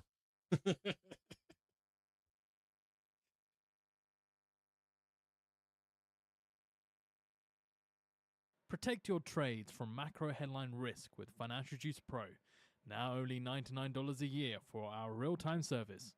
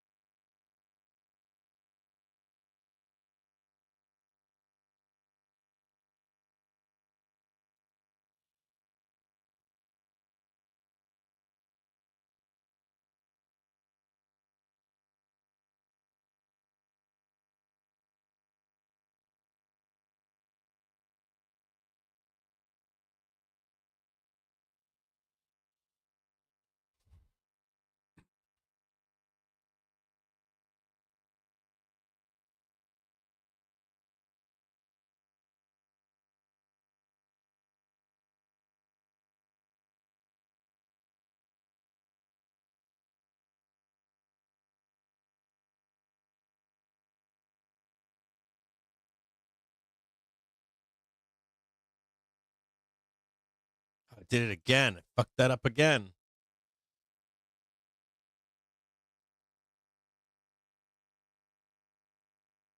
I hate those. I hate when I fuck that up. I don't know why I fucked that up, but there we go. Oh, God.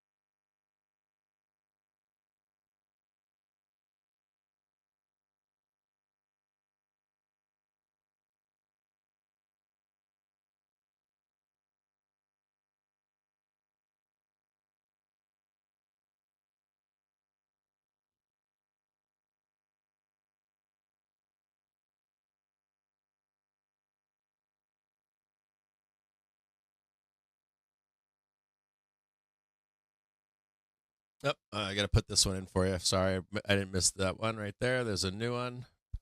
Wasn't paying attention. There. But we know we're going higher, don't we? There's your green bar.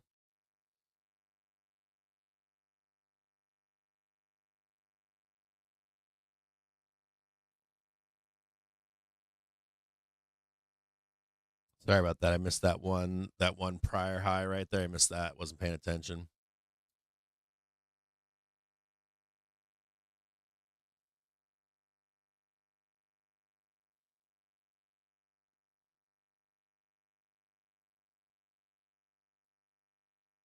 Getting squeezy.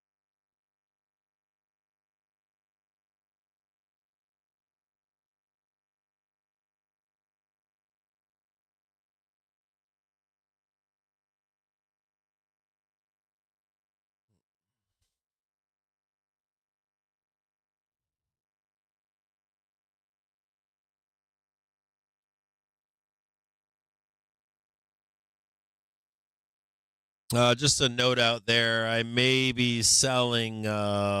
Maybe not confirmed yet, but I'm trying to, just a heads up. I'm trying to sell Lamb Weston at 70. It's about $75, $76. It looks like it's going to squeeze into the close today. If you are following along in that trade.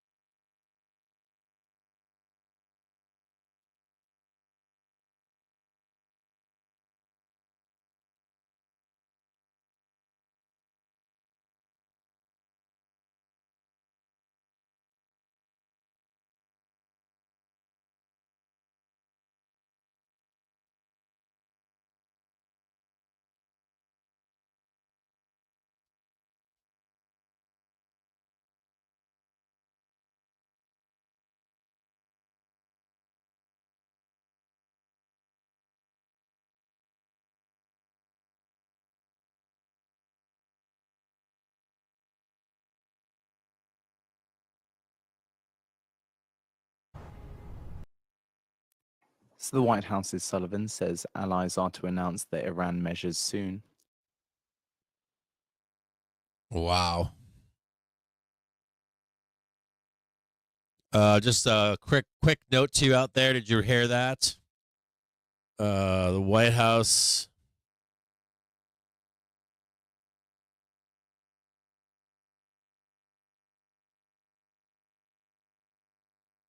is about to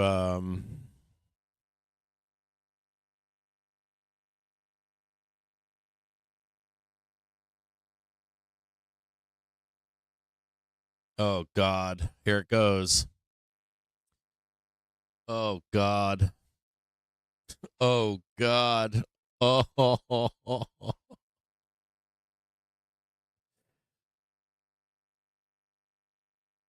I'm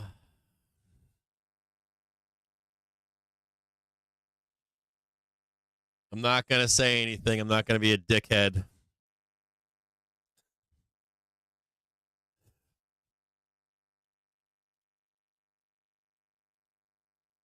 Somebody gonna say put on the Bear tunes. You guys want to play that on Friday to get out of here? Oh God.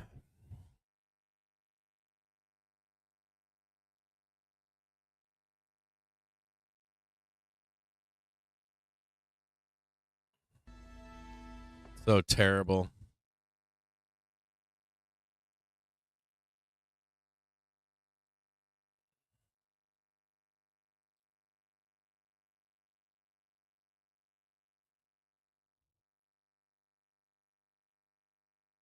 God, I feel so bad.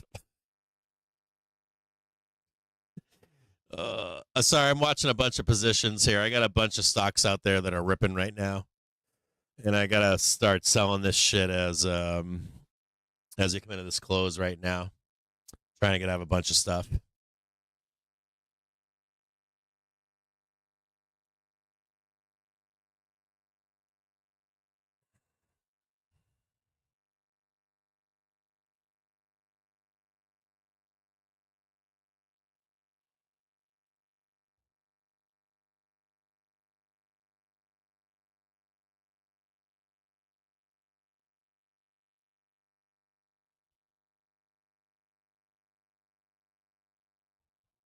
Oh God. Oh God. Oh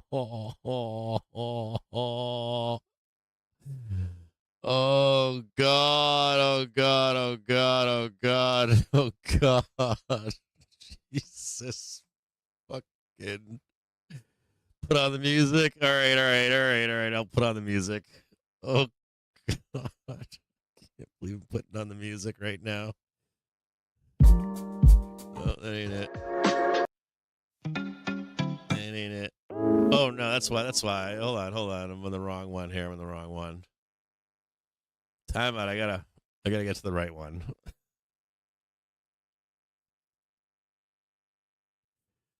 Oh no, it's not that one. What is it?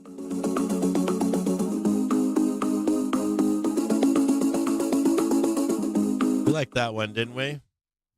There's only embers left.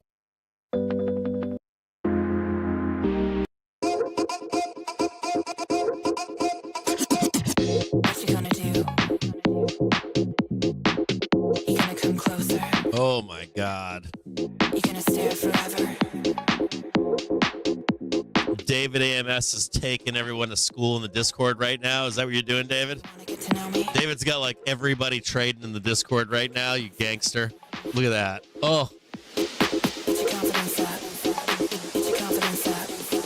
Get your confidence up. You better do this right.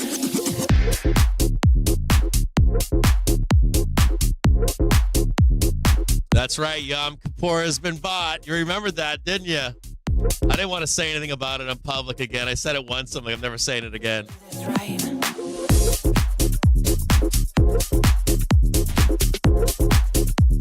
Oh, MBLY. Now a meme, huh? Winky? Saw that past couple months. They turned it into a meme finally. You're getting mad prints off it. What you gonna do? You gonna come closer? Oh my God. We only got tonight. 580.74 on deck. A couple notes here. An SPX Gamma. We have more uppies to go, by the way, if you don't know. We're not done here. Just check this really quick. I'll let you know where the next target is. You better do this right. We're close. We're really close. You better.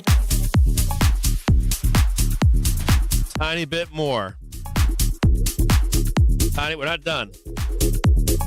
We only got tonight. Get another inch or so. Get another inch. 58.25 is a not important gamma bar. We're gonna rock right into it right now. We're gonna ram it right now. What you gonna do?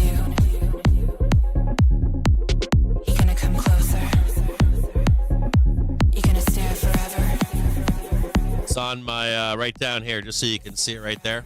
Right where that right where that yellow box is. That's your target.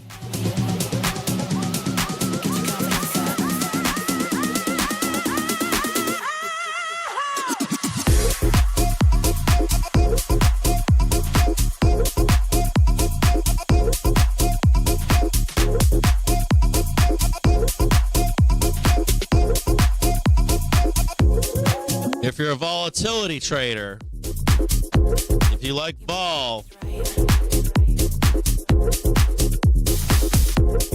vol's getting hammered into this bell right now. Sent to the woodshed, baby. You better do this right.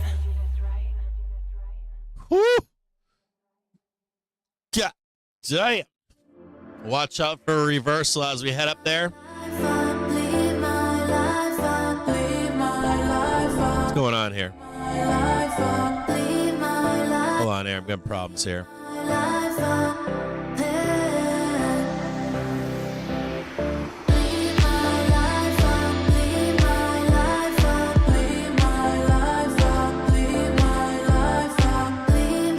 Where's that music coming from?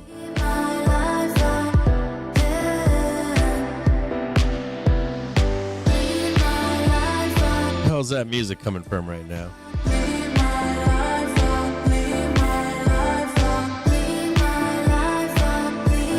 It won't stop playing in the background. Hold on here, guys. I got a service that won't quit.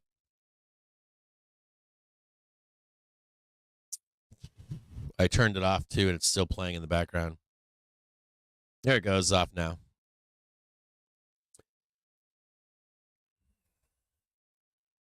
God, I guess I did draw out that that was a pretty good draw on this morning, or the set, or the expected upside. We're gonna trade 6,000.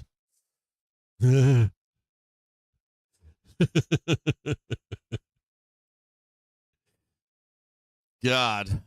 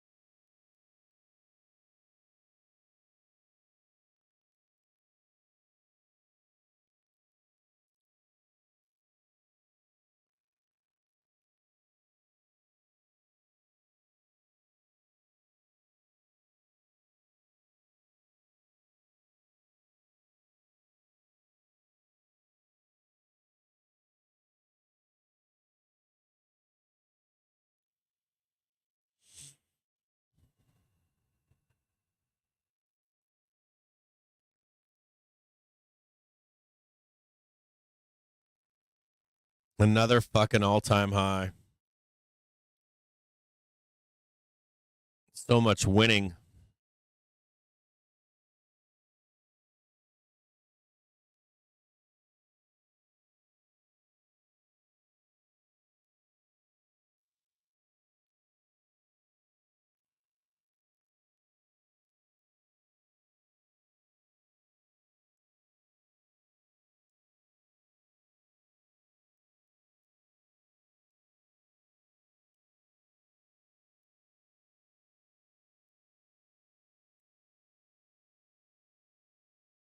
I can't even turn that one green.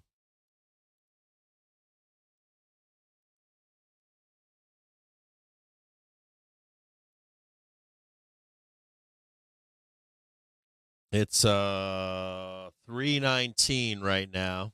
Watch out for a murder bot today. You don't need to win every single one. Pay attention to David in the Discord. I got to take care of some trades I'm in.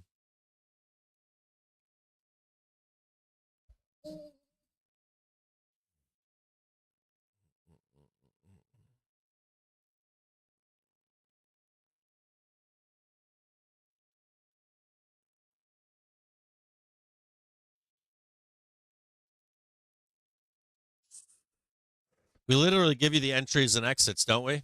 I think we give you the entries and exits. That means you're paying for a service and don't trust the people that are showing you where the trades are? What? God damn.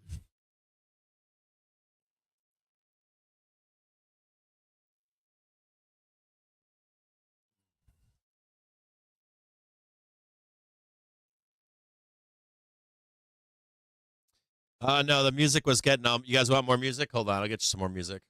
Here's the closing bell right here. We got at least one more target, possibly two. This is top.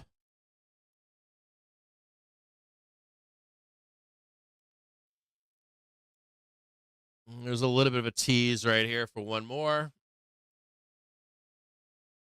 PT what? Fucking 10? Right there.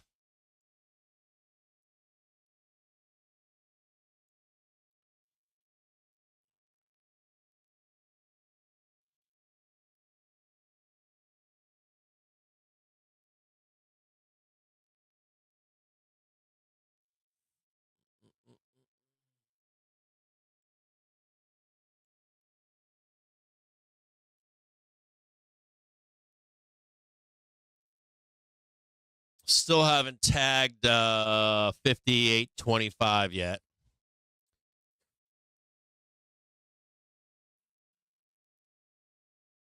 $58.25, which is probably right there, roughly right there. Watch out for a murder bot. It's 3:22. We're coming into the half hour in the next 8 minutes. Let me tag that one for you right there.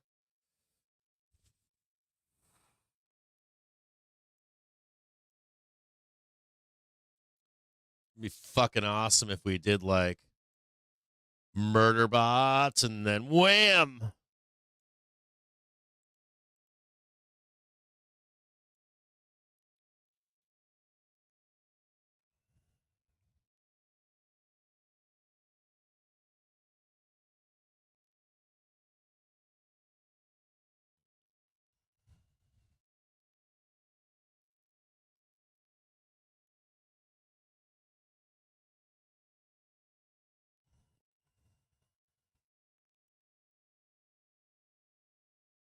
Come on, baby. Pump, dude.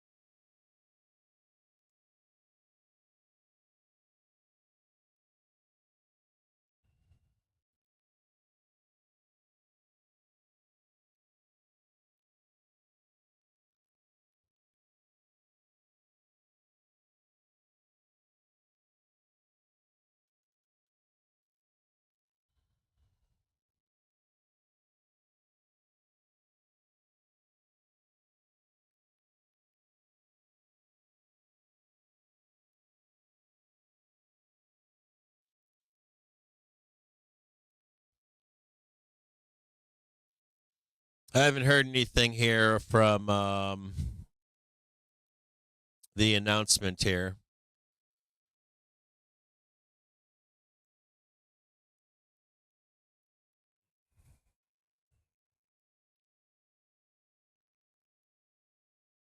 On Israel's plans.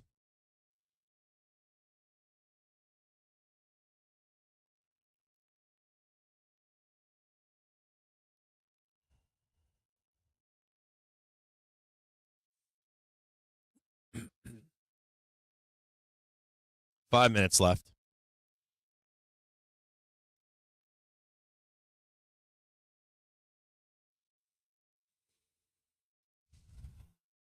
Dude, they're stacking up, David. They're stacking up, dude.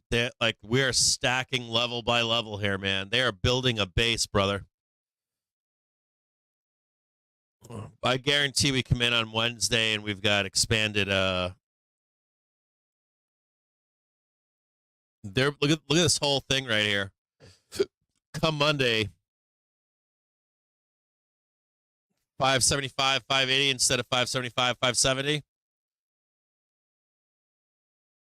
Shutting the fucking door until we get to 6. Literally right here. They're shutting the goddamn door on them.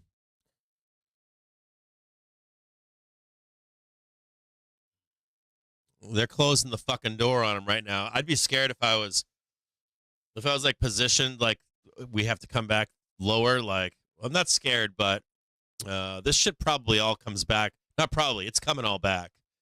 It's all coming back. But if they start running this up, like if they announce like no more hostilities in Israel, this fucker's gonna moon. It's gonna go moonshot. We got an announcement coming into the close here.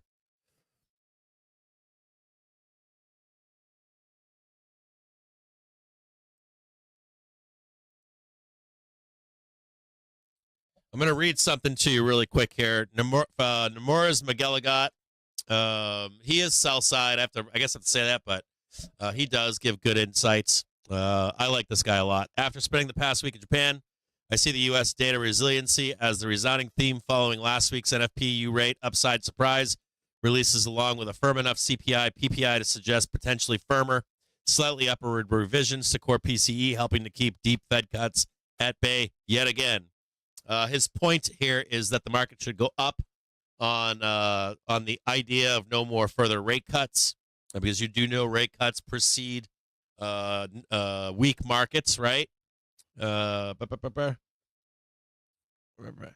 Which evidence the potential animal spirits economic phenomenon after the enormous month easing in financial conditions. Chicago Fed Nation Financial Conditions Index easiest since November 2021 and has now expanded the market's economic outlook sharply away from the prior hard landing recession scare after the August 2nd labor data, instead then being reallocated into soft landing, and then a modicum of no landing probability distribution modalities, both of which have meant a substantial reset lower of previously assumed deep Fed cuts pricing by year-end 2025.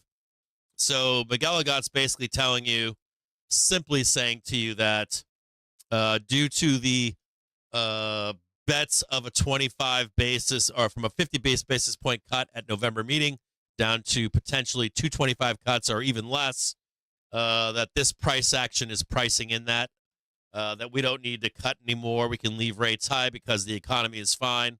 And so going to price this in. I don't know if I do or don't believe in that, but you keep thinking that. We priced in all that fucking doom, and they're taking it all off right now. They're resetting it so we can price in new doom.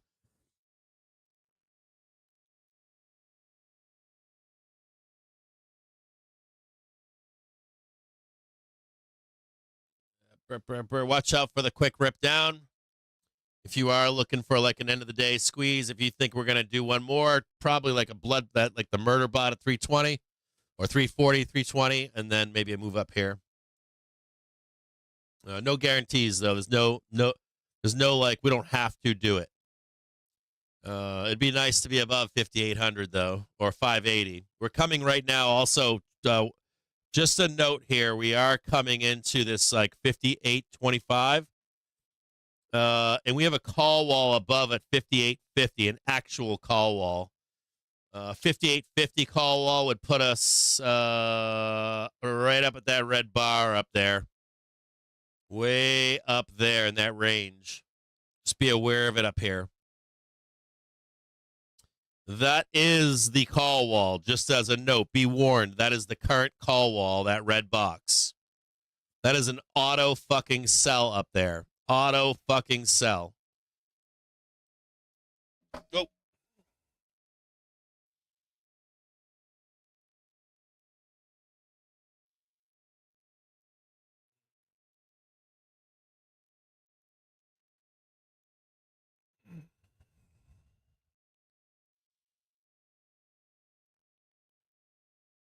Now we're at 3:30. Watch out for the dip and rip. The what time is it right now?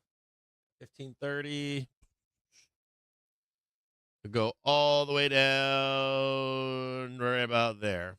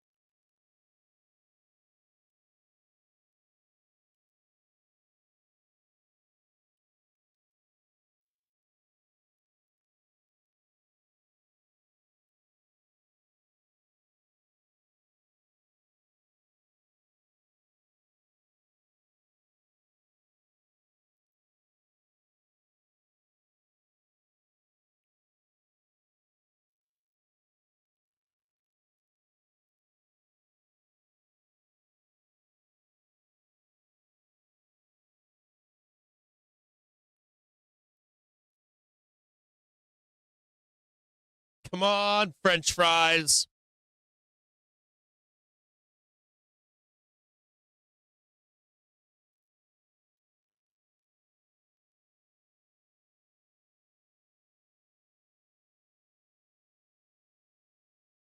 There's a lot of tickers that are going to be mooning right into this fucking bell. A whole ton of tickers. Whole bunch of shits mooning into this close today.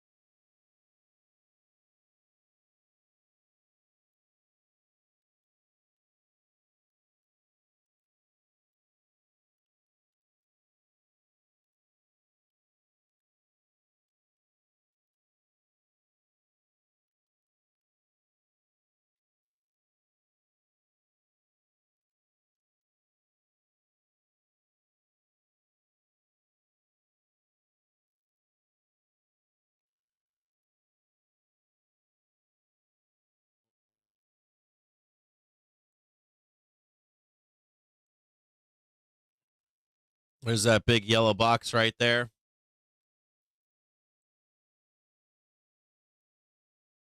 $58.25 on SPX.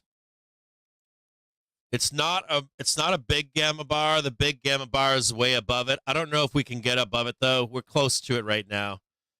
It's like we're fairly close up here. Like we could get sent down to the depths of hell there.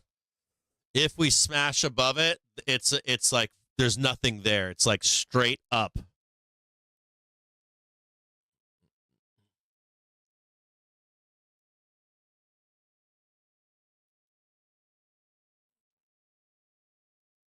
Yeah, I got a bunch of sell orders in a bunch of stocks too.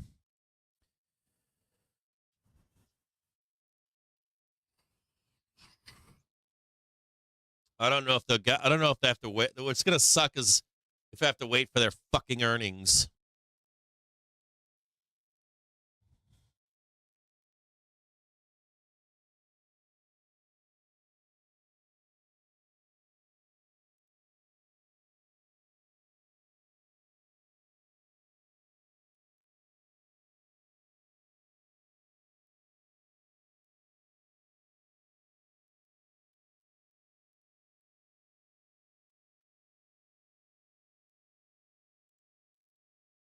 I don't know how relevant this is. McGilligot hasn't been around. I did notice that he hasn't been around. I didn't know why he was in Japan, but he's like stopping back in to update. It seems like this note is a little past it's prime, and I don't know that I particularly believe it, or that it even matters at this point. And that narrative is kind of like, yes and no. It works as a narrative.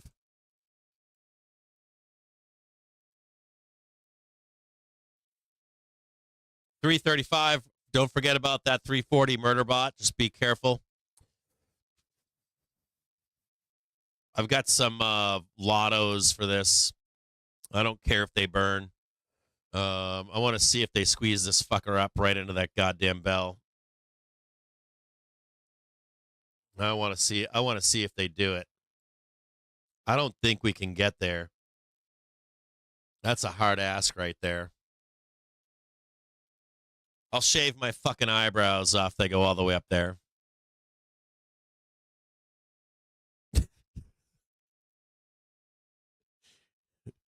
I'll wax my butthole live on stream without my face.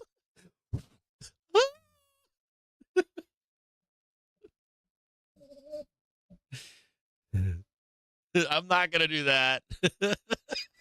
Some of you all would watch that shit, though, wouldn't you? Be like, watch this shit.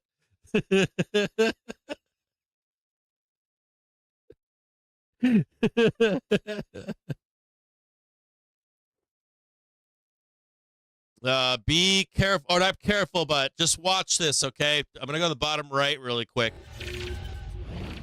If you're looking to get long volatility, 1, 2, 3, 4, it could take some time for it to play out, but, you know, this is the spot right here. We could be, like, just like, you could have, like, that grind higher in the market, but vol is setting up for a gorgeous, like, just a gorgeous trade here. Yeah, as all, like, I think Doug Fuller just said something, which is great to hear. Like, in all this exuberance, there are traders out there. In all of this exuberance, there are traders out there lining up the opposite side of this trade right here. You don't have to be directionally right either. You just, like, volatility is a great way to take on non-directional vol. This is going to be a regular place down here where they buy vol, so.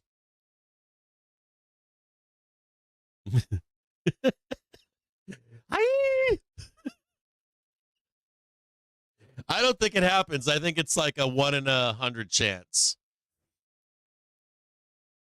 I think it's a 1 in 100 chance. I don't actually think this is going to happen.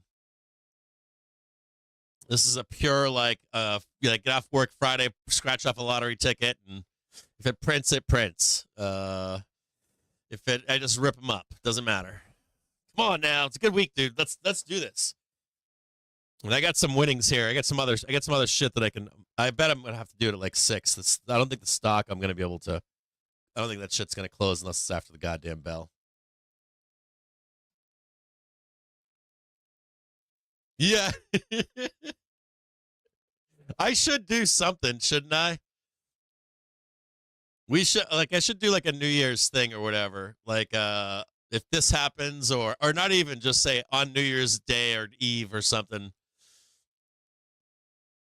I'll do this for you as a community. But we'll have to think about something. Maybe like, I don't know. Maybe we do like a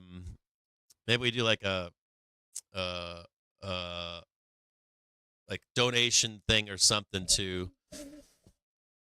I don't know, some whoever needs money, and we'll donate some money, and I'll like shave my head off or something, or can I have my daughters rip the hair off my chest. I shave my chest, but I've got a little bit of hair on it. I can let it grow out a little bit, and oh yeah, I groom.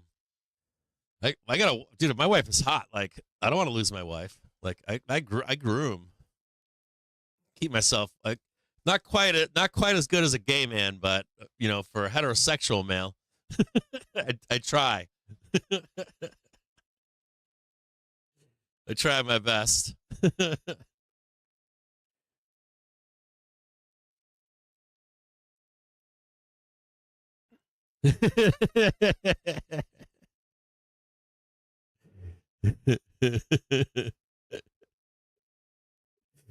You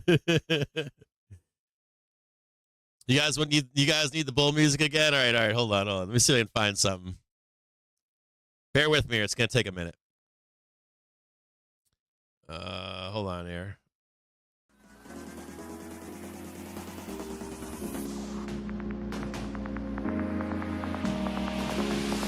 Hold on. We already did that one. Dude, what is going on here?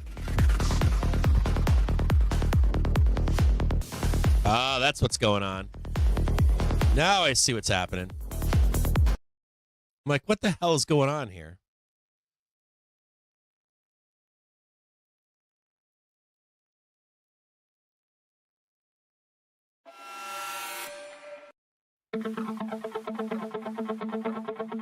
It's like the one she loves. Don't know the time. I'm letting go. Happy Friday to all of you out there. I hope it was a good week.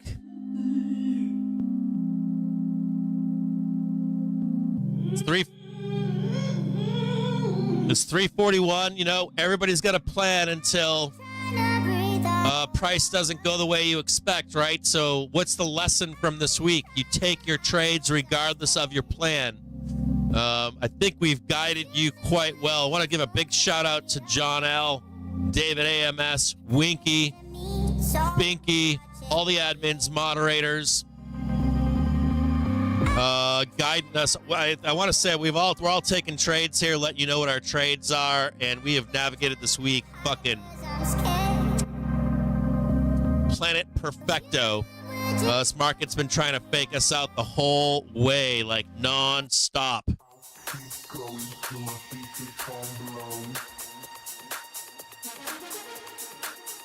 And we've done quite well. I had a great week. I don't know about any of you guys out there, people in the Discord community or whatever.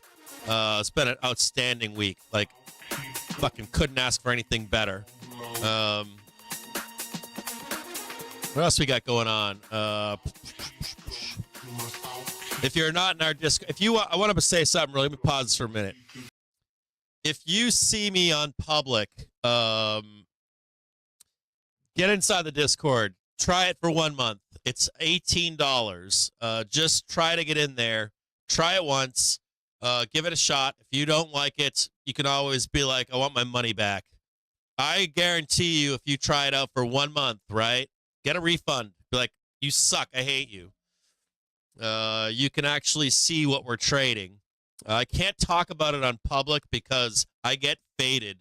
I impact the markets too much, I think. Whenever I make a public trade, public on like FinTwit or on the show, I'm being watched. I don't know who it is. I know I got a lot of followers that are like CNBC and shit, and some hedge fund guys follow me.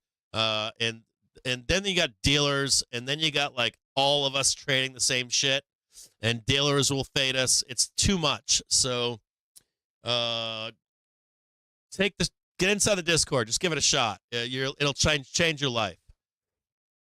We got Pro Trader membership too. We're trading futures and 24 hours a day, around the clock. Entries, exits, it's banging. It really is. And I'll tell you what, if you're a bull, right, and this market becomes a bear market, it's going to be even worth more then, because if you're not a good seller, you're gonna lose your account. I guarantee it. So just check us out. Give us a shot. If you're like, Cap, you lied. You're wrong. You don't know what you're talking about. We have the proof.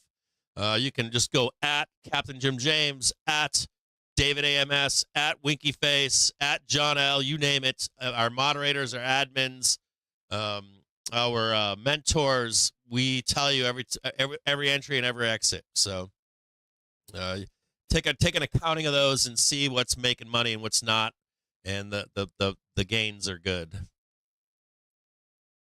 Yeah, speak with the manager. Just be like, you lied, because I'll just show you every one of them that we don't delete them. We don't delete shit. I have losses. Everybody has losses. But if you count up all the wins and the losses, they're fucking stupid. This year has been fucking epic, in particular.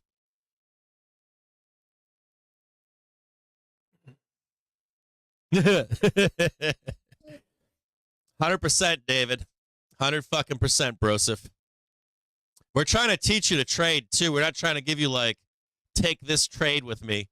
The idea here is to teach you how to be successful, when to take an entry, when to cut your losses, when to how to have a plan. Like, how do you have a plan? How do you look for where you exit? How much risk to put on? It's not what we do here. I should restate that. We're not a service that's giving you entries and exits, but we're showing you how we make money. But we do give some examples in real time, not after. Like, this is my entry, this is my exit, and this is why I'm entering, and this is where my risk is, this is where my profit is, and this is where the edge is over everyone else. So just check us out. It's like $18 even to just join. Dirt cheap. Yeah, that's how you know where everything is. Like, where, like, if it's going against me, how we go up. It's going against me, going down. You know, waiting on taking a dip buy. It's income. It's the full package. It really is. You want to change your life and be a trader? We're doing it.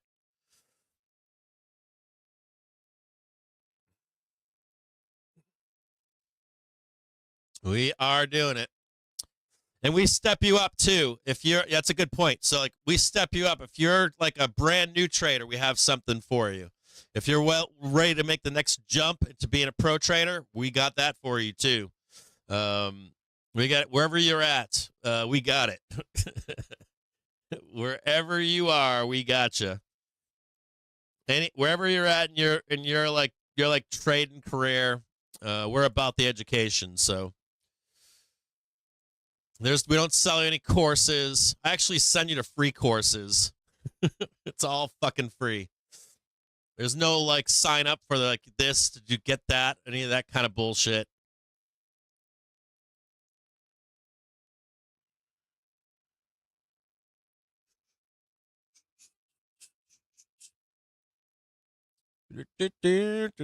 Got how much time we got left? We got 13 minutes left to the close. Doing the murder bot at 340. See how deep it goes. See if they park it or they ramp it. I got some lottos on in the close right now, just in case. Made a lot of money these last two closes on lottos. 3 closes. How many closes have we had we ramped? Has it been like 3 or 4? 2 or 3? 4? Maybe they shut us out right now. Every day it's like ramp.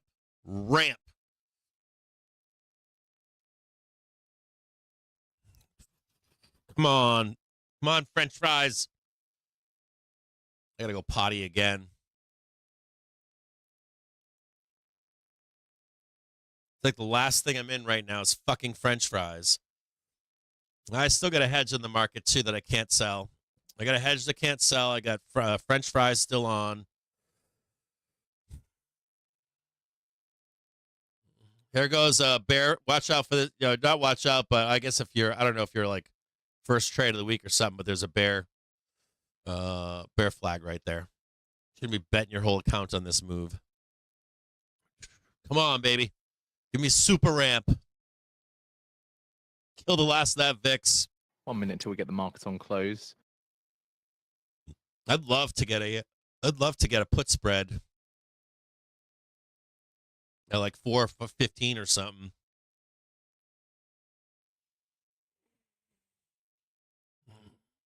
All the bears are going to regroup on FinTwit over the weekend. Everyone that made money this week is going to go out this week and have a blast. Everyone's going to have a good time.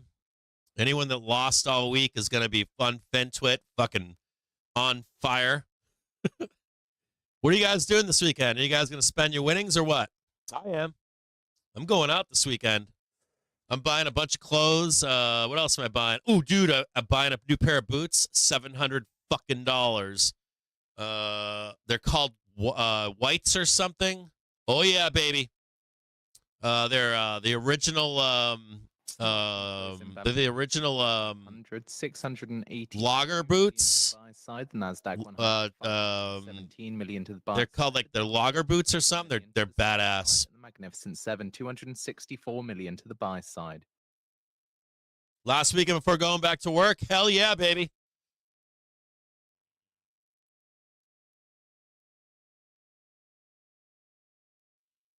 Oh, yeah, you got money in your accounts you can't spend? That sucks. I've been there.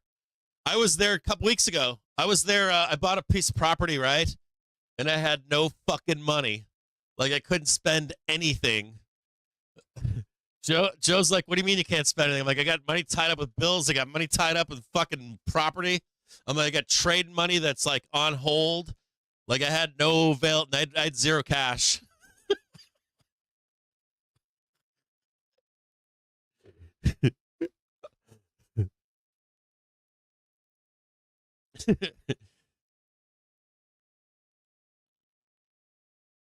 Fucking I was like, I don't like being like that because like something bad happens. What am I gonna do? Ring up Amex and then not pay the monthly bill? Like it wasn't a good situation. Get fucked over and like, I swear I have money.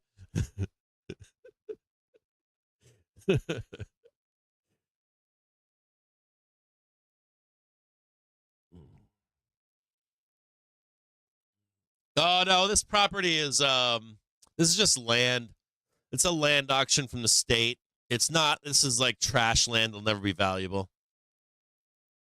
It's just in case land kind of stuff. Just in case kind of stuff. Little piece to get away from the world. I don't know if I can get to Montana quick enough.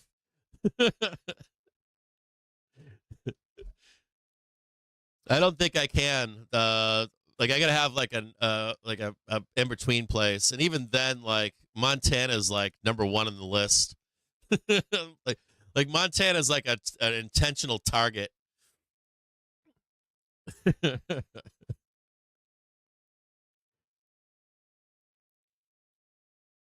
Oh hell yeah, hell yeah! Come on, lift up your skirt. They're gonna try to pin us in here.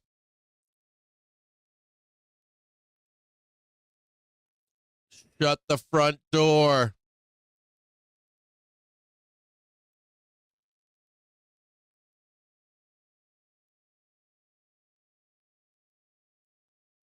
I haven't gone to a playoff game.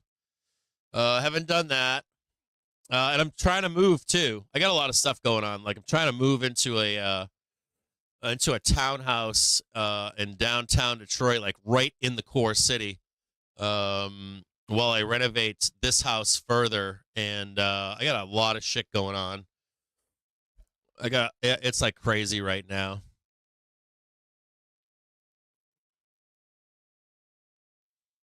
But I need some clothes. I've done some damage to my clothing.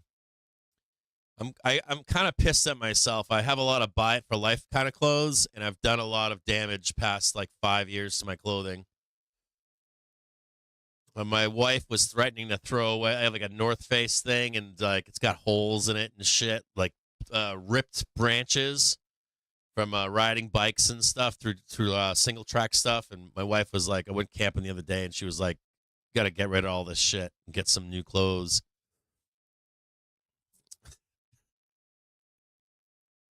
And I was like, "It looks great." Look, Utah pinstripes, baby. And she was like, "No, you're not that age anymore. You gotta start looking like your age."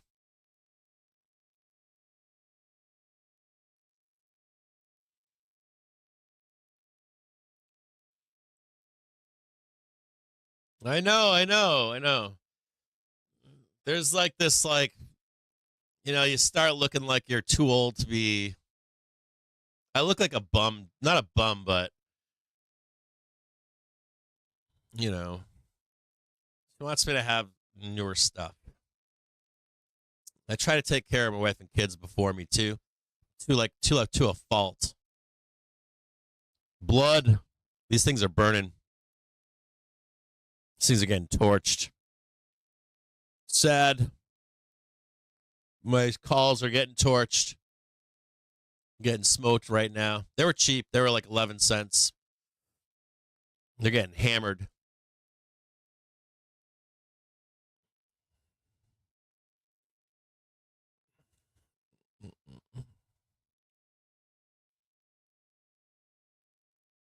I still believe in the bell.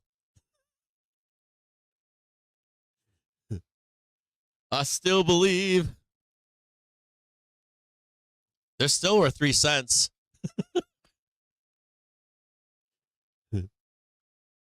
I'm not buying the SPY anymore. I'm not fucking doing that. I'm done for the year doing that shit. I'm doing taxes. I'll be honest, I'm doing a lot of taxes, so I got a lot of other shit. I got all kinds of tax stupid shit. I gotta like close up my year here soon and keep it simple. I gotta tidy up the year. I just went through a quarterly tax thing, and now supposedly I didn't file this fucking thing that I was supposed to file. So I'm like rushing, panicking to do that shit. I fucking hate tax. I don't hate taxes. I hate how complicated it is. I wish the tax system was simpler.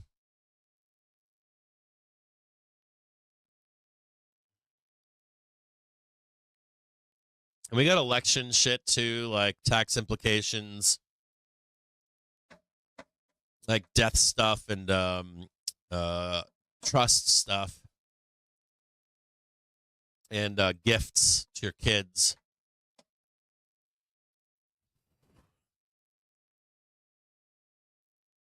Yeah, no, we have like potential tax code changes coming. Most of it doesn't impact. I'm not a fucking millionaire, billionaire, or anything, but I have some wealth stuff that could be impacted. Not income stuff. I'm close on income. I think this year I might be close on income. Close enough. It's gonna matter. Who am I? What am I? Who am I lying to? I can't. See, I'm lying to myself right now. Like that $400,000 tax brackets can be an issue. If any of you guys make $400K, or right around there,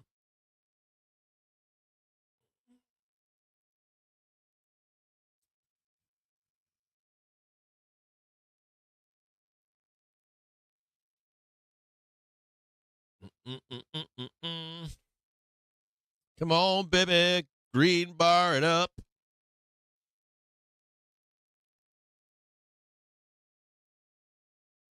No dice, no green bars of love.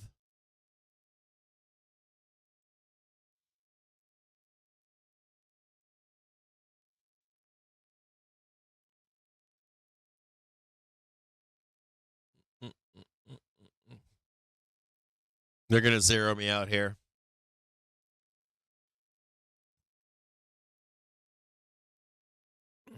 All right, you've got my expectations.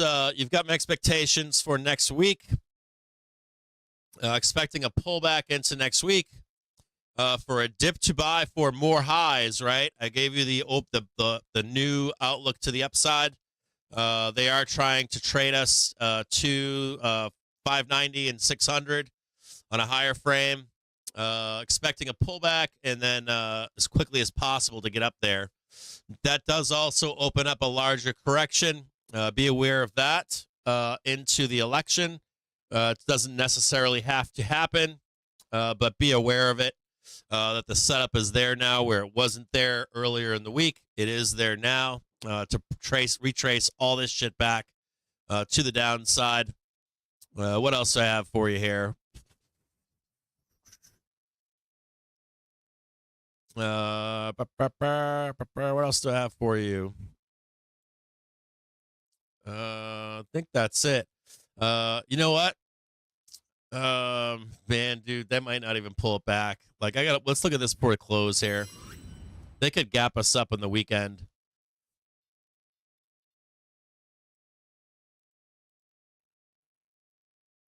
I'm going to tell you guys what here. This bell is closed, but I was just watching all of this building here. Like, hold on here.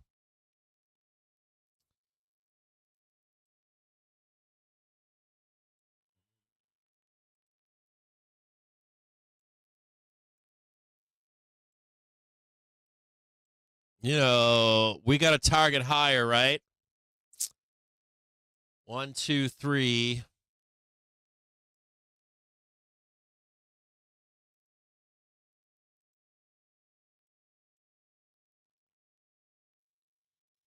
I mean, even if the VIX runs, I gotta look at SPX here.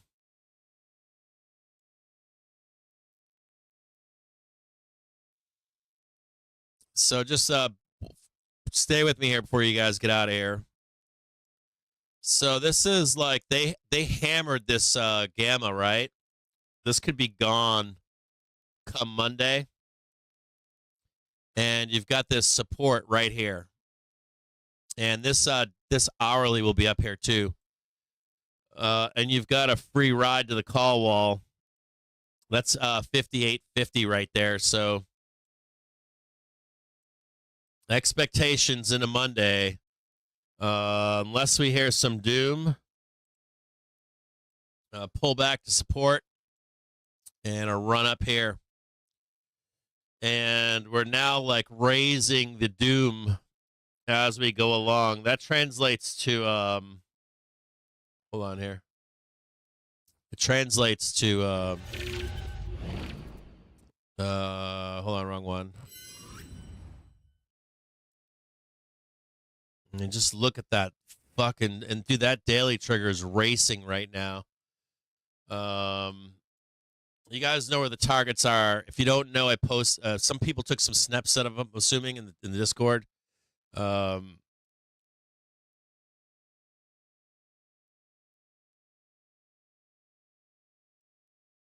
talking fucking right there. Could wake up Monday with a green bar up your ass. I'm not joking. You could literally wake up on Monday. It's a small chance, like 30% chance. You wake up on Monday and that's the sell. There could be a gap over the weekend. Sell Sunday. Don't be short into this close. I shouldn't say that. That's not financial advice. Forget I even said that. Be careful of a squeeze over the weekend.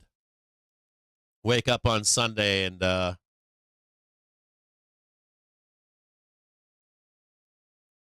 some shit like that.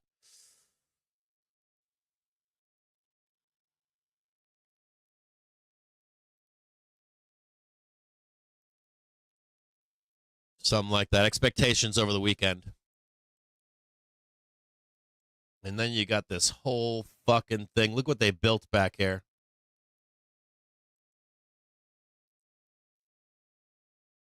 Jesus Christ.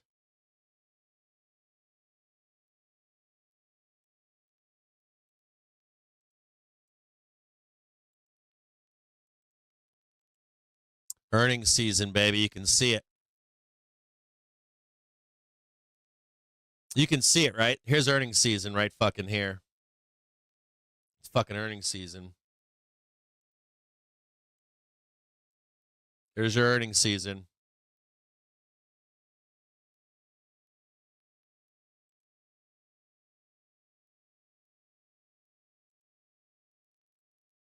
Let's price that shit out on you right there. You see it?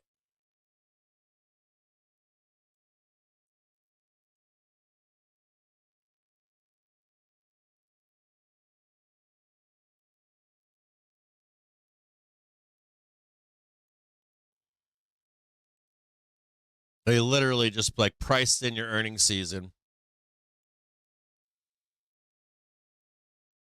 God. God damn. They just priced in your earnings season. There it is.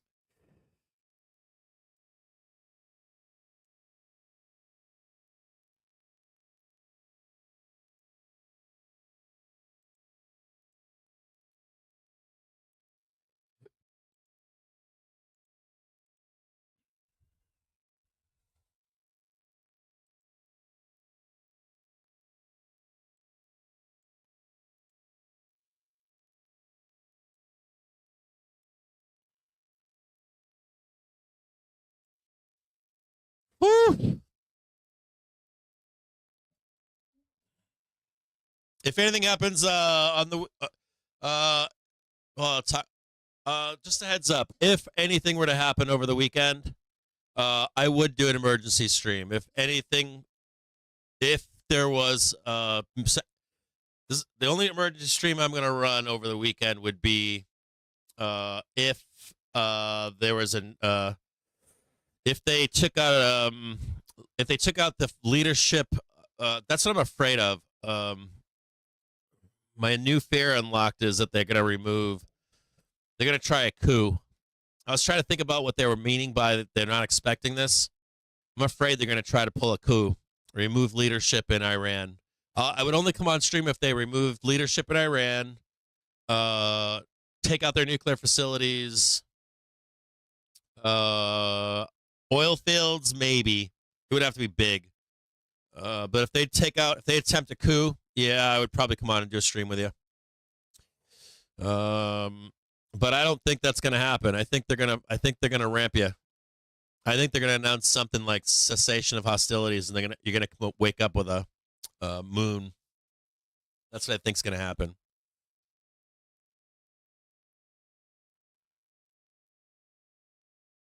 So there we go. I'll see you guys on Monday. There you go, guys. This is what you got looking ahead to you. I guess these bears want to get that VIX going, but this could like grind and then boom. Thank you for good reports. And then as soon as all those major reports are done, roll you down maybe.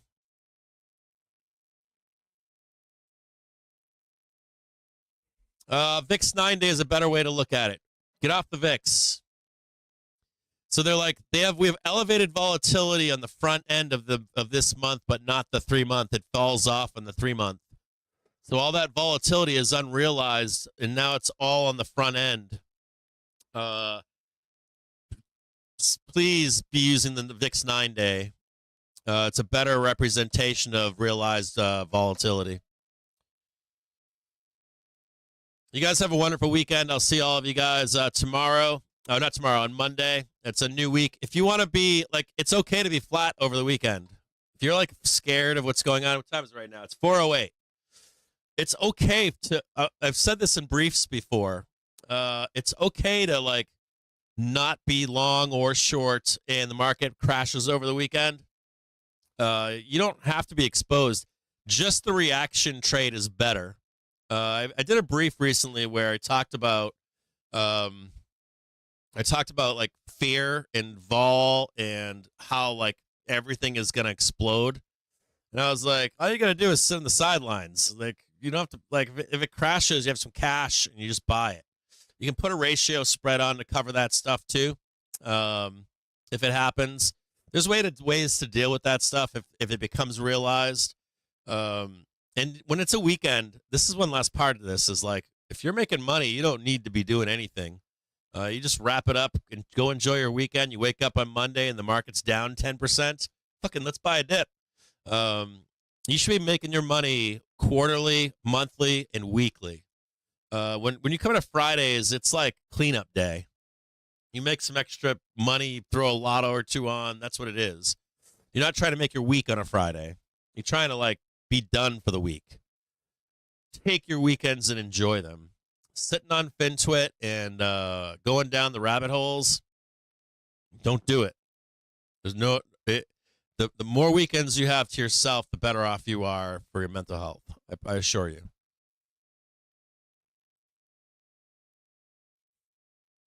All right.